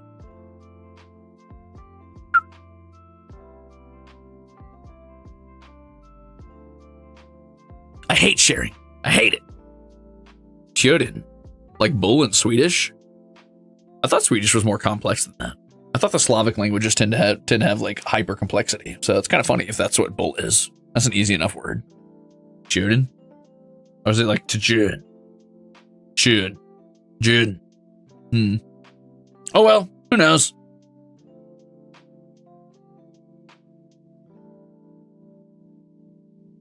Swedish isn't a Slavic language? Oh, it's a Norse. Is it not a Nordic language? Am I wrong? I never watched Golden Girls. That's the one with the that's the one with the three like older ladies who live together, right? Why is Omegaverse here? It's everywhere. Aurora, you can't get away from it. I'm sorry. It just kind of exists. It's Germanic. Swedish is a Germanic language? Wait, isn't? Maybe I'm wrong. I could have swore it was like a Nordic language, but whatever. Maybe I'm wrong. 4. Oh, there's 4 older ladies. Sorry. Huh. Well, the more you know. Thanks for letting me know. Thank you for correcting me. Actually, I'm never wrong. As the streamer, I am objectively right. How dare you correct me? Band plus L plus ratioed plus chat. Can you believe this guy? We're doing A16 and A19. This is one of those ones where it's actually important which one I cut out, even though they're identical-ish.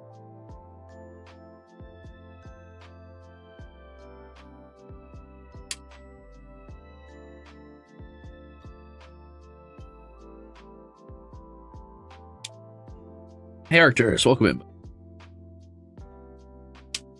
But also, if you're here to try and steal my latte, I will kill you.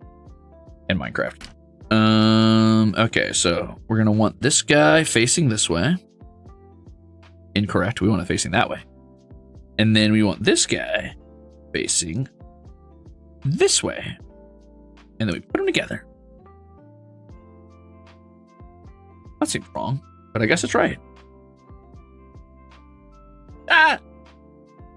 I don't think Gunpla should feel like that when I go to put it together. Something might be wrong.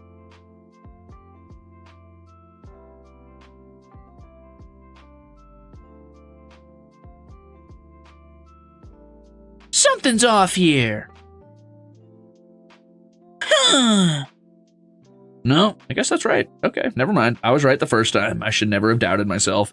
I am the streamer. I can't be wrong. Mods, ban me. Ban me for doubting me.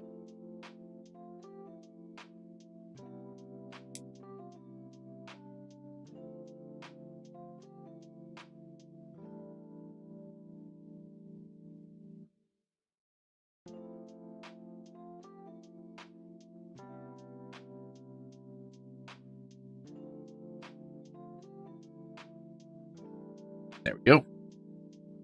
Okay. Let's go, Gunpla. Now I need B29 and B39. Uh-oh, wait a minute.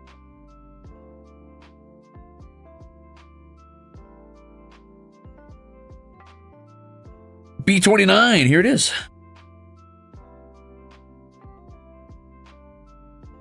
Something's wrong here. Wait just 1 second here. Wait a minute. Wait a minute. Who are you people? There's an ancient name. Oh, my bones, they're getting older.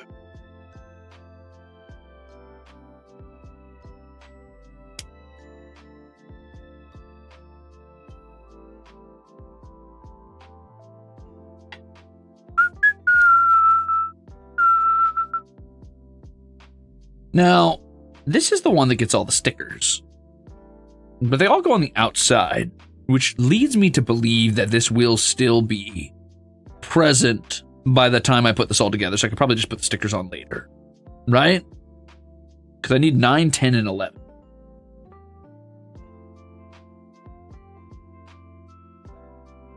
Yeah, I can put those on later, and I will, because I don't want to right now. That's a Vine? I never watched Vine. Thank you for the chip, Code Witch. Boop, boop. Thank you. You're too kind.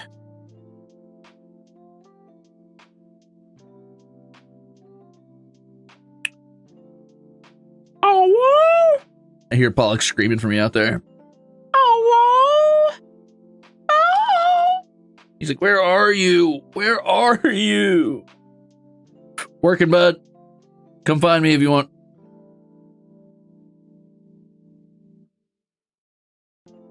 Bruce never came back with the milk. Where are you? How exactly is this supposed to connect? Oh, wait a minute. I think actually, okay, so I think what's happening here is that you see that little like line at the top? The circle is a red herring. You think that this little like nub goes in the circle, but it doesn't. The line at the top is actually to hook in the foot. And then that circle is, I would assume, hi Pollux, for this.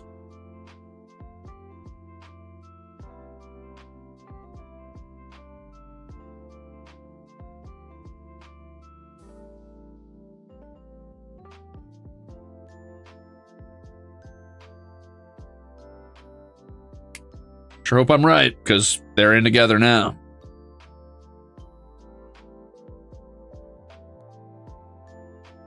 Battle? This looks hard. You should do it. I like the flail arm. You like the flail arm? Yeah. Like this one? Where they have the rocket flail? That's pretty cool, right? I gotta be careful about reflections, though. They got like a little rocket flail. Anyway, sorry, I'm building sword and board. I'm building this one. I'm building the one with the shield and the sword and the little floating, like, independent. Understood. This is the Red Gundam, GMS Alpha Red Gundam. But I also kind of want to build, I got another one. Come on, bud. What's wrong? Why are you chirping? Come up here. Come up. Come on. Hurry up. Come on. What are you doing? What are you doing? Here, let's zoom out. What do you think you're doing? Huh? Right here. You want to say hi? You want to say hi to the Crusaders? You want to say hi to Battle? Huh? Come on. What are you doing with your little socks? Oh. Oh, you want my latte, don't you? You want my latte, don't you? What breed of mouse? So he never learned how to meow, so I do think he's part mouse, most likely. I don't know. I don't know what he is. Oh, wait, you got my glove hooked on your thing. Wait. Okay, you can go. You can go if you want to. Let me rub your belly. Let me rub your belly. I don't know what breed he is. He's probably part Siamese, I imagine. Amongst other things, but he does not meow. He instead chirps. So instead of like going like, wow, or he'll make like sounds. And I don't know what that's about, but hey, the more you know. He likes to say, oh.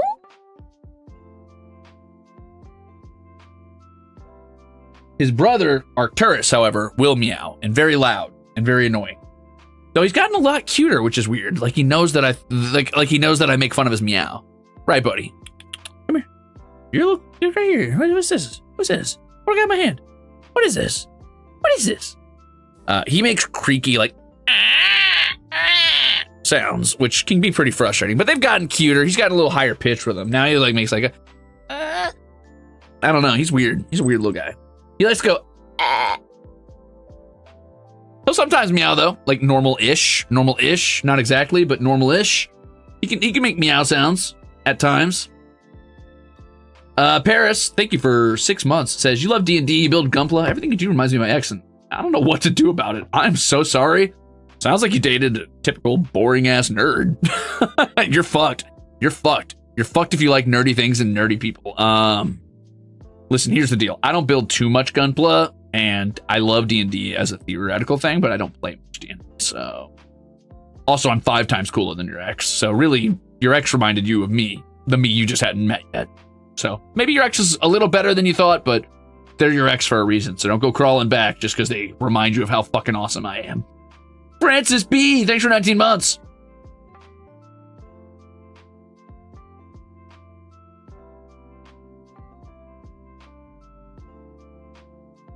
What are you doing? No, you can't curl up on me like a baby. I gotta work on stuff. Come on, get down.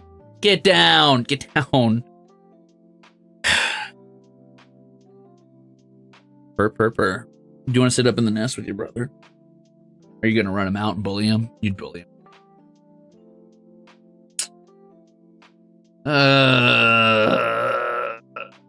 Come on. Let's hop down. Let's hop down. Let's hop down. You want to hop down? Yeah. Do. You want hot down? Yeah, you do. Yeah, you do. Come on. You can come back later. We'll hang out later, okay? I know. Come on. I know. Yep. I'm sorry. Next time, you should have got here faster. Paulus got the nest.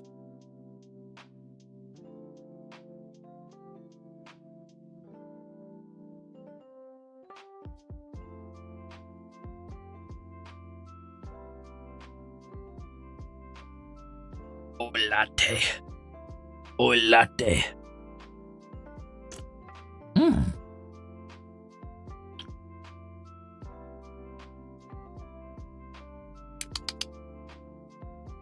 Yummy. Most of the foam's already melted away, sadly, but that's all right. It's still pretty tasty.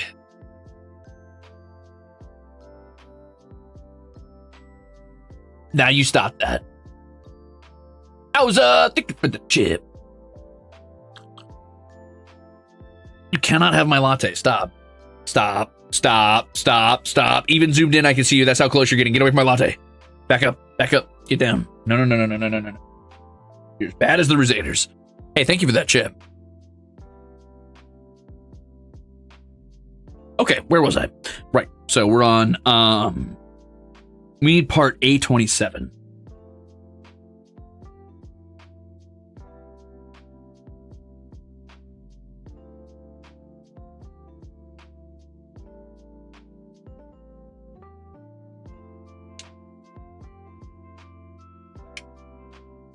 Hey, I'm sorry I said your ex is a lamer version of me. That was fucked up.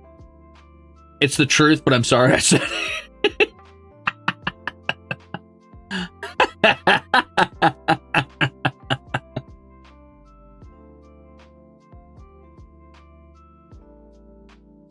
Oh, and B30, okay.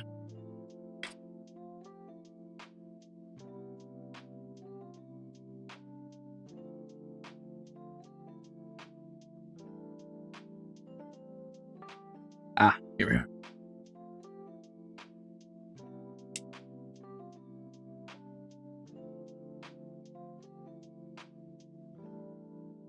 Damn, you got bingo and I sunk your battleship? That's crazy.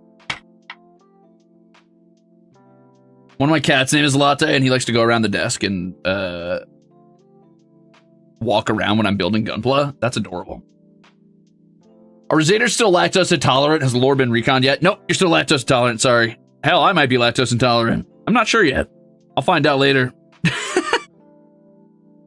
Anyway, I'm supposed to hold this like this. I'm supposed to take this like so, with the red facing the outside, and then put it together like this, where the slot is. Oh, so this is working. Cool. And then this little guy actually goes on like this, I believe. Yep. Wait. Yes.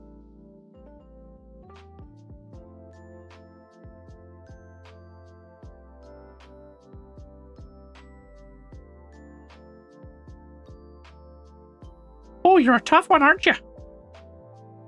Oh, boy. Oh, brother. You're a tough one, aren't you?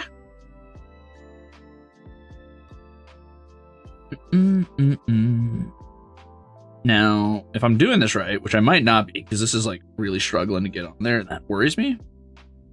But theoretically, this is supposed to go on in such a way that the teeth face down and lay just underneath. No, that's right. I'm pretty sure that's right. I think I'm right.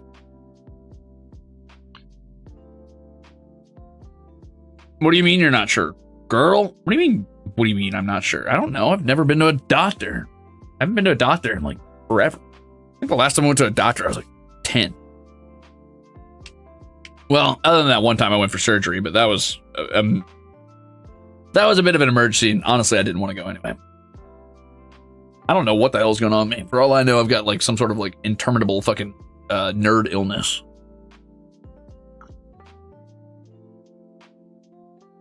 I have the tummy horrors every day, so I don't know.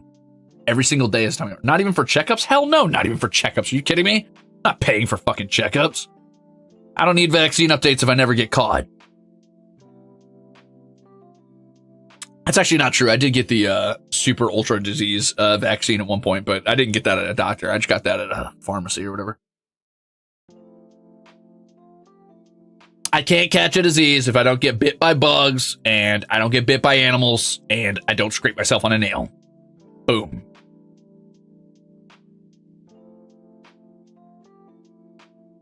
Healthcare that bad, huh? Oh, yeah.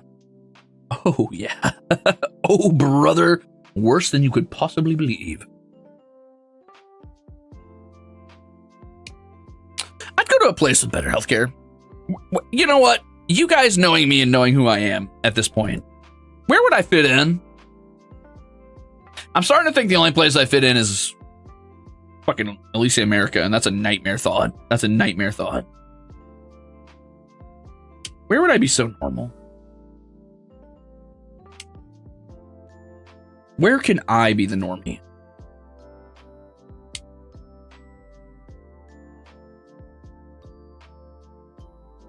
Oh, E6.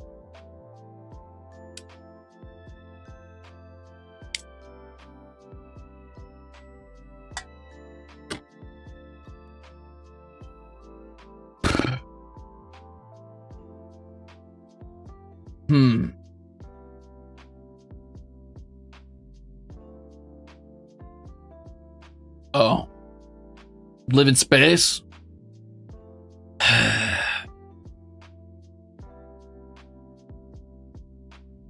I guess I don't care that much if I fit in. I don't know. I'm trying to find a place where I'd probably be at least somewhat comfortable, but I can't think of anywhere that,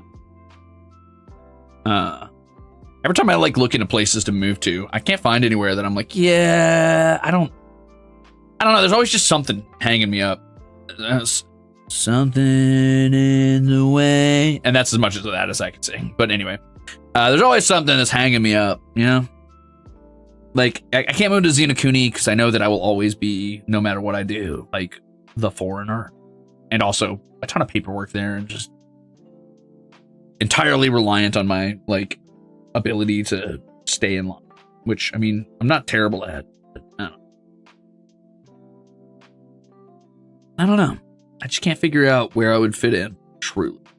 Like, what would be the space where I feel comfortable. I'm okay with, like, the healthcare there. Things aren't, like, ridiculously expensive. The housing market hasn't been driven up to impossible standards that nobody could live up to.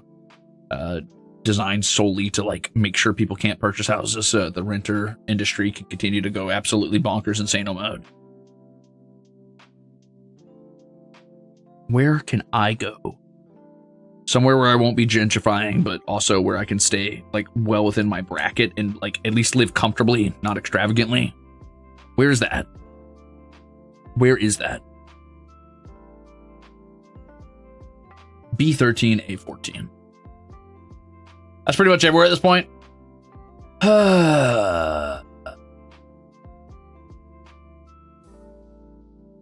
Yeah, that don't exist. Yeah.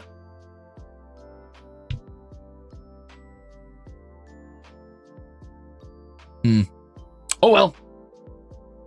Okay, how about this? What is an easy country to integrate into if you've got a very if you've spent your entire life around, like, a Western mindset and it's hard for you to get away from that?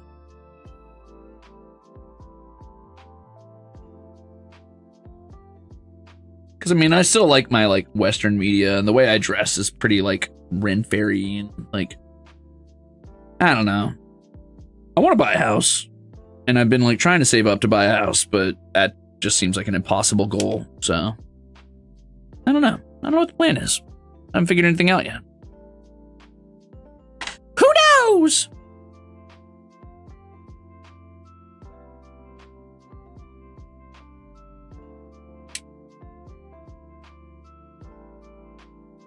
Ooh, that was a tough one. Hope I was supposed to cut that. B13.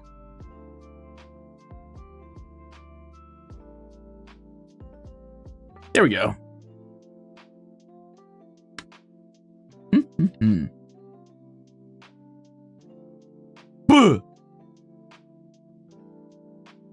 Yeah, we'll figure it out at some point. It's not a big deal.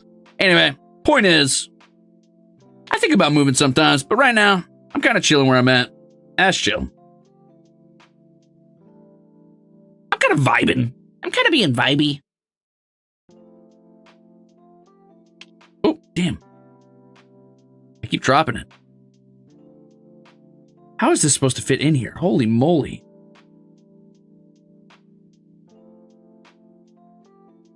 This one's quasi. I think it's supposed to sit like...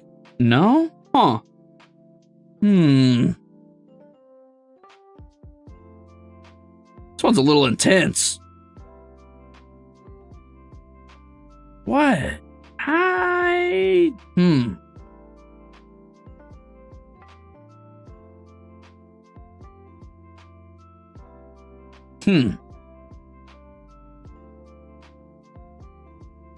Maybe it's supposed to be like a little further up than I think. One sec.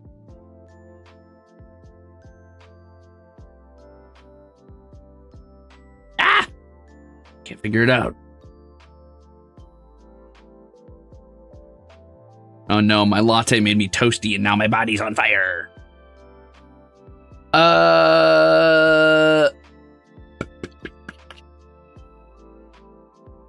Is that a Gundam thigh I spy? Yeah, it might be. Don't look at my Gundam's thighs. Anyway, that shit's mad depressing. I ain't even gonna think about that right now. Moving on. I'll figure out a place to move at some point. If I don't, hell, I made this place pretty cool. So, that's pretty cool. Oh wait, I think I figured it out. See? All I had to do was commit to being like, never mind, I don't care. I did not figure it out. You wanna know why I was failing to figure it out? It's because I had it turned the wrong way. My fault.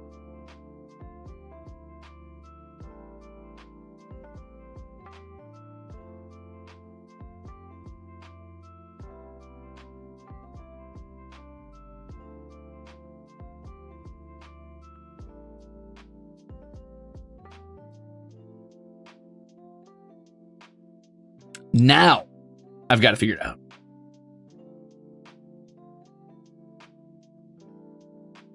kind of looks like a hot wing. Oh. Yeah, kind of. Dang. You ain't wrong. All right, let's go with B15 on this one, and then we should be able to close the leg around the thigh, and that'll make a whole bottom leg, at least for now. I mean, obviously, we got a bunch of decals to add to it, but, you know. I'm getting pretty close to closing out one of those legs. And then we get to attach them to the hips. And then we get to do our little backpack, and then technically, the Gundam part of the Gundam is done. And then it's on to the weapons, which will be fun. Dude, the engineering in these kits is kind of wild, isn't it? All right, so first things first. I think this knee point is supposed to hook in here so that the teeth are above this, essentially. Wait, hold on. I'm making sure I'm doing this right. Is it supposed to be like this? That can't be. Can it? Can it? Are the teeth supposed to be in the kneecap? I don't know. Imagine having these little teeth ridges in the kneecap and then putting armor over the kneecap, knowing full well that it's like, well, that's what it's for. Like you're gonna add all that extra design and then just immediately hide it. It's kind of intense. It's kind of cool. If that's the case, big respect. I do think that's how it's supposed to go though, because this is supposed to be like the calf, I think.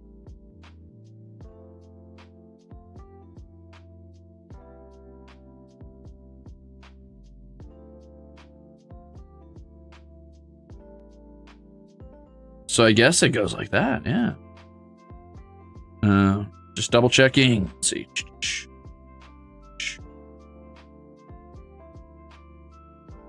Yeah, okay, this is how it goes. So let's squeeze this one in there.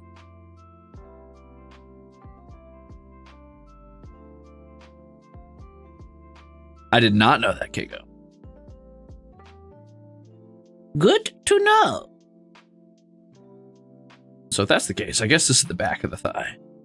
So what I gotta do is put this on like this and then squeeze them together. Oh, wow, it really does make like a kneecap with the little like hooked blades at the bottom. That's an insane amount of design. That's so cool. Wow. Look at that. Huh. And we're gonna hide all that with like an armor piece. That's funny. That's really cool. Anyway, we got to get F22 and B38. Oh, we're almost done with F. Wow. So soon.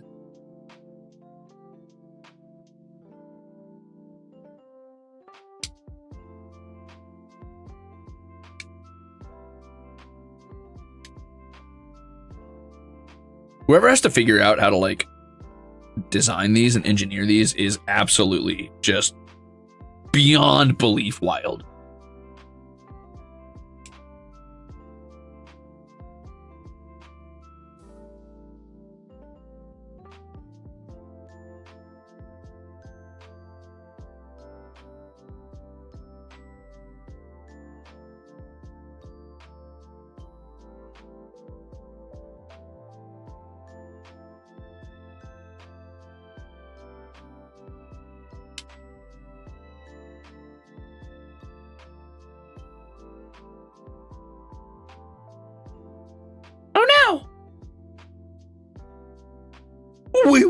Wait. Okay. Cool. So, from what I understand, I'm supposed to put this in the side of the leg here. It doesn't matter what order I do this in, so I'm just going to go ahead and tuck this in there now. And this is just kind of like for the cool factor of it. And then this goes on as the armored plate of the...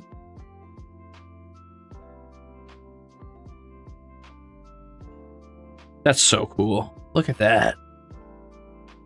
Huh.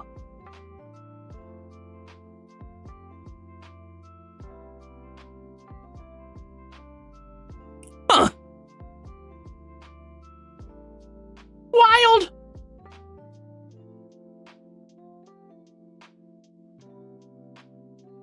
Anyway, have you ever had interest in Gunpla? Now's the time. This is cool.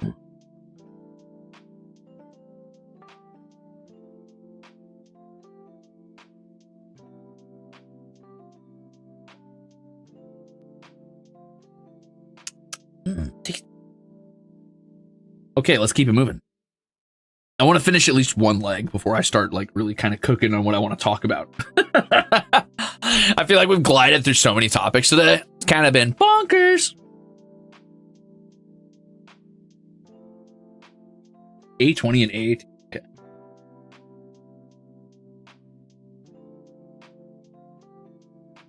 Actually, I lied. I already thought of something that I was thinking about the other day. I was looking at a movie theater, and you know what I saw? An insane amount of movies playing. You will not be able to guess the amount of movies that I saw playing in this theater. It's going to sound like I'm being facetious or I'm lying, but I'm not. Guess how many movies were playing at this theater? This is something I don't talk about a lot, but I'm somebody who likes going to the movie theater, even though I don't do it very often. And sometimes I'll just like look at what movies are playing to see if there's anything I'm interested in. Which, I mean, not lately really, but you know, I like to look. 50, 4, 17, 13, 86, 1, 26, 67, 1, 30, at least 2, 15, 2000, 36, 2000. Yep, 2000. Got it. No, there was 27. There's not that many hours in the day.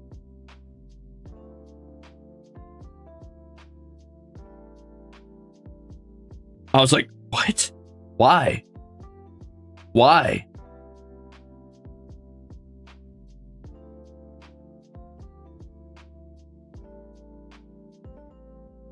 Which is cool, I guess. But some of the things playing were just completely like arbitrary or strange to me. Like things that like either came out a long time ago or I've literally never heard of. Or maybe local things? I don't even know, dude.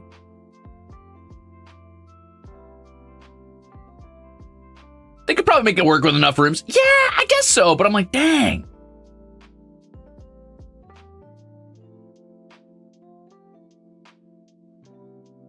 Oh, Jaws was on the list, I think. Yeah, I was like, what, did they remake Jaws or something? But no, I guess it's probably for like an anniversary or something.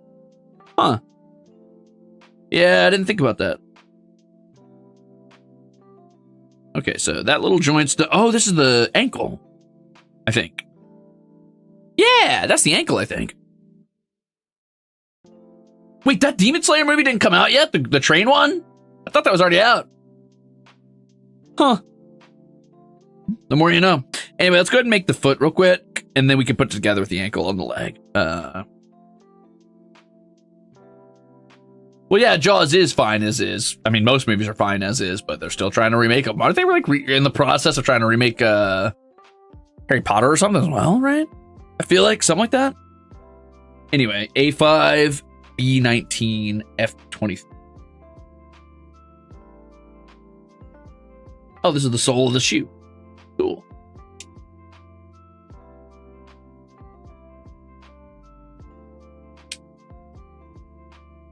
I wonder how long before they remake Lord of the Ring.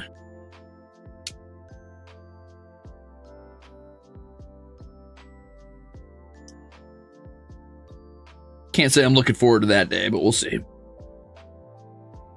Oh, they're doing a TV show. Huh. Interesting. Who knows? Maybe they'll surprise me. I doubt it, but you never know. F23. Okay.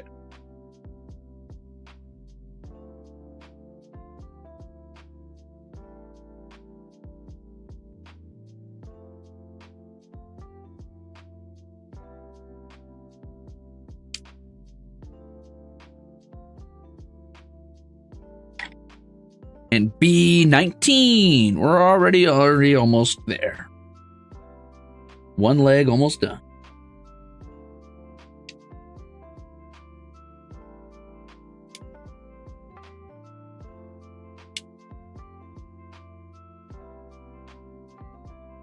Ah, nice. Okay, cool.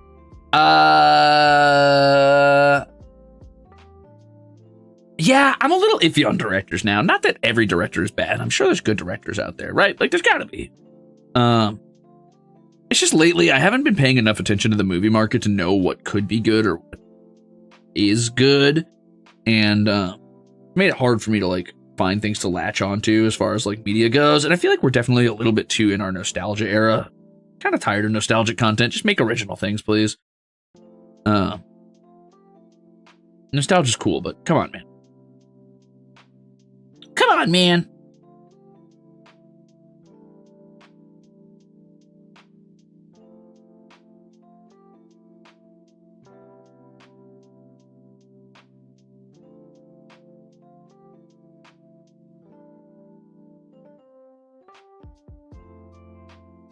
So it's this way up. Sorry, I was really like struggling to understand what they meant with this one. But I believe they want me to slap on the shoe cuff there. That seems on, I guess. As on as it's gonna get. Seems right to me. Okay, and now we need F21. Wow, we're really almost done with F. That's crazy.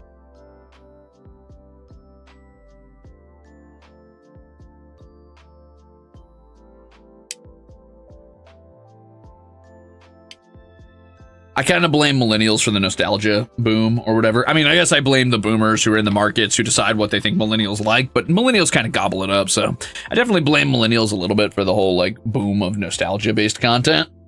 But I don't know. I hope that at some point we end up just deciding that we like making original content again. And obviously things are coming out. Like there's still new stuff happening. It's just rare. Sometimes it's a little bit too reliant on like established IPs and stuff. And I'm like, come on, man, just make your own stuff. Come on. You know you want to. You know you wanna. Come on. Come on. Make an original IP. Oh, this is a nice leg. This is kind of you got some shapely legs for a robot. What's that about? Insane things you shouldn't say.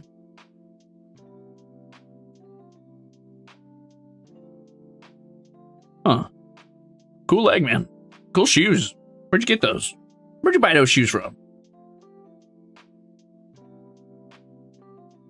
This robot would deliver an insane kick. Pah! Boom.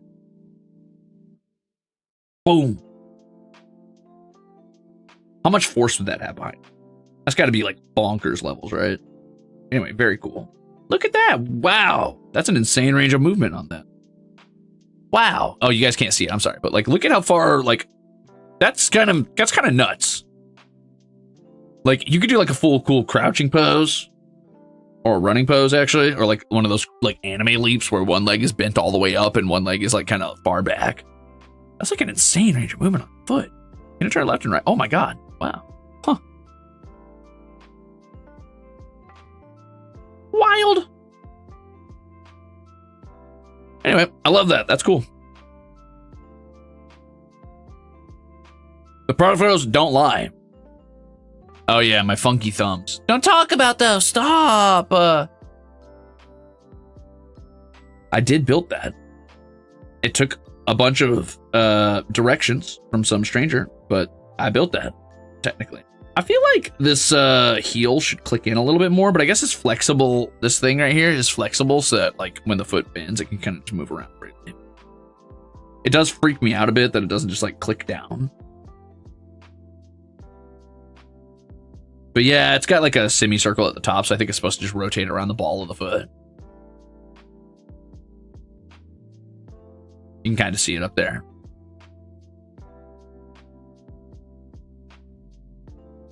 Huh. Very cool. All right, let's keep going. So how many pieces of F do I even have left? Is this literally it? Oh, I think we're going to be done with F after we finish it. Wow. Okay, we're going to be done with F after we finish this. I did not think we were going to get F done before we got D done. But I guess that makes sense because D's the weapon. It's like a shield, so.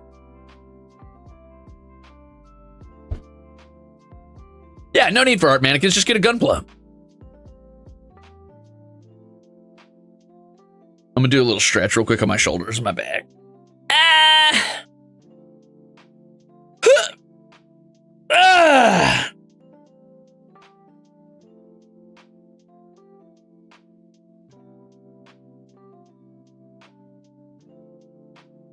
Oh, yeah, that is scary. Turncoat.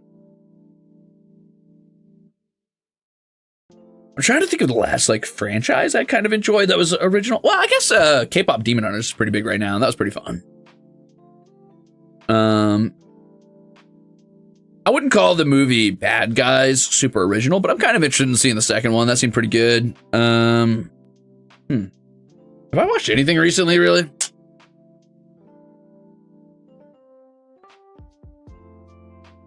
Oh, Dune? It's not original, but I mean, I would argue it is the best version of Dune we've gotten so far, even if it's like, it's got its problems, but it's pretty good. It's pretty good.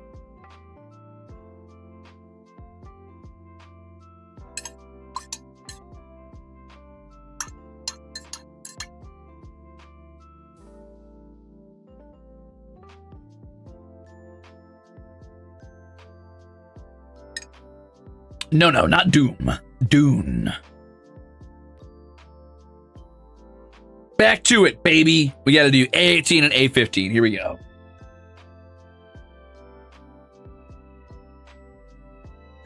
This is upside down, but you know what? I've become so proficient, I do not care.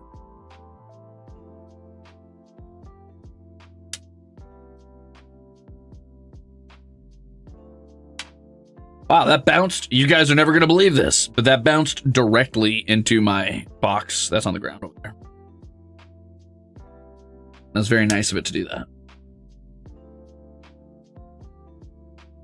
What's your guys' favorite movie that's come out in like the last 5 years?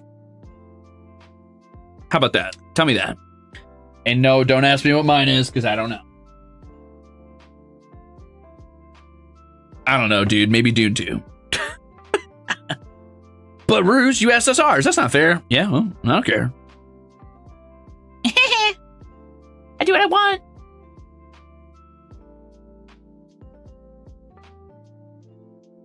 Beware the plastic projectile. Did you guys say projectile now? Have I got you on that one yet? Because if not, I will. Oh, shoot. I dropped it. The second accountant movie. Everything Everywhere All at Once was pretty good, actually. I don't feel like it hit me as hard as it hit a lot of people, but I'm going to be so for real with you. It was a good movie, and I say this with respect, and I don't say this as a disdain thing. I say this as like a factual thing. I do not think it was made for me. I think it was a good movie. A damn good movie. But it ain't about me. I haven't watched Boy and the Heron. I want to. Spider-Verse is pretty good. That's true. Spider-Verse was pretty good.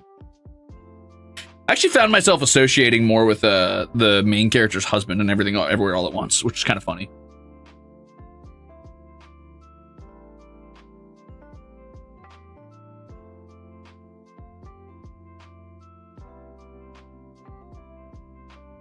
Fireproof. I don't know if I know what Fireproof is. D&D was pretty good. Yeah, it was pretty fun for like a D&D style romp. The Mario movie. Okay. That's pretty cute. I never watched Midsummer either. I feel like I probably would. I feel like that one would probably stick with me for a while. I've never watched any Mad Max movie, original or new, but I'd be curious about it. Better Man. I feel like I remember that one. I don't remember what it's about. Yeah, these pieces really don't want to be together for some reason.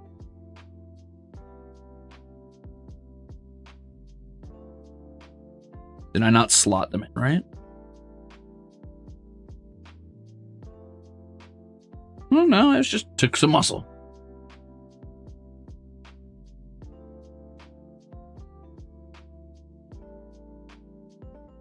Is Mickey 17 the one with Robert Pattinson being like some soldier or whatever that keeps like respawning or some stuff?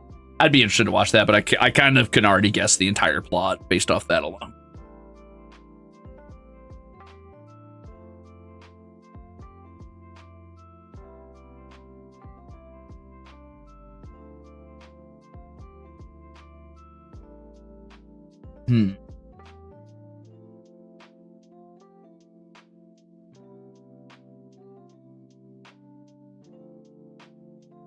Ah.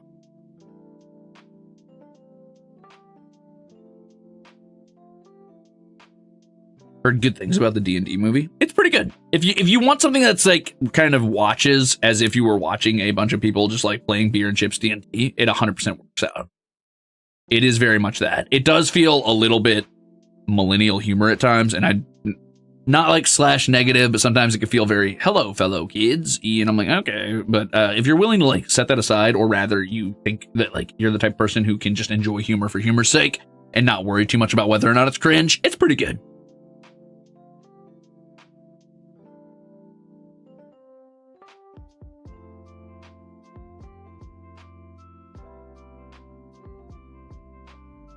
Finally got those together. That always takes so much work. Anyway, we're going with parts B26 and B40 next. So that's this. Actually, we're getting close on B as well. Wow.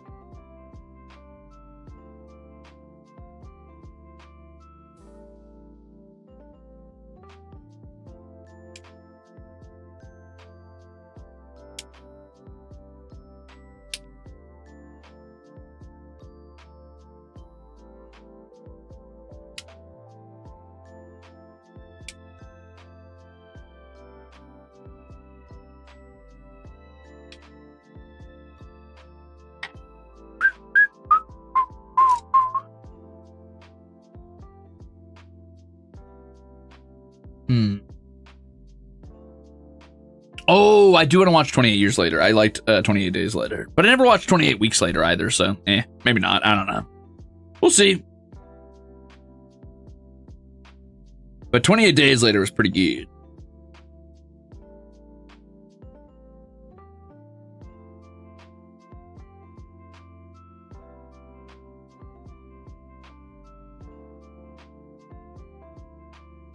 Hold on. Wait a minute.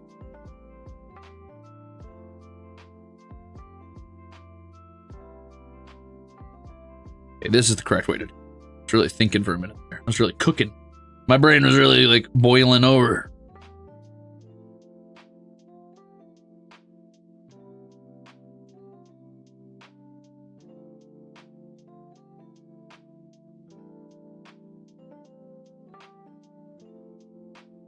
Okay. There's our main joint. What's Knives Out again?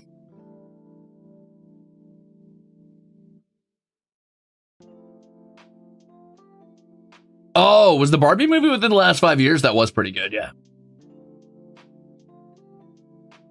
I'm not a big Avengers guy. I don't hate it or anything. I'm not like the type of person who's going to tell you that like every Marvel movie is trash. I think they're a little formulaic at times, and I'm tired of the Marvel humor influencing every bit of media. I think I'm just tired of irony poisoning. But I think that it's not, I don't have time to keep up is basically what it is. Like I'm just too busy with my own stuff to watch every Marvel movie, so I feel like Endgame is just not for me.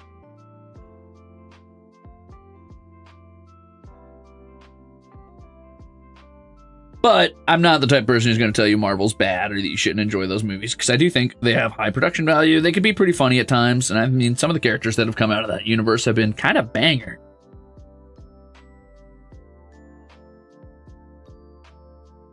If a little bit unfaithful to their comic book adaptations at times, which I'm sure has made a lot of pedantic people very angry, and sometimes rightfully so.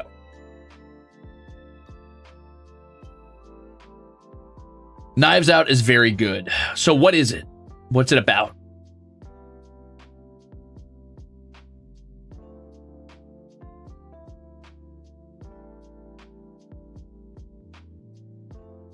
Oh, it's a murder mystery. Oh, okay. That's kind of cool. Also, yeah, I do want to watch that Superman movie. Pretty bad, actually. People have been talking about how much it like kind of goes against the grain of modern superhero movies and kind of like avoids the gritty realism and avoids the sort of like tongue-in-cheek like irony poisoning of superhero movies and kind of goes back to just heroes being superheroes. And I'm like, you know what? Maybe we could do a little bit of a dose of that. Also, I've seen some clips from it. It seems pretty funny. So I am curious about that at some point. All right. So we need the blade side down.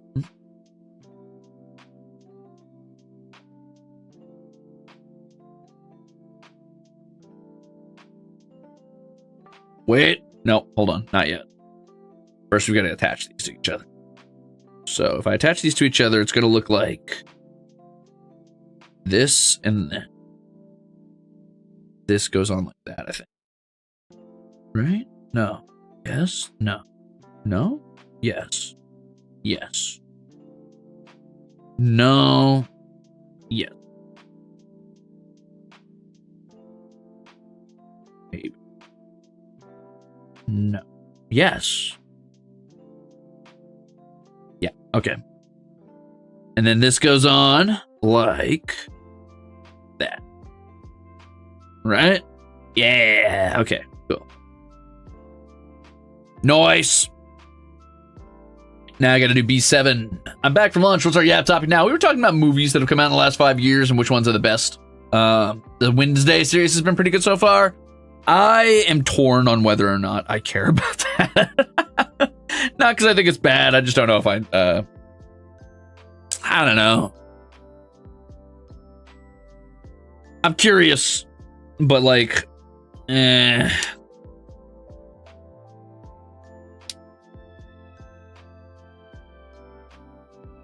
afraid that I'm afraid that it is made to appeal to a very specific, not like others, market. Which, great, that's fine. Not necessarily media for me. I could be wrong though.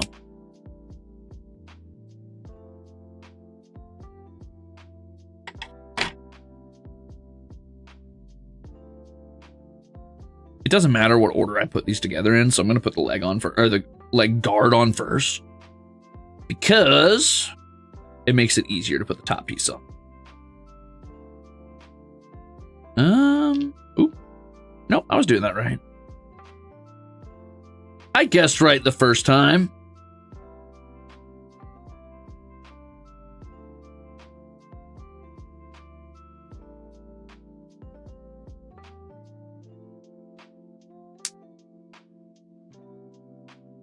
I like that satisfying click. They don't do that very often in this, so it's nice when it goes click.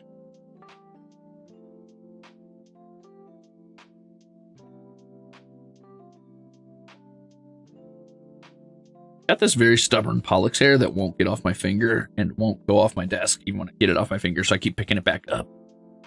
Very annoying.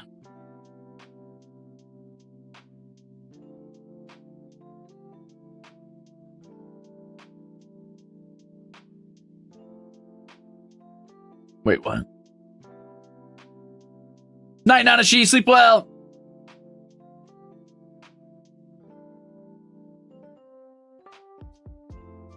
Being a spooky bitch myself, I know when someone is trying to, how do you do, fellow goths, me? Yeah, it's what kind of schmecks of like, how do you do, fellow goths, or like, hey, alternative people, we too are alternative. Do you feel cool and seen? And it's like, And sometimes that can be fun. Other times it can read as very pandering.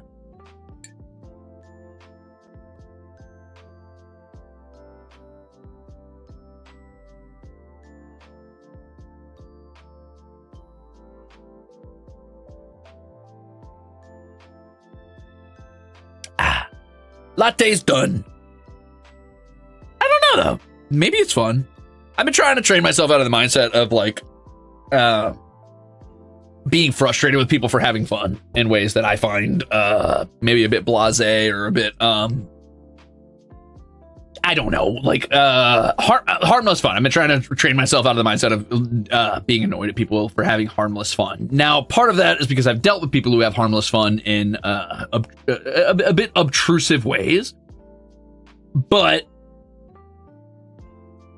that doesn't mean they shouldn't be allowed to have fun in their own spaces in their own ways. So, for example, I tend to get annoyed if I see like very, if I see like what's the word I'm looking for? Like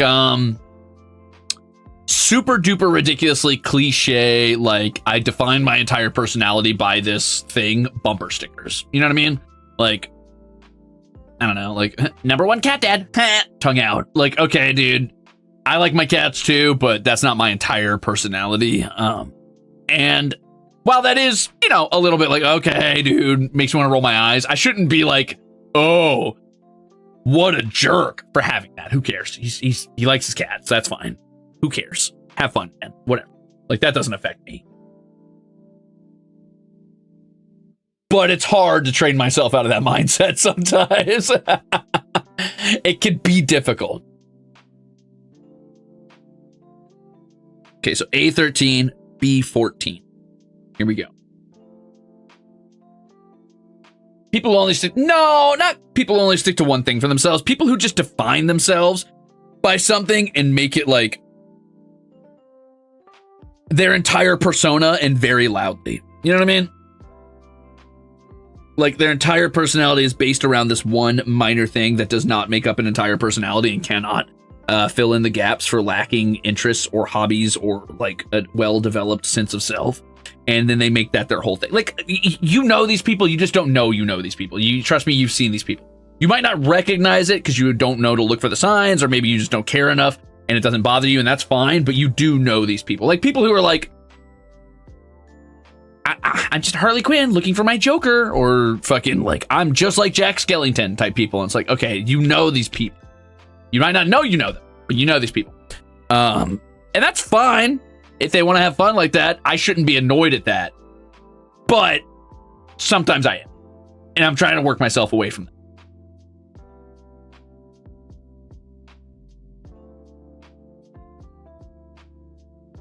I don't think having a bumper sticker is someone making it their whole personality. Okay, bear with me, Angel Avenger. When I say a bumper sticker, the thing that made me think of this today was a man with 16 bumper stickers that I counted that were about his cats. So yes, I do think he was making that his entire personality, which is wild because when I drove up next to the guy, he had a fully shaved head and a very thick walrus mustache and was wearing NASCAR shades, you know, the ones that combine into one big long shade that kind of goes down in this little arc here. I was like, dude, you look like Dr. Eggman. You're making your whole personality fucking your cats, which is cool, but like you look rad as fuck.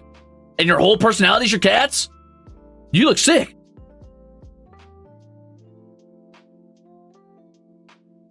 I am describing the coolest person in the world, bro. I'm like, man.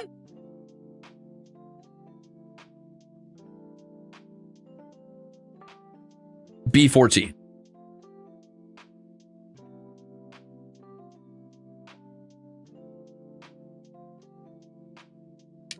He was driving like an asshole, though. So, I mean, that does limit his coolness. Very swerving in and out of traffic. And I was like, hey, man, you might want to drive a little careful if you want to, you know, be there for your cats or whatever. To be fair, it can be hard not to be mad at someone like that when you try to build your whole personality wholesale and then someone rocks up with a pre-made. A little bit, yeah. I think most of it is just annoying because it's like I think it just gets tiring is the problem more than anything. It gets tiring kind of humoring that because you're like, you see it so often and it's a little bit, you know, it's not who they actually are. You know what I mean?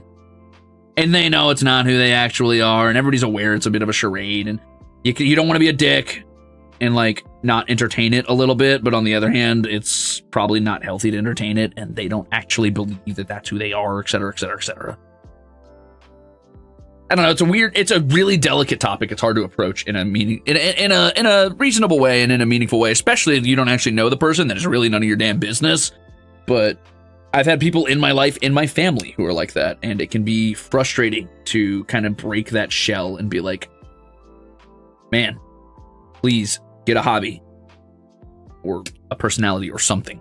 I don't know. Form an original thought.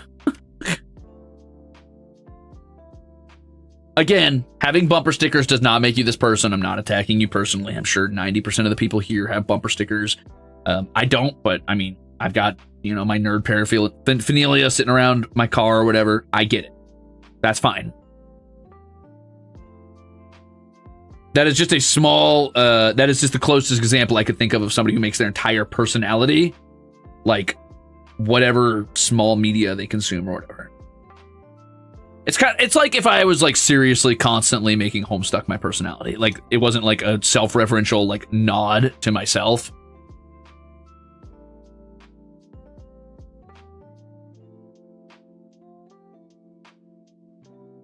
That would be a pretty annoying personality type to have. Yeah, there we go.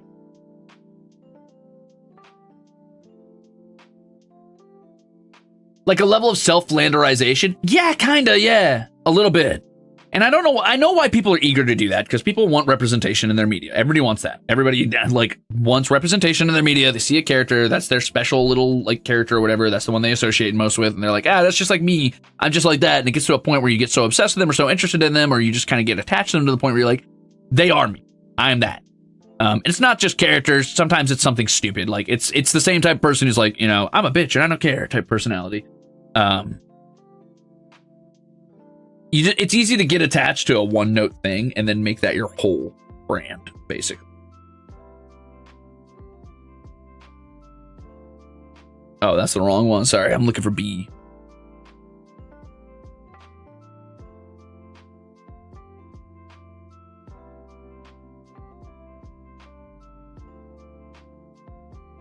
B38. I almost grabbed 36. Woo, close one.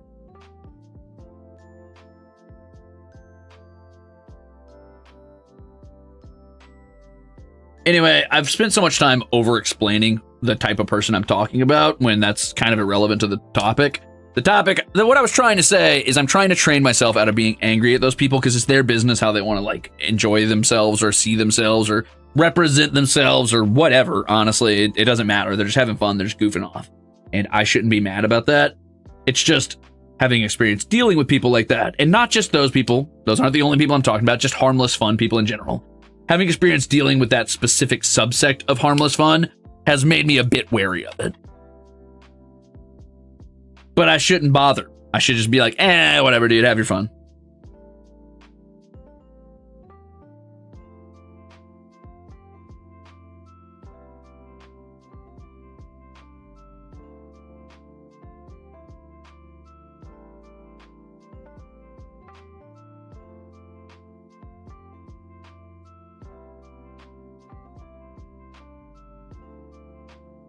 See, Kimmy knows. Kimmy is pom-pom pudding. No.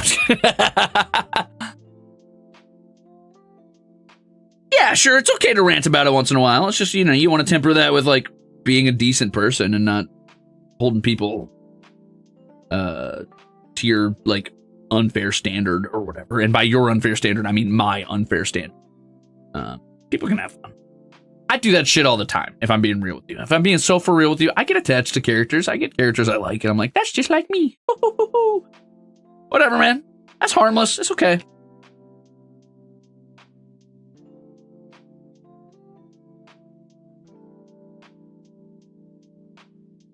See you later, Susu.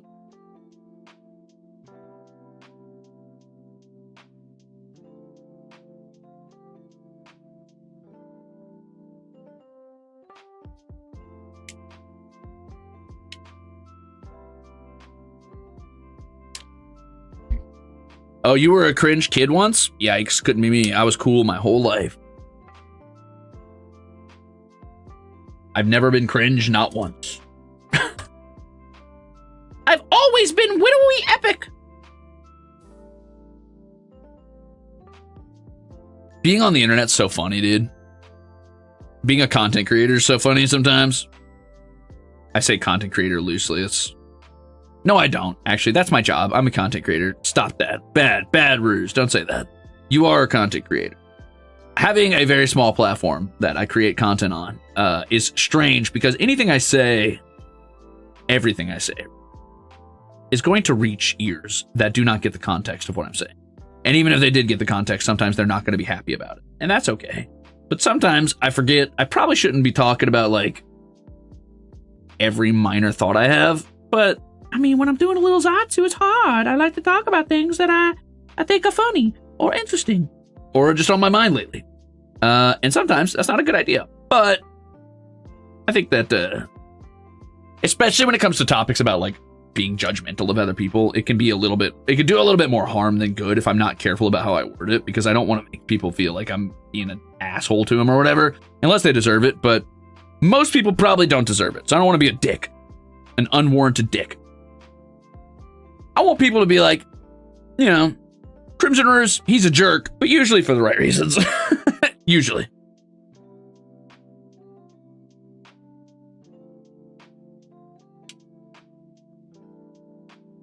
That's the dream. That's the dream.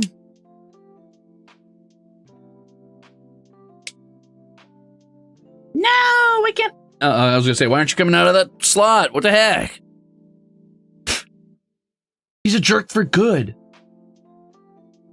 Yeah, people interpret words differently too, no matter what. I can, like, I'm gonna kiss my own ass a little bit here. I'm gonna bend over backwards, shatter my spine into a million pieces, and turn into like a Junji Ito monster and kiss my own ass for a second.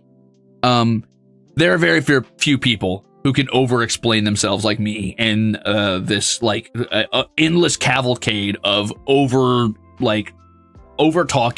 their point to set up every possible defense and diffuse every possible misunderstanding before they get to their point. Few people can do that like me. And my words will still be misinterpreted. 100%. There's guaranteedly going to be somebody out there who probably willingly is going to misinterpret my words. And that's okay. I kind of got to live with that. And it's a lot of being a content creator is making a judgment call of what are you willing to let be misinterpreted? What are you willing to like let just kind of whatever, man, think what you want.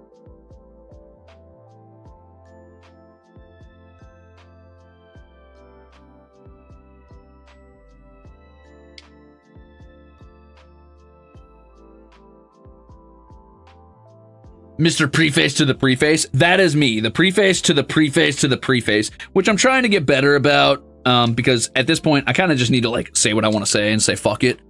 Because if people are going to misinterpret it either way, why bother over explaining myself? And also, a lot of the time, I think it boils down to, you guys know me well enough, I think, at this point, to know that I typically mean well with whatever it is I'm talking about, so you can trust me not to be a dick for being a dick's sake. And really, I don't have to justify myself to anybody but you guys. So, fuck them. And I should probably just get to the point more often and just assume that you guys know that I mean well.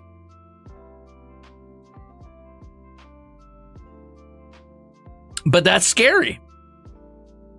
Because it's not always just you guys listening.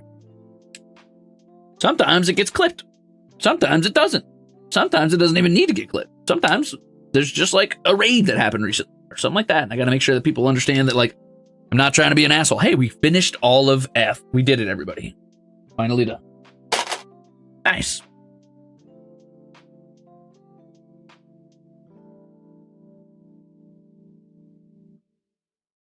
Something, the mortifying ordeal of being known. Yeah, one of my worst traits I have is, besides being, like, overly wordy and, sometimes a bit unfairly, having unfairly high expectations of people. One of my worst traits is, I really, really, really desperately want to be vulnerable and be known and, like, be honest with people and upfront about my opinions and my thoughts. And also to know people in turn.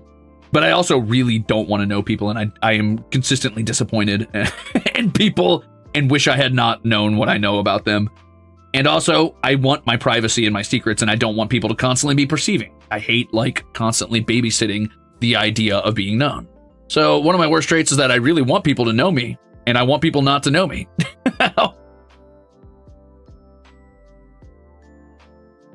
Yeah, all right, nice. 2 legs. Wow, we did it. It's a double-edged sword. Yeah.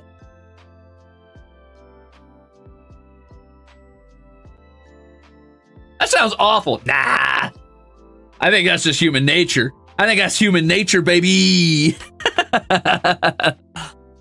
That's just the human will to be perceived and the human desire to be a hermit who lives alone and plays video games.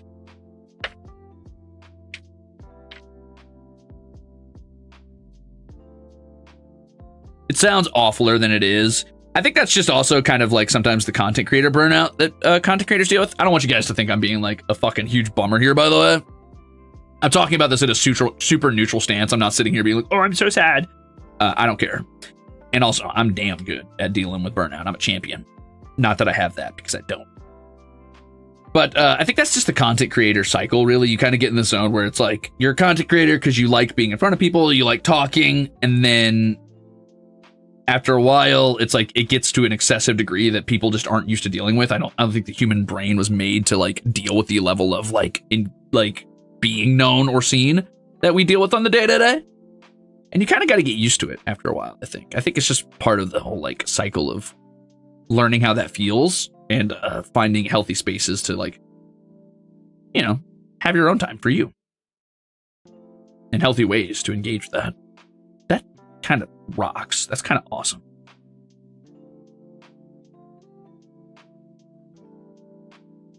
Oh, uh-oh. Oh, I bent it too far. I forgot that little leg was on there, or the little leg guard was on there. My bad. Gotta put that back. Okay, so don't bend the knee too high. Got it. My fault. My fault. Ah! Gotta get that back.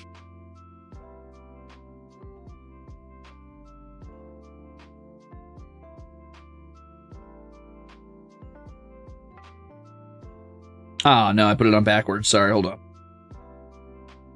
Yeah, being a content creator is kind of weird sometimes.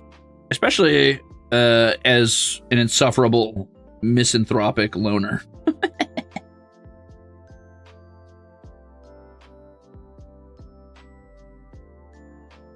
Come on, you.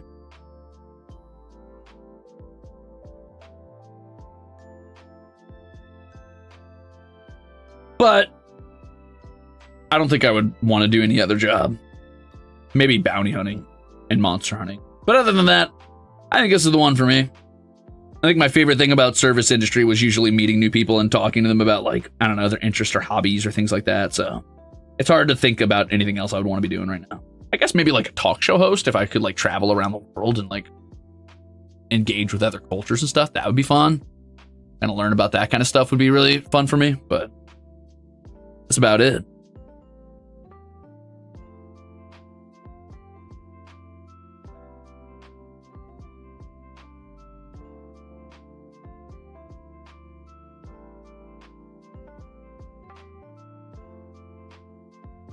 Often when I think about content creation, the type of people that, like, work out with content creation, I feel like, who, like, can, like, stick it out for the long haul, are the people who could not imagine themselves doing another job.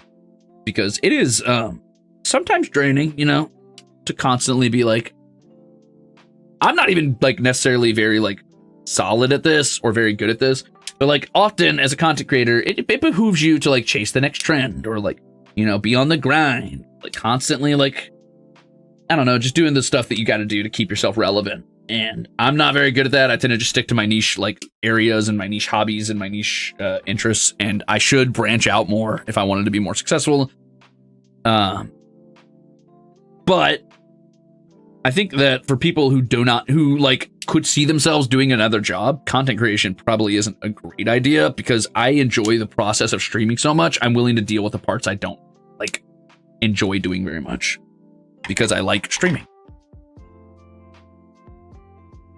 Because I like talking to people about things I enjoy. I kind of like the stream of consciousness nature of streaming sometimes, especially with, like, I don't do enough Zatsus. I should do more Zatsus.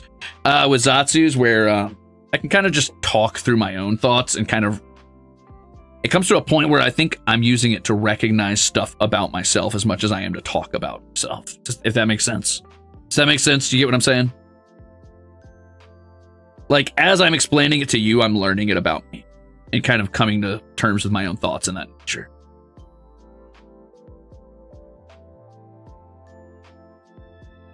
I don't know. I like that sort of stream of consciousness vibe that goes into Zatsus. That's fun. But as a streamer, I think it's nice to just be able to get out my energy. I like getting out that fucking goofy, loud, screamy shit, but I also like having these, like, long-winded discussions about weird stuff. The weird nature of being a person, of living a life, of existing. B22.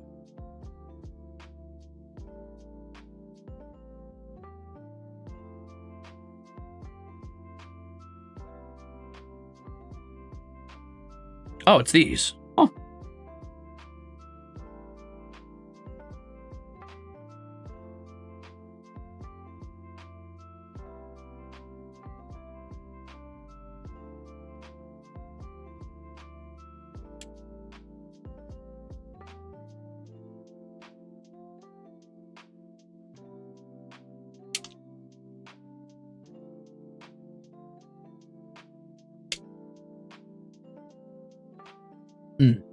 Existing is kind of a vibe, but also a little bit nerve-wracking. It can be a little nerve-wracking at times. That's true. That's so true. At times. Existing's goofy, dude. Imagine existing. Cringe. No.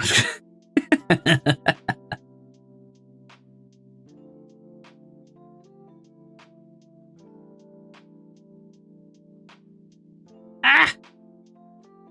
Supposed to fit these little orbs in here somehow. Hold on. Yeah, I didn't really read what you guys were saying earlier when I was talking about, like, if you could be anything besides a content creator, you probably shouldn't be a content creator. I don't mean that in a disparaging or discouraging way. I'm just saying that it is a lot more that goes on behind the scenes than you could possibly, like, even if you do have friends who are in content creation, even if they tell you what it is, the reality of dealing with it is different than what you think it is. And I'm not saying it's a bad job. I'm not saying it's like the worst job that's ever lived. Like, I'm not saying I'm God's strongest soldier. I'm saying it's just a lot of, like, every waking hour goes into it, even when you're relaxing. And that's kind of weird. That's kind of weird. I've never had a job like that before this. Like, bounty hunting, you know, you do your bounty hunting, you go home. Monster slaying, you slay your monster, you go home. Like, service industry, I do my shift, I go home. You know, content creation, it's like 24/7. I got to make sure I've got, like, my social media nearby me in case I need to respond to something. I got to make sure I have my work phone in case I got to respond to something. I got to make sure I have, like, you know, everything always at my fingertips and I'm always paying attention. And that could be a little strange. Definitely.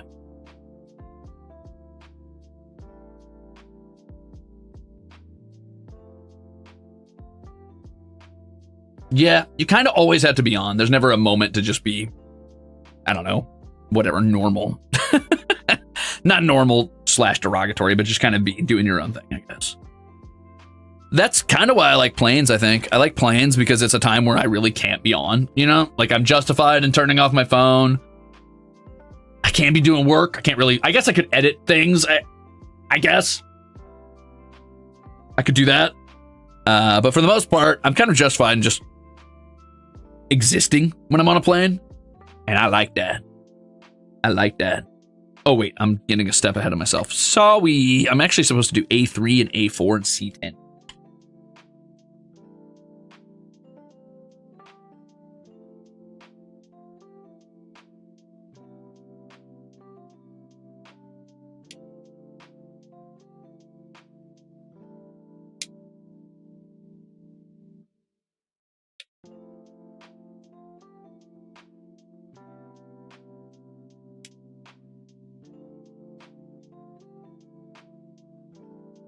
Uh-oh, this one's gonna be tough. Whew. Thought my wire cutters were too thick for that one for a second. Got it though. Ooh, it is close. Okay, A3, A10, and then C. I haven't pulled out the C one in a minute. Wait a minute, where is that one? I don't even know what that one looks like. Have I ever... Is that this? That's this. Wow, I haven't looked at that in a second. C10, huh? Oh, the little jet. I guess that makes sense. We're making the back.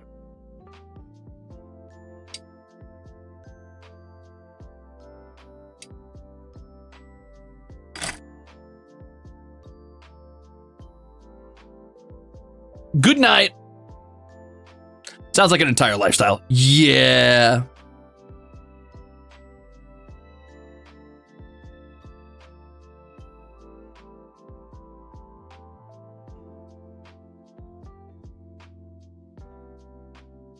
Nah, there's not a ton left, Iwashi. We're getting pretty close now.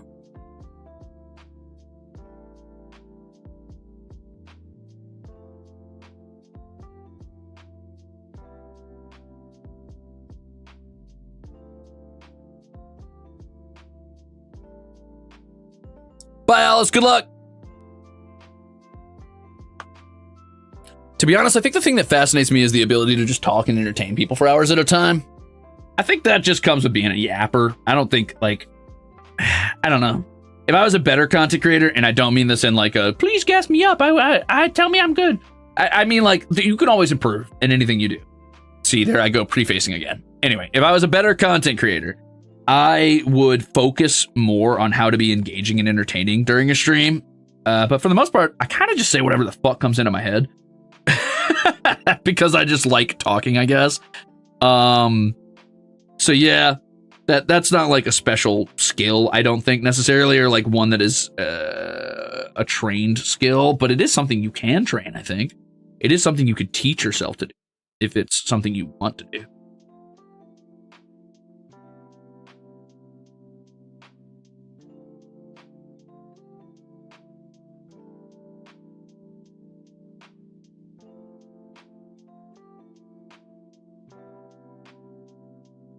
Yeah, okay, that's true. You're right. Some people who just talk to hear themselves talk and they're not actually saying anything. That's fair. That's fair. You're right. You're right. You're not wrong about that. I don't know. Maybe it just comes with being a DM, or like, I don't know, somebody who likes telling stories, or maybe it's just because like I've always been pretty careful about how I explain things because you know what? I know where it comes from, but I'm not going to say. I'm just good at I'm good at explaining what it is I mean, because I have trained myself for a long time to know exactly how to say what it is I'm thinking and how I reach that thought. Not like rigorous training, focused thought, just like it's something I've passively picked up on how to do because I kind of had to do. So.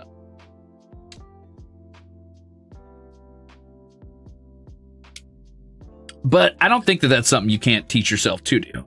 I think part of that is just like being somebody who, I don't know, enjoys the process of thinking about like why certain topics come up often, or somebody who enjoys like kind of understanding yourself and what your like personal biases are, habits in conversation, amongst other things.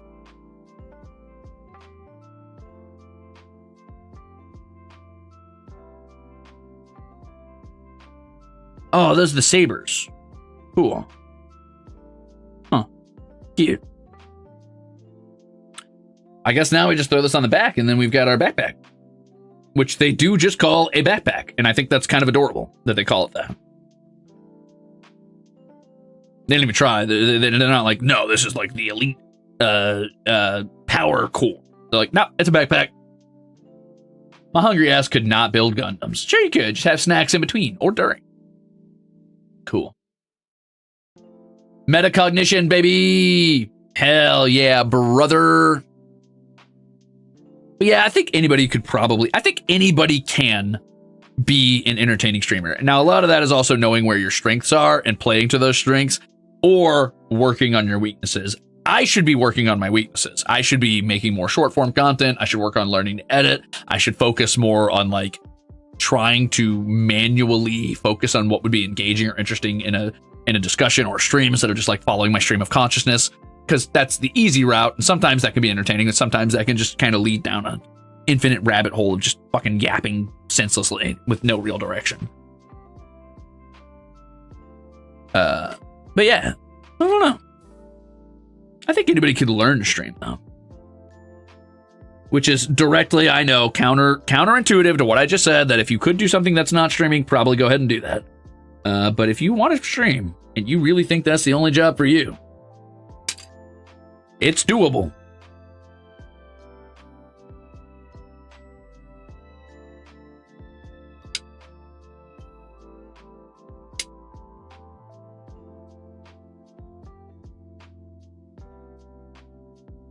I think a lot of people also don't recognize that there's a market out there for them no matter what, and that they themselves could play into specific markets that other people suck at. Like, I could probably never be like a full-time art streamer. Part of that is my own bias, because I don't want to do that. Like, I don't think I would be entertained as a streamer who was doing that constantly, but also I don't think I have the skill. I don't think I have the talent for that. And I find art streamers are often either very, very, very, very, very engaging in what they're talking about, or they're actually just really comfortable with like comfortable silence, and just kind of like letting space be space, and like, you know, humming to themselves, or just like letting silence fill the air for a while. And that's pretty cool. I can't do that. 12 and 11. But a lot of people also like make good, like just loud, like, reaction content streamers, or make good video essayists instead of streamers. I think some people think they want to be streamers. I'm like, you'd make a much better, like, YouTube, like, video maker. And maybe that's just something they don't want to do, and that's understandable. It's more work, it takes time. Like, not more work necessarily, but, you know, it takes more, like, forethought and more, like, behind-the-scenes planning, which is not as glamorized or, like, as fun, arguably, I guess.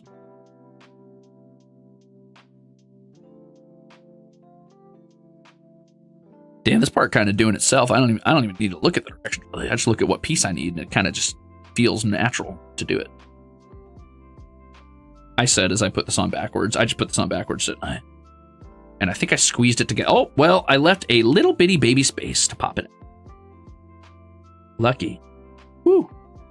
That was close.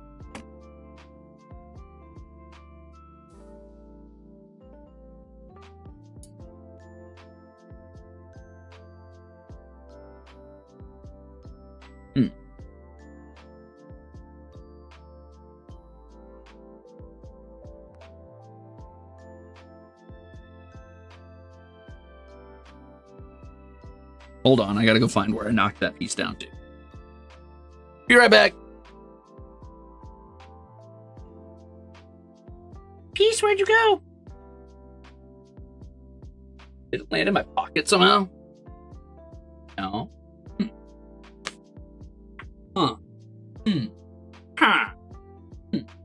Huh. Huh.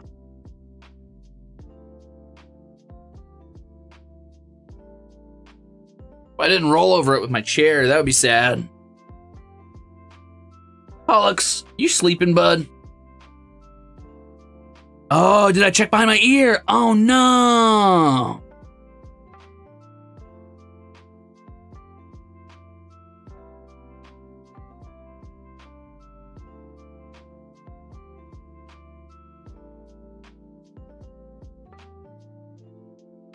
Oh, that's not what I mean. I don't think I'm a bad art streamer. I just don't think I could do it full time. I don't think I'm bad at it. I just don't think that, like, I would be the type of person who I can't go that long without playing a video game. Like I said, it's been my main hobby for most of my life. So I'm just the type of person who I don't know. Sorry, I'm trying to find this at the same time. I'm the type of person who needs to be engaged with the content that I'm engaging with as well. And sometimes that is art, but once the novelty of doing art wears off a little bit, it starts to get harder and harder for me to keep up. Well, time for the old flashlight technique again. Here I go.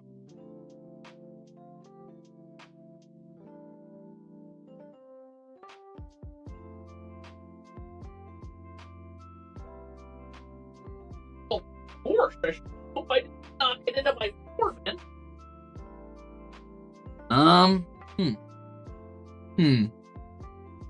Where are you? How is this possible? I don't know what I did. Could have done something, huh? Doesn't seem like it's something that could happen, and yet here I am with a completely clean, normal floor, and nowhere really for this piece to be hiding, and yet it does seem to have eluded me.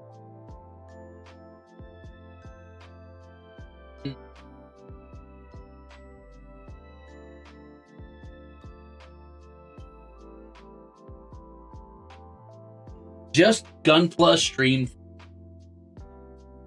Oh, I found it. You little sneak. Like hiding in my chair. Like in the space between the top and the bottom of the chair. Weird. Wow, that is... I'm lucky I even looked there. That was an accident.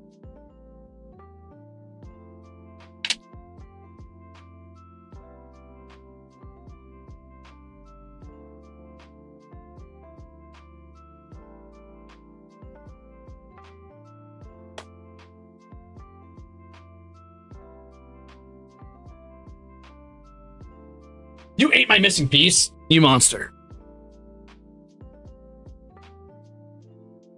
Am I close to done with this Gunpla? Probably, yeah. Bum, ba ba bum, bum, bum, bum. I'll be doing all of the stickers and stuff off stream though. So, sorry. I'll take a picture once I do it all though. Oh no! My camera battery's getting low. Better hurry.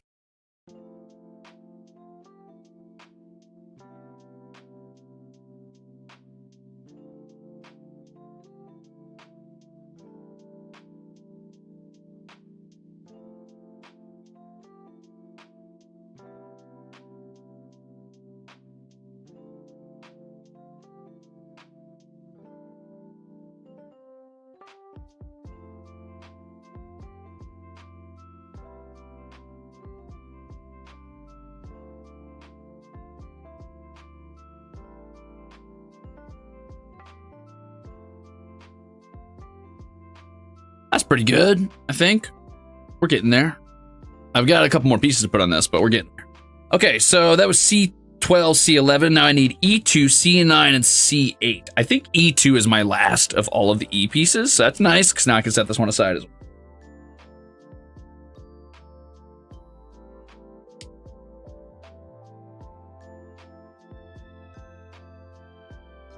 Weehaw! Nice.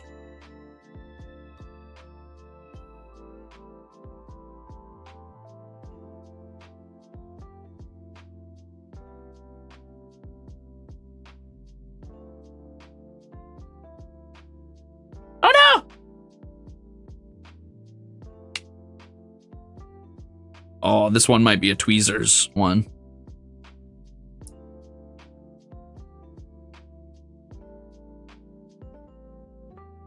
I could definitely stream and yap, but I have social anxiety. I think one way to fight that would be to stream, actually. If you were wanting to treat streaming as like a way to like deal with your social anxiety and kind of confront it. However, I wouldn't necessarily expect like immediate success or anything like that. I think a lot of mistakes people make when they go into streaming is they don't treat it as a hobby first. And I think it is a hobby before it is a job. And it might never become anything but a hobby. And that should be something you are completely willing to confront and be okay with. Because if you don't love it as a hobby, you certainly won't love it as your job.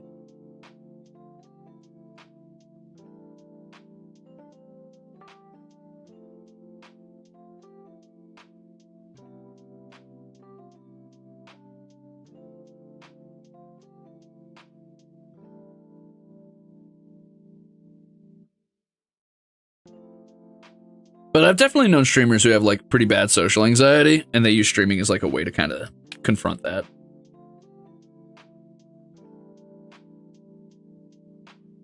Ah!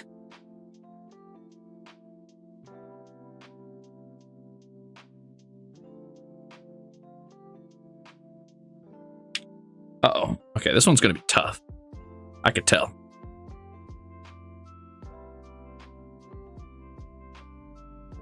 What I might need to do is get this one lined up with tweezers, right? And then kind of just like put the gun down onto the barrel.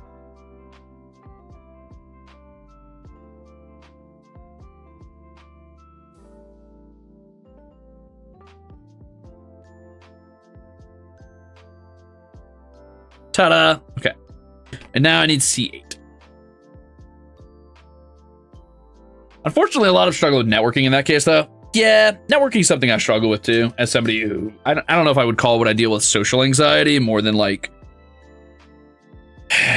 the morality of networking I do not enjoy, which isn't to say networking is bad in any way, and if anybody here is participating in networking, you're totally fine, you're justified, everybody else is doing it, it makes sense.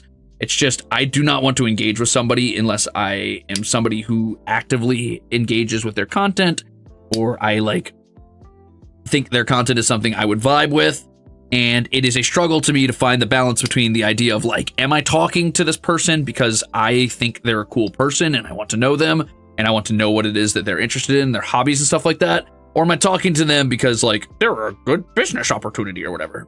So typically I just don't reach out to people, and that's a really, really bad mindset to have as a content creator, especially because I genuinely probably would like their content. I like most content. I am interested in most people's hobbies, and most people I find fascinating just to get to know them as a person. But my mind is always guilt tripping me and being like, hey, brother, you sure that's why you want to talk to this person? So I just kind of get in this analysis paralysis mode where I don't talk to anybody. And that's bad.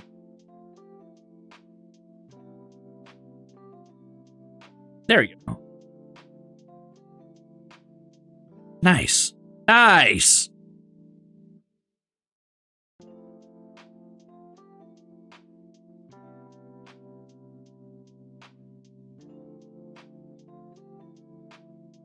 Mm-hmm. Yeah, it's tough to balance that sometimes, but I think that as a content creator, you just got to get past that. You just got to... I think the realization I'm coming to is that, like, you kind of need to either come to terms with that and just deal with it, or you need to get past it and just accept that, like, you know, it isn't really that deep one way or the other. One of the ways you can make friends and find out if you like their content is just to network with people. But I don't know. I don't know. Shrug. Anyway, that's weapon number 1 done. Little blaster guy. Pew, pew, pew, pew, pew, pew, pew, pew. If you're a content creator, I encourage you to network. And I encourage you to network in a way where you are like being upfront and personal with people and having a good time, and you're trying to engage with content you know that you like, if you can. But if not, just network with people, see if you like it. And, you know, if you don't be shy about like kind of backing away from that and just focus on your own stuff. Don't just be friends with someone because you think they can like advance your career or whatever. Be friends with them because you want to be friends with them. But don't also let yourself suffer crippling anxiety about your own personal motivations of why you're doing something and paralyze yourself out of the opportunity to make friends. Oh, hey, this is the last piece of D as well. That's a 3rd one down, baby. That's the 3rd piece we finished doing entirely. Yeah.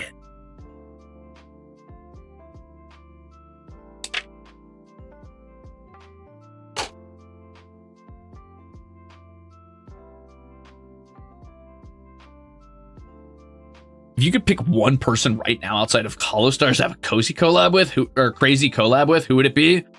I don't know, dude. I don't know. A lot of the content creators I watch are solo artists. Like, they don't really do the whole collab thing. I think collabing is largely a VTuber mindset. There's nothing wrong with that. But I don't think it's like the norm outside of YouTubing. So a lot of the content creators I watch don't really do collabs, and that's fine. That's a totally normal way to make content, and that's cool. That's fun. So I don't have an answer to that really, because a lot of the indies I watch, I don't know if their content would mesh with my content. Frequently, I watch content that isn't like mine.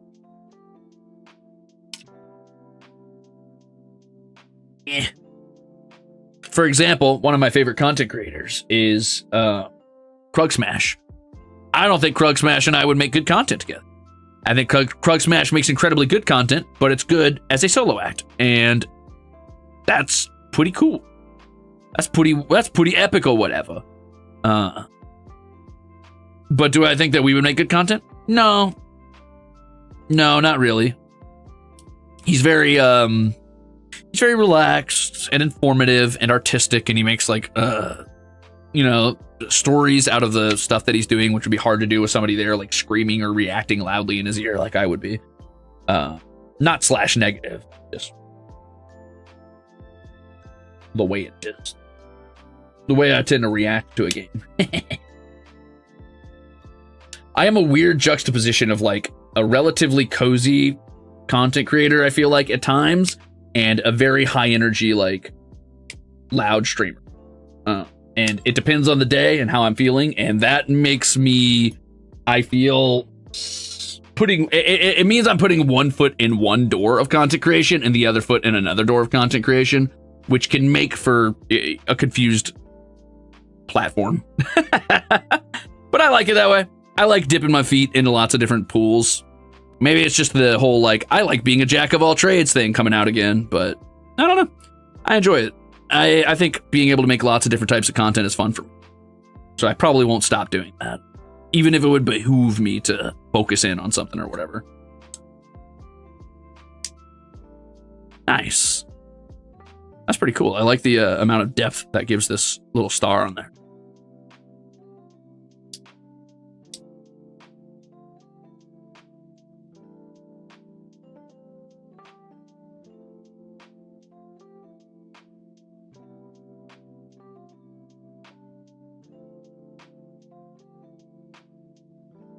Best to be versatile, it adds variety. Yeah, it's fun to try. It's a fun challenge trying to describe you to other VTuber fans who don't watch you. I imagine that's a nightmare, and I'm sorry. I kind of wish collab culture would slow down in VTubing. I like solo content to watch streamer I'm there for, and sometimes it's less common to find.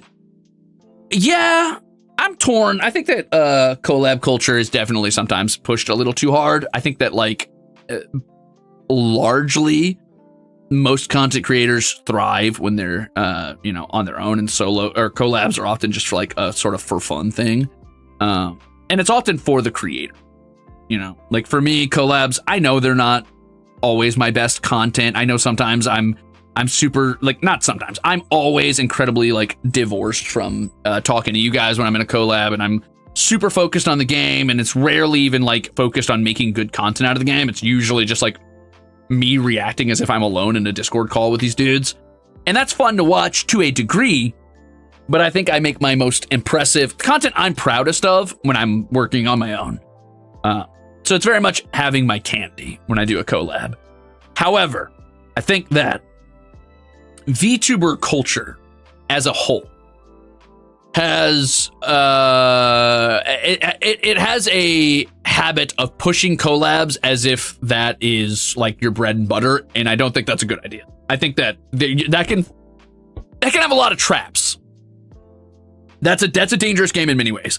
I mean, one way it can happen is often a more dominating or loud personality can come across as the main character, and then everybody who's around them. And this happens with, like, content creation houses a lot, right?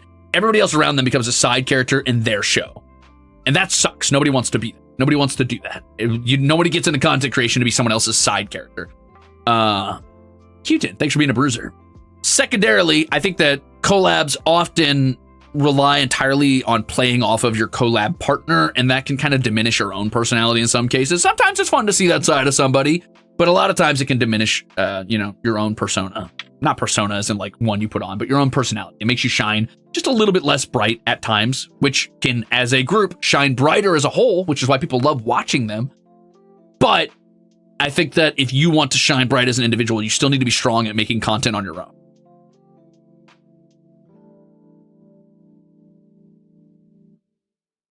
Welcome in, Q10. Chemistry is very important. Yeah, chemistry is also super important. You need to have chemistry with whoever you're collabing with, which, to be fair, I think a lot of that is just being a, like, polite collab partner, or being empathetic, or having, like, good reads on the room. Like, I think I can collab with just about anybody because I know when to be quiet and when to be a cozier collab partner and when to be a loud motherfucker. Typically. Obviously, in group collabs, this kind of breaks down. The whole rap breaks down, and it's just, like, chaos no matter what. Like, in Armor's collabs, I'm usually pretty fucking loud because Gerard's pretty fucking loud, and Goldie can be loud, and sometimes Octavio can be really off the cuff, and sometimes he can be pretty loud. But in, like, just a one-on-one collab with quieter streamers, I tend to mellow out because I don't want to overshadow them or be too loud or take up too much space. I think being a good collab partner can be a skill that some people are missing sometimes. Not everybody, but sometimes.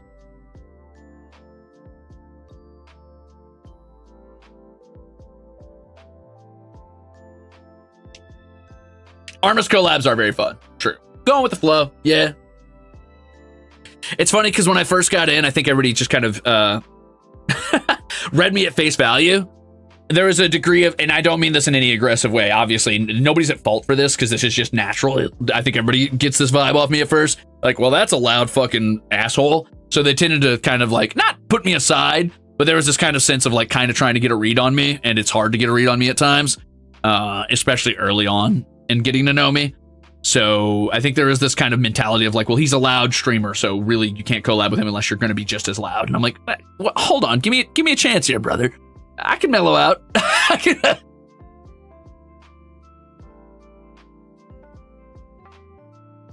I do just give off those vibes. You're right.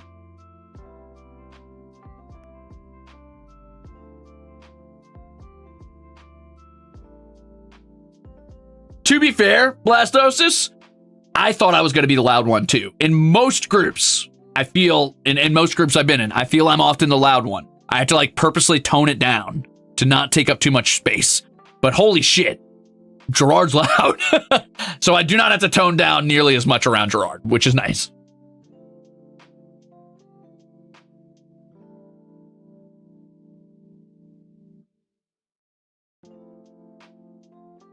Armis is kind of just loud. Yeah. Yeah.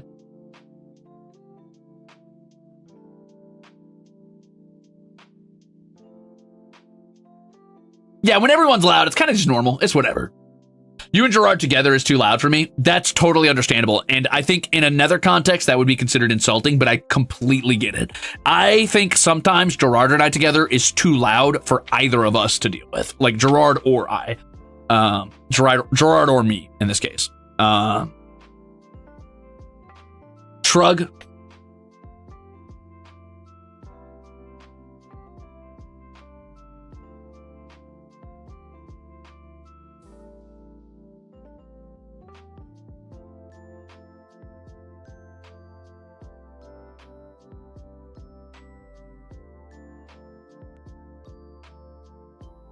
It gives sibling. I don't blame you, L. That's the other thing about collabs is how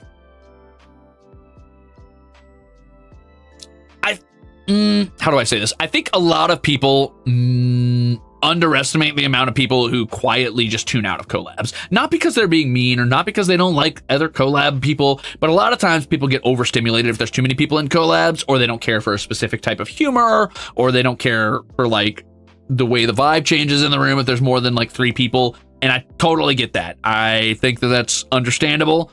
And you should account for those people whenever you can. And I don't know. I mean, I do more than enough solo streams. It's fine. But I definitely do a lot of collabs too. I think sometimes the amount of collabs I do is unnoticed.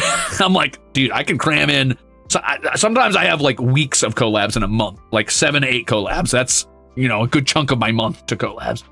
But I also try to make sure I squeeze in, 4 or 5-ish solo streams every week just to make sure.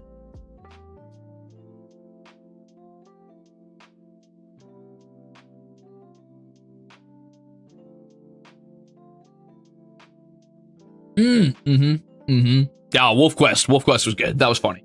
WolfQuest was really funny. I'm technically supposed to put a sticker on this. Actually, I'm supposed to put like 4 stickers on this. I'm not doing that right now, but it will look a lot better if I do. So I'm going to wait and I'm going to do that.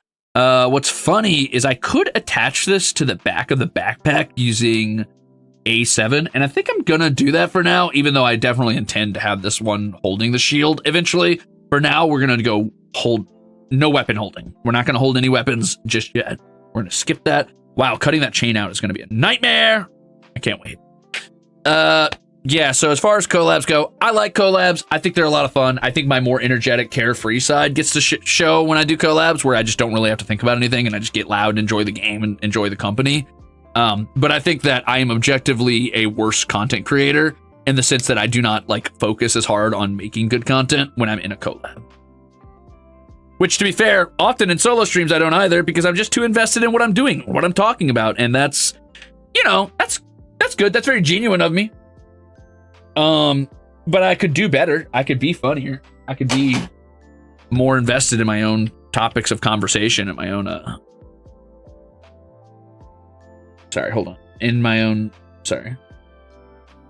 into what it is I'm doing.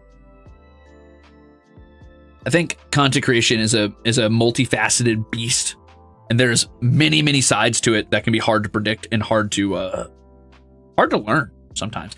And more than learning it, it's in the moment doing it. You know what I mean? I'm not going to say this again to toot my own horn, but for me personally, this is a very difficult task, right? Like, imagine you're on a camera, you're used to streaming a certain way, you're used to making your jokes and your humor a certain way, you've done it your whole life, and you're in front of an audience of 700 people, and you have to somehow stop yourself from focusing on the game that you're playing and being engaged with that. Stop yourself from the conversation you're having, but not stop talking because you have to keep being entertaining, and subconsciously try to juggle the idea of how can I make this more of a show and less of just a guy sitting on a couch playing a game? You know what I mean? It's hard to think about that while being funny and engaging, and it's easier to just keep talking sometimes, and sometimes I do that, but I want to hone my craft. I want to be a good content creator, and I am. I'm good at what I do. But most of what I do is all my natural skill and not trained skill, and I want to get better because I actively sought to get better. You know what I mean? I want to learn to be a better content creator, not just have a natural aptitude for it. That's not enough for me.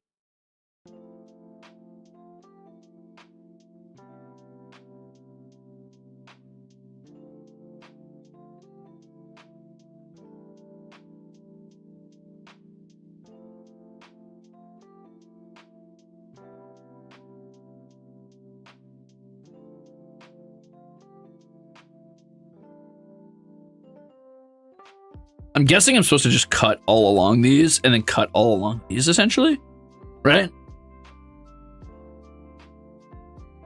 Yeah, I think that's the move.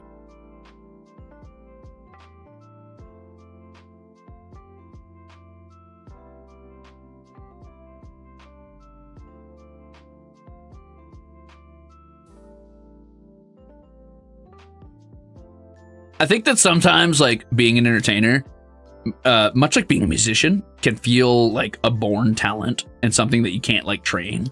But I have to try and believe that being a singer or being a musician is something you can train and is not just born in. Otherwise, I'm going to be real depressed real soon as an idol. Just like I have to believe that being an entertainer is something you can learn. And it's something I hope I can get better at, you know, through some level of conscious effort. I mean, a lot of it's subconscious. A lot of it's just reading the room and being funny when it's time to be funny. And a lot of it is like, I don't think about it in like the literal context of like, this would be funny at this moment. This is the calculated moment to be funny. I think I'm just kind of a funny guy, sure. And maybe that's just because I'm bombastic and energetic. But I don't know. There's got to be something I could do to put effort into being funnier, right? There's got to be something.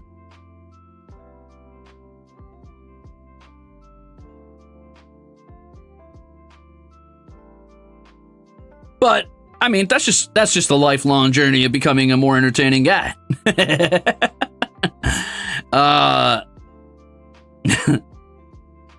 That's not something that's probably ever going to be a complete journey that I'm done with, I guess. And that's okay. Do I pop this out this way? Oh, I see. Oh, okay. I got you. So I pop it out like, hold on. I think anyway, I hope I'm doing this right. If I'm not, I'm about to be in a lot of trouble. Wait a minute. Wait a minute. Wait a minute. Hold on. Hold on. Yeah. Ah, there we go. And then I pop this out like this. Yep. And then I take these off, I think. I think these literally just pop out. Yes. Okay, good. Perfect. Cool.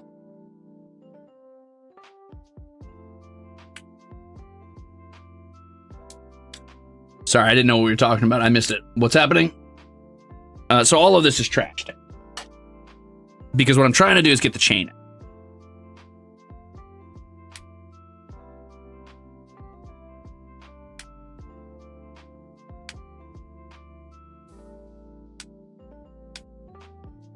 Oh, some of it's still sticking to it. Damn.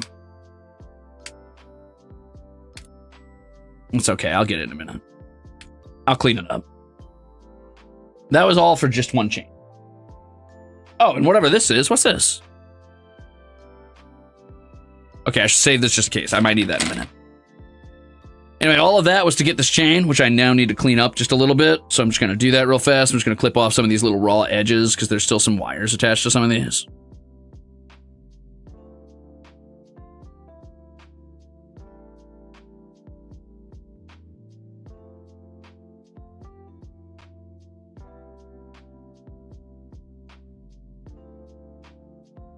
Hi, Pollux. Yes, I see you. Why are you on my desk, bud? You're not supposed to be up. I'll let it go, but just this once. He's looking at me like, yeah, okay, dude.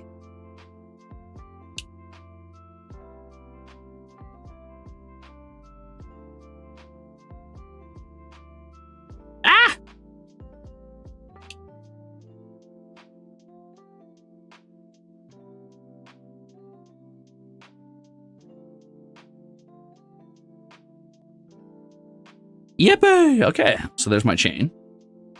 Nice. I'm a little worried that whatever is on the end of this chain is going to be way too heavy. But we'll see. I mean, still got some raw edges that need polishing, but I'll have to get at that with, like, I don't know, scalpel or something later. It's whatever. Anyway, let's pop out one of these P7s real quick and put it on the end of this, because it needs a P7 apparently. And then I think we're almost done. I just kind of got to make the little funnel. Oh, and the end of the maze stuff. Alex, what are you doing, bud? What are you doing?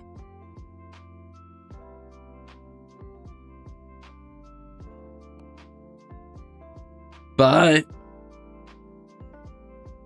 He changed his mind, I guess. He's all done. Dude, I've been in such a haze of yapping. I don't remember what happened. What we were just talking about. Sorry. I am tired. I'm eepy. I'm one eepy guy. Okay, there's the end of the little flail for now. I'm sure I'm gonna put like an actual flail in there at some point, but you know. Yeah. Okay, C3 and C2. Easy peasy. We'll do that real quick. C3 and C2. I think that's just these right here.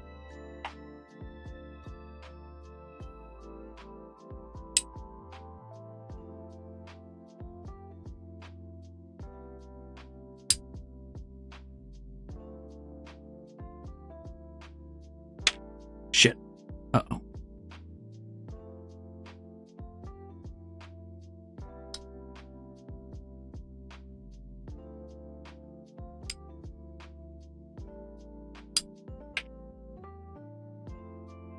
Ow. Oh, I didn't realize I had extra pieces laying here. My bad. Heyo, Raiders, welcome in. Is that Roy Chiato? I might have missed it, but I see people saying, welcome, Roy. Hello. It's actually not a hammer, it's a flail, but I see that they call it hammer, so that's fine. How'd stream go? What'd you get up to, gamers? My name is Crimzon Rulez. I'm Elysium's greatest monster hunter. I am the Midwest Fantasy VTuber and your least favorite idol. And today I'm building a Gundam. Specifically, I am building a Gundam from G-Quix. This is the, I believe, GMS Alpha Red Gundam. Almost done.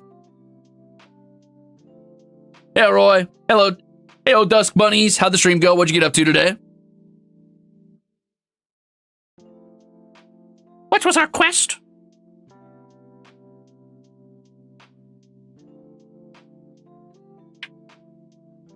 Oh, Bubba boy, I forgot which side goes where.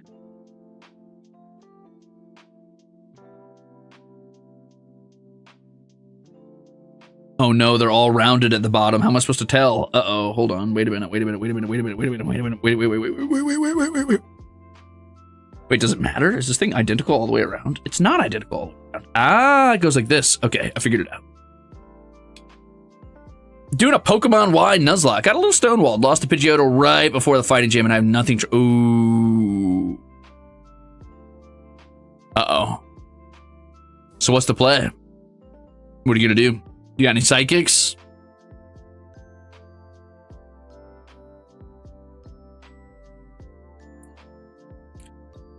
Probably just brute force your way through, honestly.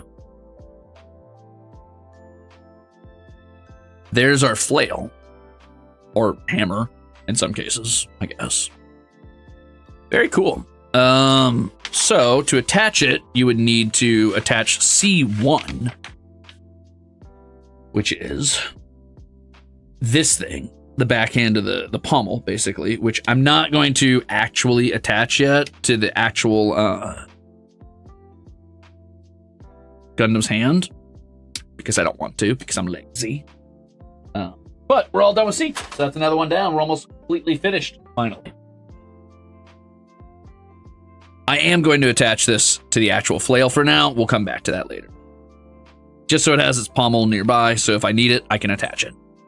Okay, pommel on, gun done, flail done. Next is the saber. The saber is literally SB13, which is this, Beam Saber 13. I got 2 of those in case I want to attach them at some point to the sabers on the back of the backpack. I don't right now, so I won't. I'm just going to cut them out and keep them.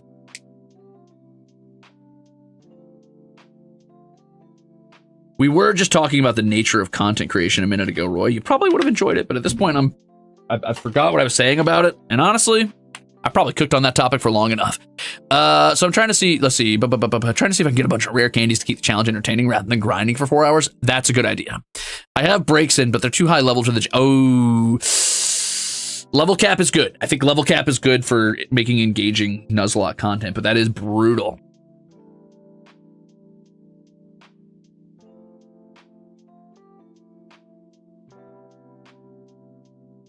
I'm sorry that happened. All right, I think the last thing I need to make really is the little independent like rocket gun, the funnel. Whoa, they glow under UV light? That's so cool. The level cap helps, but even higher leveled, I'm getting beat down. Yeah, the level cap is insanely brutal, but I also think it's kind of important for keeping the game engaging for you, just so you don't end up like over leveling everything and beating it without much effort. At least in my experience, I find I like level caps in Nuzlocke. I've been thinking about maybe doing a bug lock and Scarlet or Violet soon, but I have not decided yet. What is this? Which letter is? Oh, this is H. I need G. G. G5 and G6. Oh, I'm on the wrong side.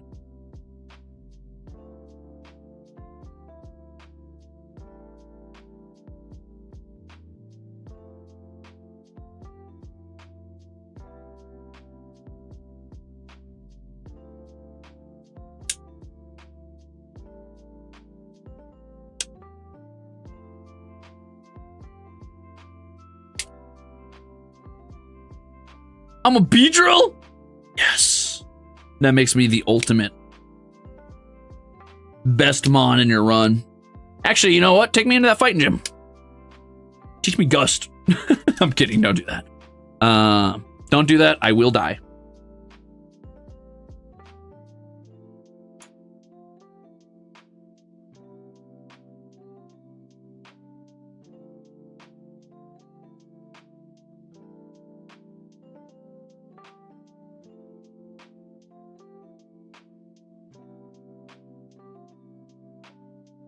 I can't tell if this piece is supposed to be flush or not. I think it is, and yet it won't close.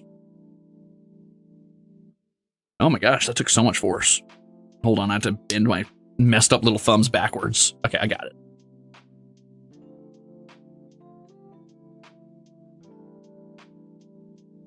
Before Beedrill is Weedle, well, technically it's Kakuna, then it's Weedle. Or Weedle, then Kakuna, then Beedrill, but you get the idea. Close enough. So yes, sort of, but no, but yes.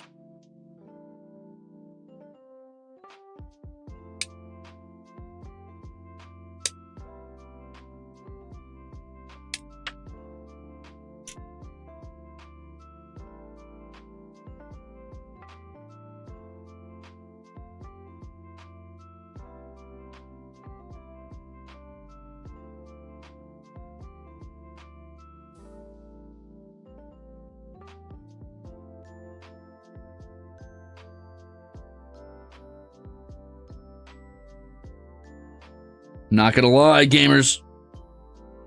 I'm getting a little eepy. I'm doing my best, though. Wait. What?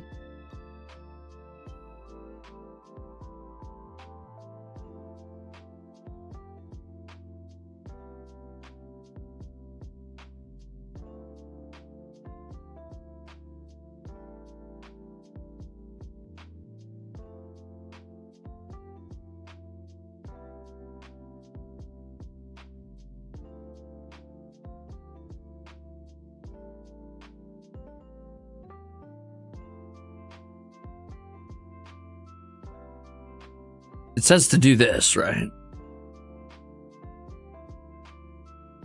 But then it says to do this attached to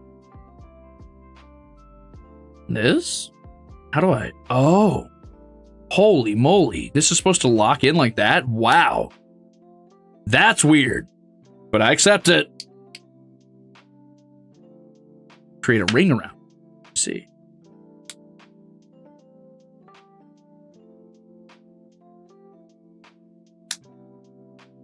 Wow. Holy moly, it is almost 3. Woo. And on like 4 hours of sleep, huh? Okay. I need H2 and H1.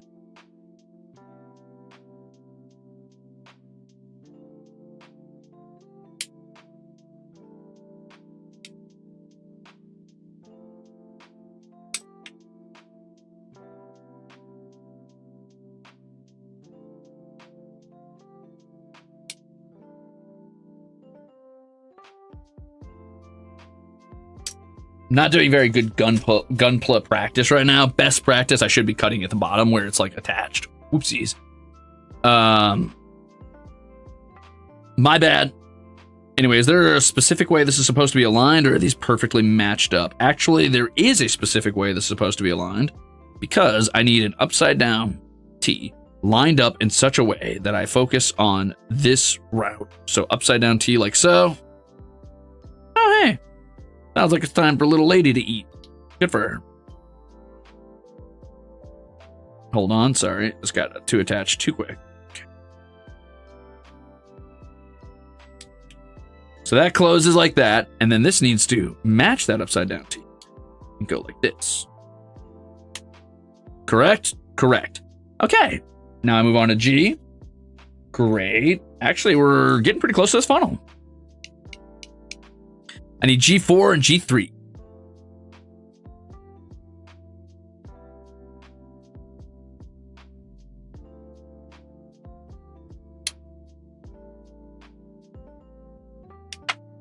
Guys, I've been here for 6.5 hours already. This is bonkers. I did not expect this. I mean, I guess I should have, but like I did.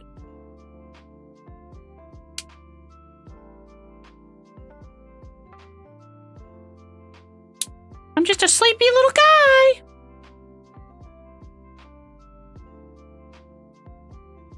Okay. So I attach this on here. This is the sort of barrel or muzzle or whatever you want to call it. Technically, I think the term is muzzle, but whatever. You guys get the idea. Oh man, it's not going in there. Not like flush.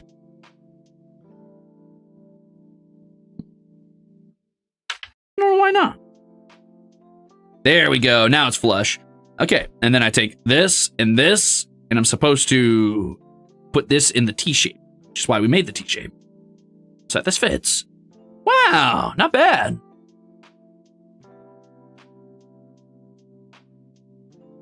I can't believe how many of you guys are still hanging out, honestly. I would have gone to bed forever ago, but to each their own. I would have been like, I'm gonna go blink. But hey, thanks for keeping me company. You bunch of animals. I wonder if I finally reached the end of my endless well of yapping, I said as I continued yapping. Even my thoughts of what would happen when I stop yapping are about yapping. Isn't that fun? I think that says something about me.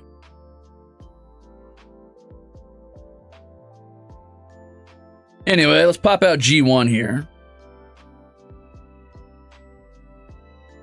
Oh, I'm supposed to be building 2 sets of these. Oh, my bad, dude. My bad. I was supposed to be building 2 sets of these the whole time. I'm sorry. Let me just really quickly catch up to where I was.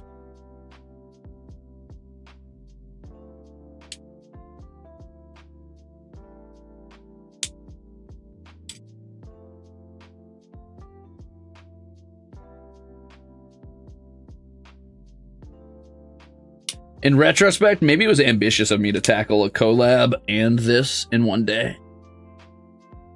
Especially after not blinking. But, you know what? I am powerful.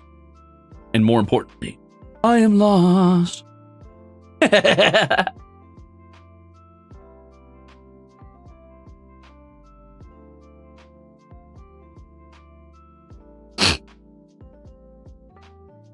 Little lady, are you eating your dinner?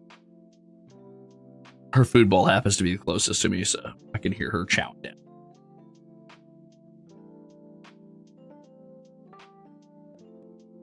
Dang, it takes like so much muscle to force this to close. Dang. Whew. There we go. Nice. Okay, so now I take this one, and this is the weird one. I kind of like, I'm going to try to show you on camera, because I think I did it off camera last time. And that was kind of unfortunate, because it's a weird piece. Look at how this piece goes. Watch this. This is... Ready? You take this, and you take it through the side with the hole here. And you line this up, like point side, the points side, right? In. And you go like this. Isn't that weird? Oh, sorry, point side out. My bad.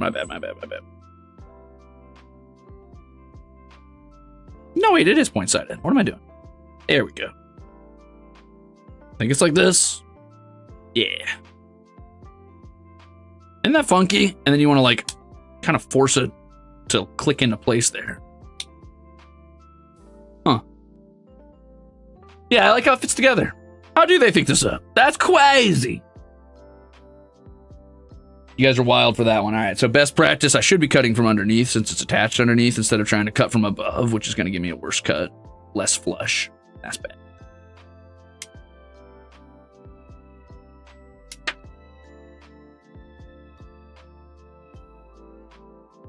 Is best practice like a programmer term? Where did I pick that up? I might have picked that up from my my tech buddy who helped me set up the internet. He probably says that a lot. No, he doesn't say that. Who says that? Where did I pick that up? I don't know. Anyway, look for the upside down T shape. Make sure it's upside down.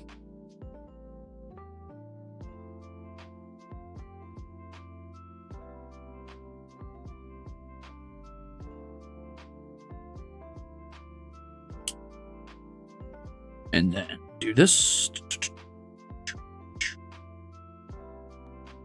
Cool.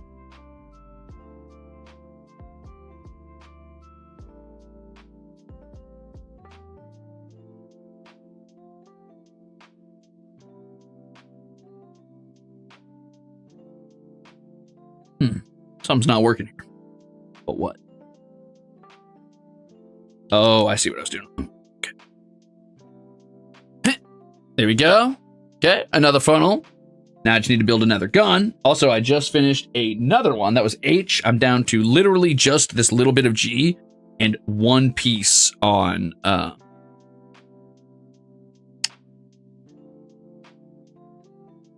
this one, which I think is A. And then I've got just a little bit left on B as well. Cool.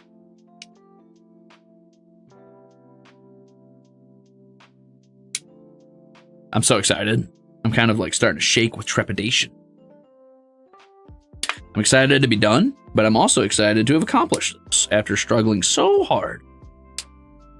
It's been a lot of fun. It's been pretty cool. Maybe I'll do another one of these at some point. We'll see. You never know. Where did that go? What happened? How did I lose that? Oh, it went behind my Gundam.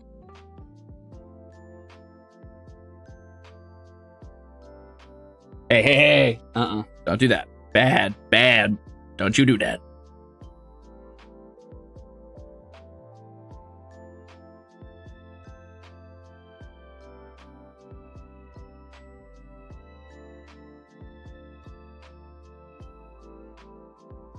Okay, so sorry, I was doing that I've completely lost focus of the fact that I'm streaming and started like doing things off camera. Sorry. Anyway. Cool. Okay, so now we have two funnels, which is what we want. Just got to make sure I click these guys together the rest of the way, which I did. So we're going to start working on the engines. I got to build... It didn't say to build two sets of engines, weirdly enough.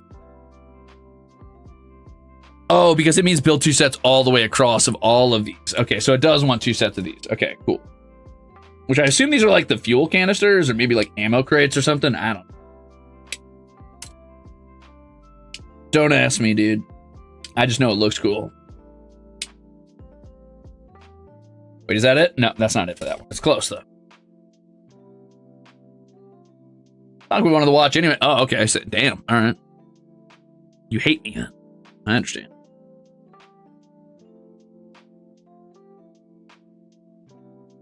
Not that you can see much past my hands when I'm working with these gray pieces, since my hands have, like, the void gloves, but you guys could gather. Okay, so that's another one done. Now, I need to quickly make these back parts of the engines, the thrusters.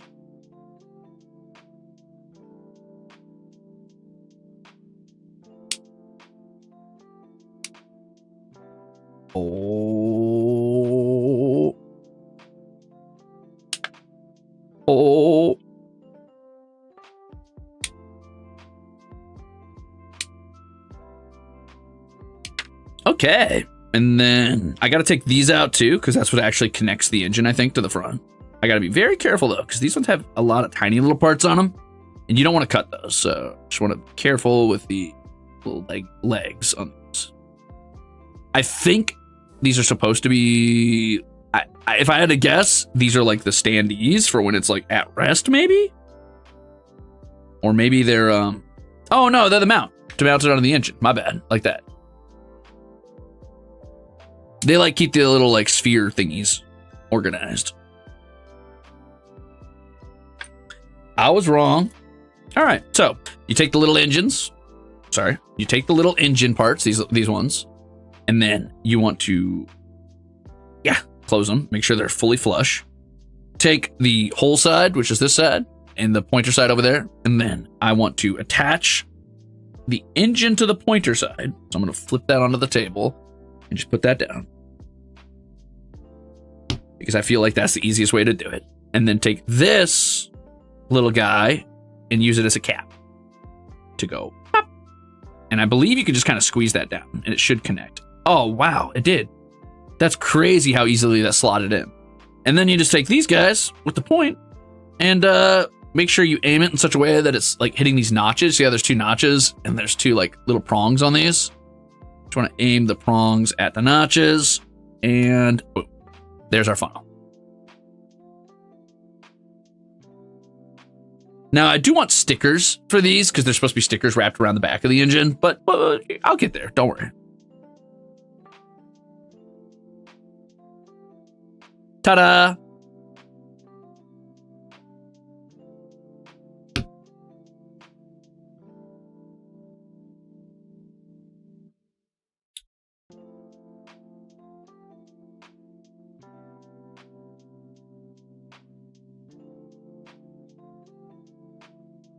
I've hit a new level of exhaustion. I've never been at this tier. But I just want to give a big shout out to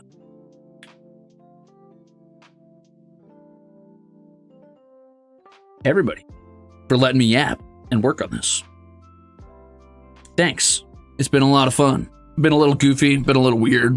Maybe even been a little bit vulnerable. Wow. Wow, we've really grown together, learned a lot about each other, huh? Anyway, cool thing is you can pop out those little prongs on the arms that I was talking about, and you can actually put the funnels, attach them to those if you really want to. So that's pretty cool. So you can have like the whole like floating above look, air quotes. You can even attach it to the legs if you wanted. That's kind of cool. That's on B35, which is probably the end of my B marker, I assume, which is this. Yeah, B35, 36, those are the ones that you can attach it to. And then B37 for the elbow, if you want to attach it at the elbow angle. And then B25 for the legs. So basically all of these are just the ability to like attach the funnels if you want them floating around independently. So I'm going to put those in the box so I remember them, along with my saber, a couple other things. Sabers, my mace, my gun. Raven Revenant, thank you for the memberships. Yum, yum, yum. And actually, that's the end of the manual. I think I did it, gamers. Is this one done? It is done. I did G all the way. Well, you know what? In that case, just for the sake of not having all of these like packaged in here, I don't know what this last one is. Hold on. I don't know what. Oh no, my funnels. I don't know what this last one's for, but I'm going to pop it out just in case I need it later. I think it's a standee. And I'll keep the manual with it just so I can pose it better. Ah! This one gets really caught on. I want to drop that one. All right, so I'll put that in there. And then I want to take these out real quick in case I need them. These are actually just ball joints. They can be pretty useful if you need them for rotating anything on your Gundams.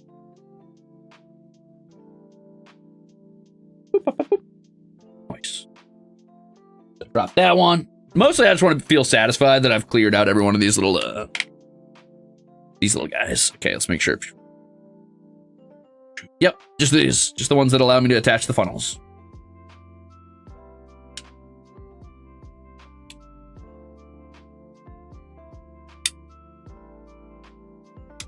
Now, what's interesting is these are all different numbers technically because they aren't. You can't interchange them because some of them go to left arm, some of them go to right arm, some of them go to left foot, some of them go to right foot, etc., etc. So, don't mistake that.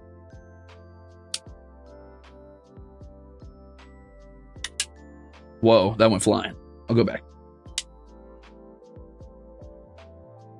I'm not even cutting this on camera, I just realized. Sorry, guys. Oh, no. Oh, no. My camera died. I was so close. I almost finished the whole Gunpla before it died. That's so sad. Oh, well. I tried.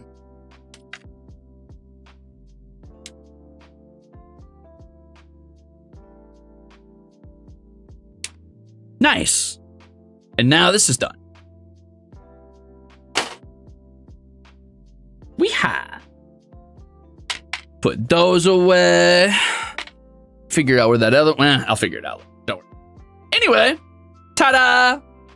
That is the Gundam GMS Alpha. And, of course, a couple funnels. And some weapons, which I don't know which one I'm going to pose yet. I think I want to do shield and sword. But honestly, the mace is kind of growing on me. I like that it has its own working chain. I think that's pretty cool. But yeah, this has been a pretty fun project. I mean, I want to get like maybe one little pose in real quick before I call it. Maybe I'll do like a sort of, oh yeah.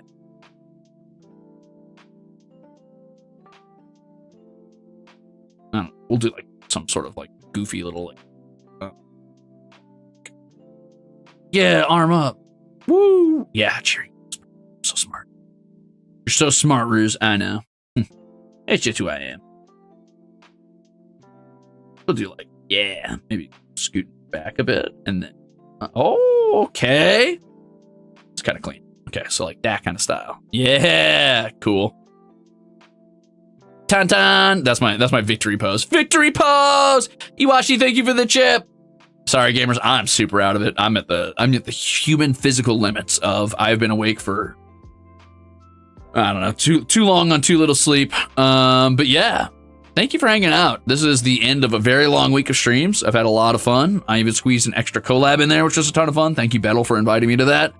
Thank you, Bettel 2 and Flan, for letting me tag along. Leah, thank you for the gifted chip. Thank you to you guys for hanging out and watching me build this little guy. And look at how good that turned out. I can't wait to get all the stickers on there too. This time with my actual fleshy hands though. Yeah, that's it, gamers. Thank you for hanging out. I don't have anything to really promote right now other than, hey, get ready for the 3D concert. That's going to be a lot of fun. I did want to say I will have the schedule out next week or tomorrow, probably for next week. I'm probably going to take tomorrow off just to catch up on some things. I'm going to try to get started on getting my recording space 100% finished set up so I can get to work on that VP as well. Do I have anything else I wanted to say? There was something else. I'm trying to remember. I don't know, dude. Tate to Grail, fingers crossed, maybe. Wednesday, though, definitely WoW. I will see you on Twitch or YouTube or both, depending on what I can figure out. I'm going to try to figure out multicasting, but right now I've got a lot of stuff on my plate, so who knows? My VOD question of the day will be, what's your favorite model you've ever made for anything? It doesn't have to be Gundam, but anything. What's your favorite mini you've ever worked on? It could be a model car, model plane. It could just be like, it could be a Lego set. It could be like painted minis. It could be a mini of a D&D figure or something like that, or something you worked on in Hero Forge. What is your favorite like model or mini or whatever that you've worked on? What's your favorite crafted figurine? That is my VOD question of the day. Anyway, I will see you not tomorrow. I'm going to take tomorrow off. I got to work on stuff and I want to sleep in if I can. I want to try to get at least like 5-ish hours of blinking. But I will see you probably Monday, I assume. Probably at the 1 p.m. EST time slot. Maybe. We'll see. And I'll see you Wednesday. And I'll have the schedule out tomorrow. And the VP is in the works. Trying hard on that. We'll see how it goes. I was hoping to have it out by now, but a lot of things have kind of gotten in my way. So, something in the wet. Okay. Yippee! Hey, did I show you guys my cool mug? Check this out. Pretty cool, right?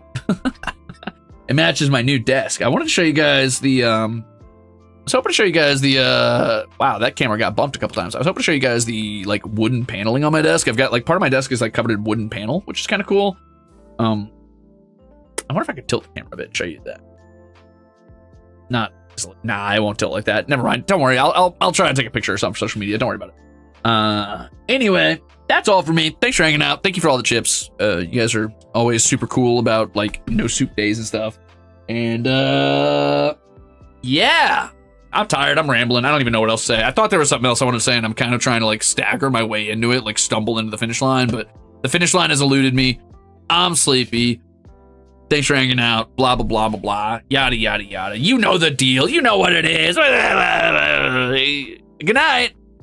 Sleep with nightmares or whatever it is you're going to do. I'm dying, dude. I'm dying. I'm going to find you somebody to raid is what I'm going to do. God.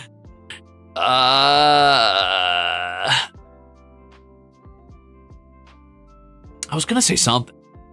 That's annoying. Let's see. It looks like, wow, there's a lot of people streaming. Let's take you over to, I'll take you over to, Aradan Senpai, who's playing Stardew Valley right now. That'll be a cozy way to wind down. Hell yeah. Thank you guys for hanging out. Thank you for being whatever it is you are. I don't know. Thanks for being stinky, you gross animals, you little stinkos, you. Thank you for that. Thank you for nothing. I gotta get out of here, dude. Bye. Thanks. I'll try to take some pictures of the Gundam soon. The red Gundam. It's gonna be fun.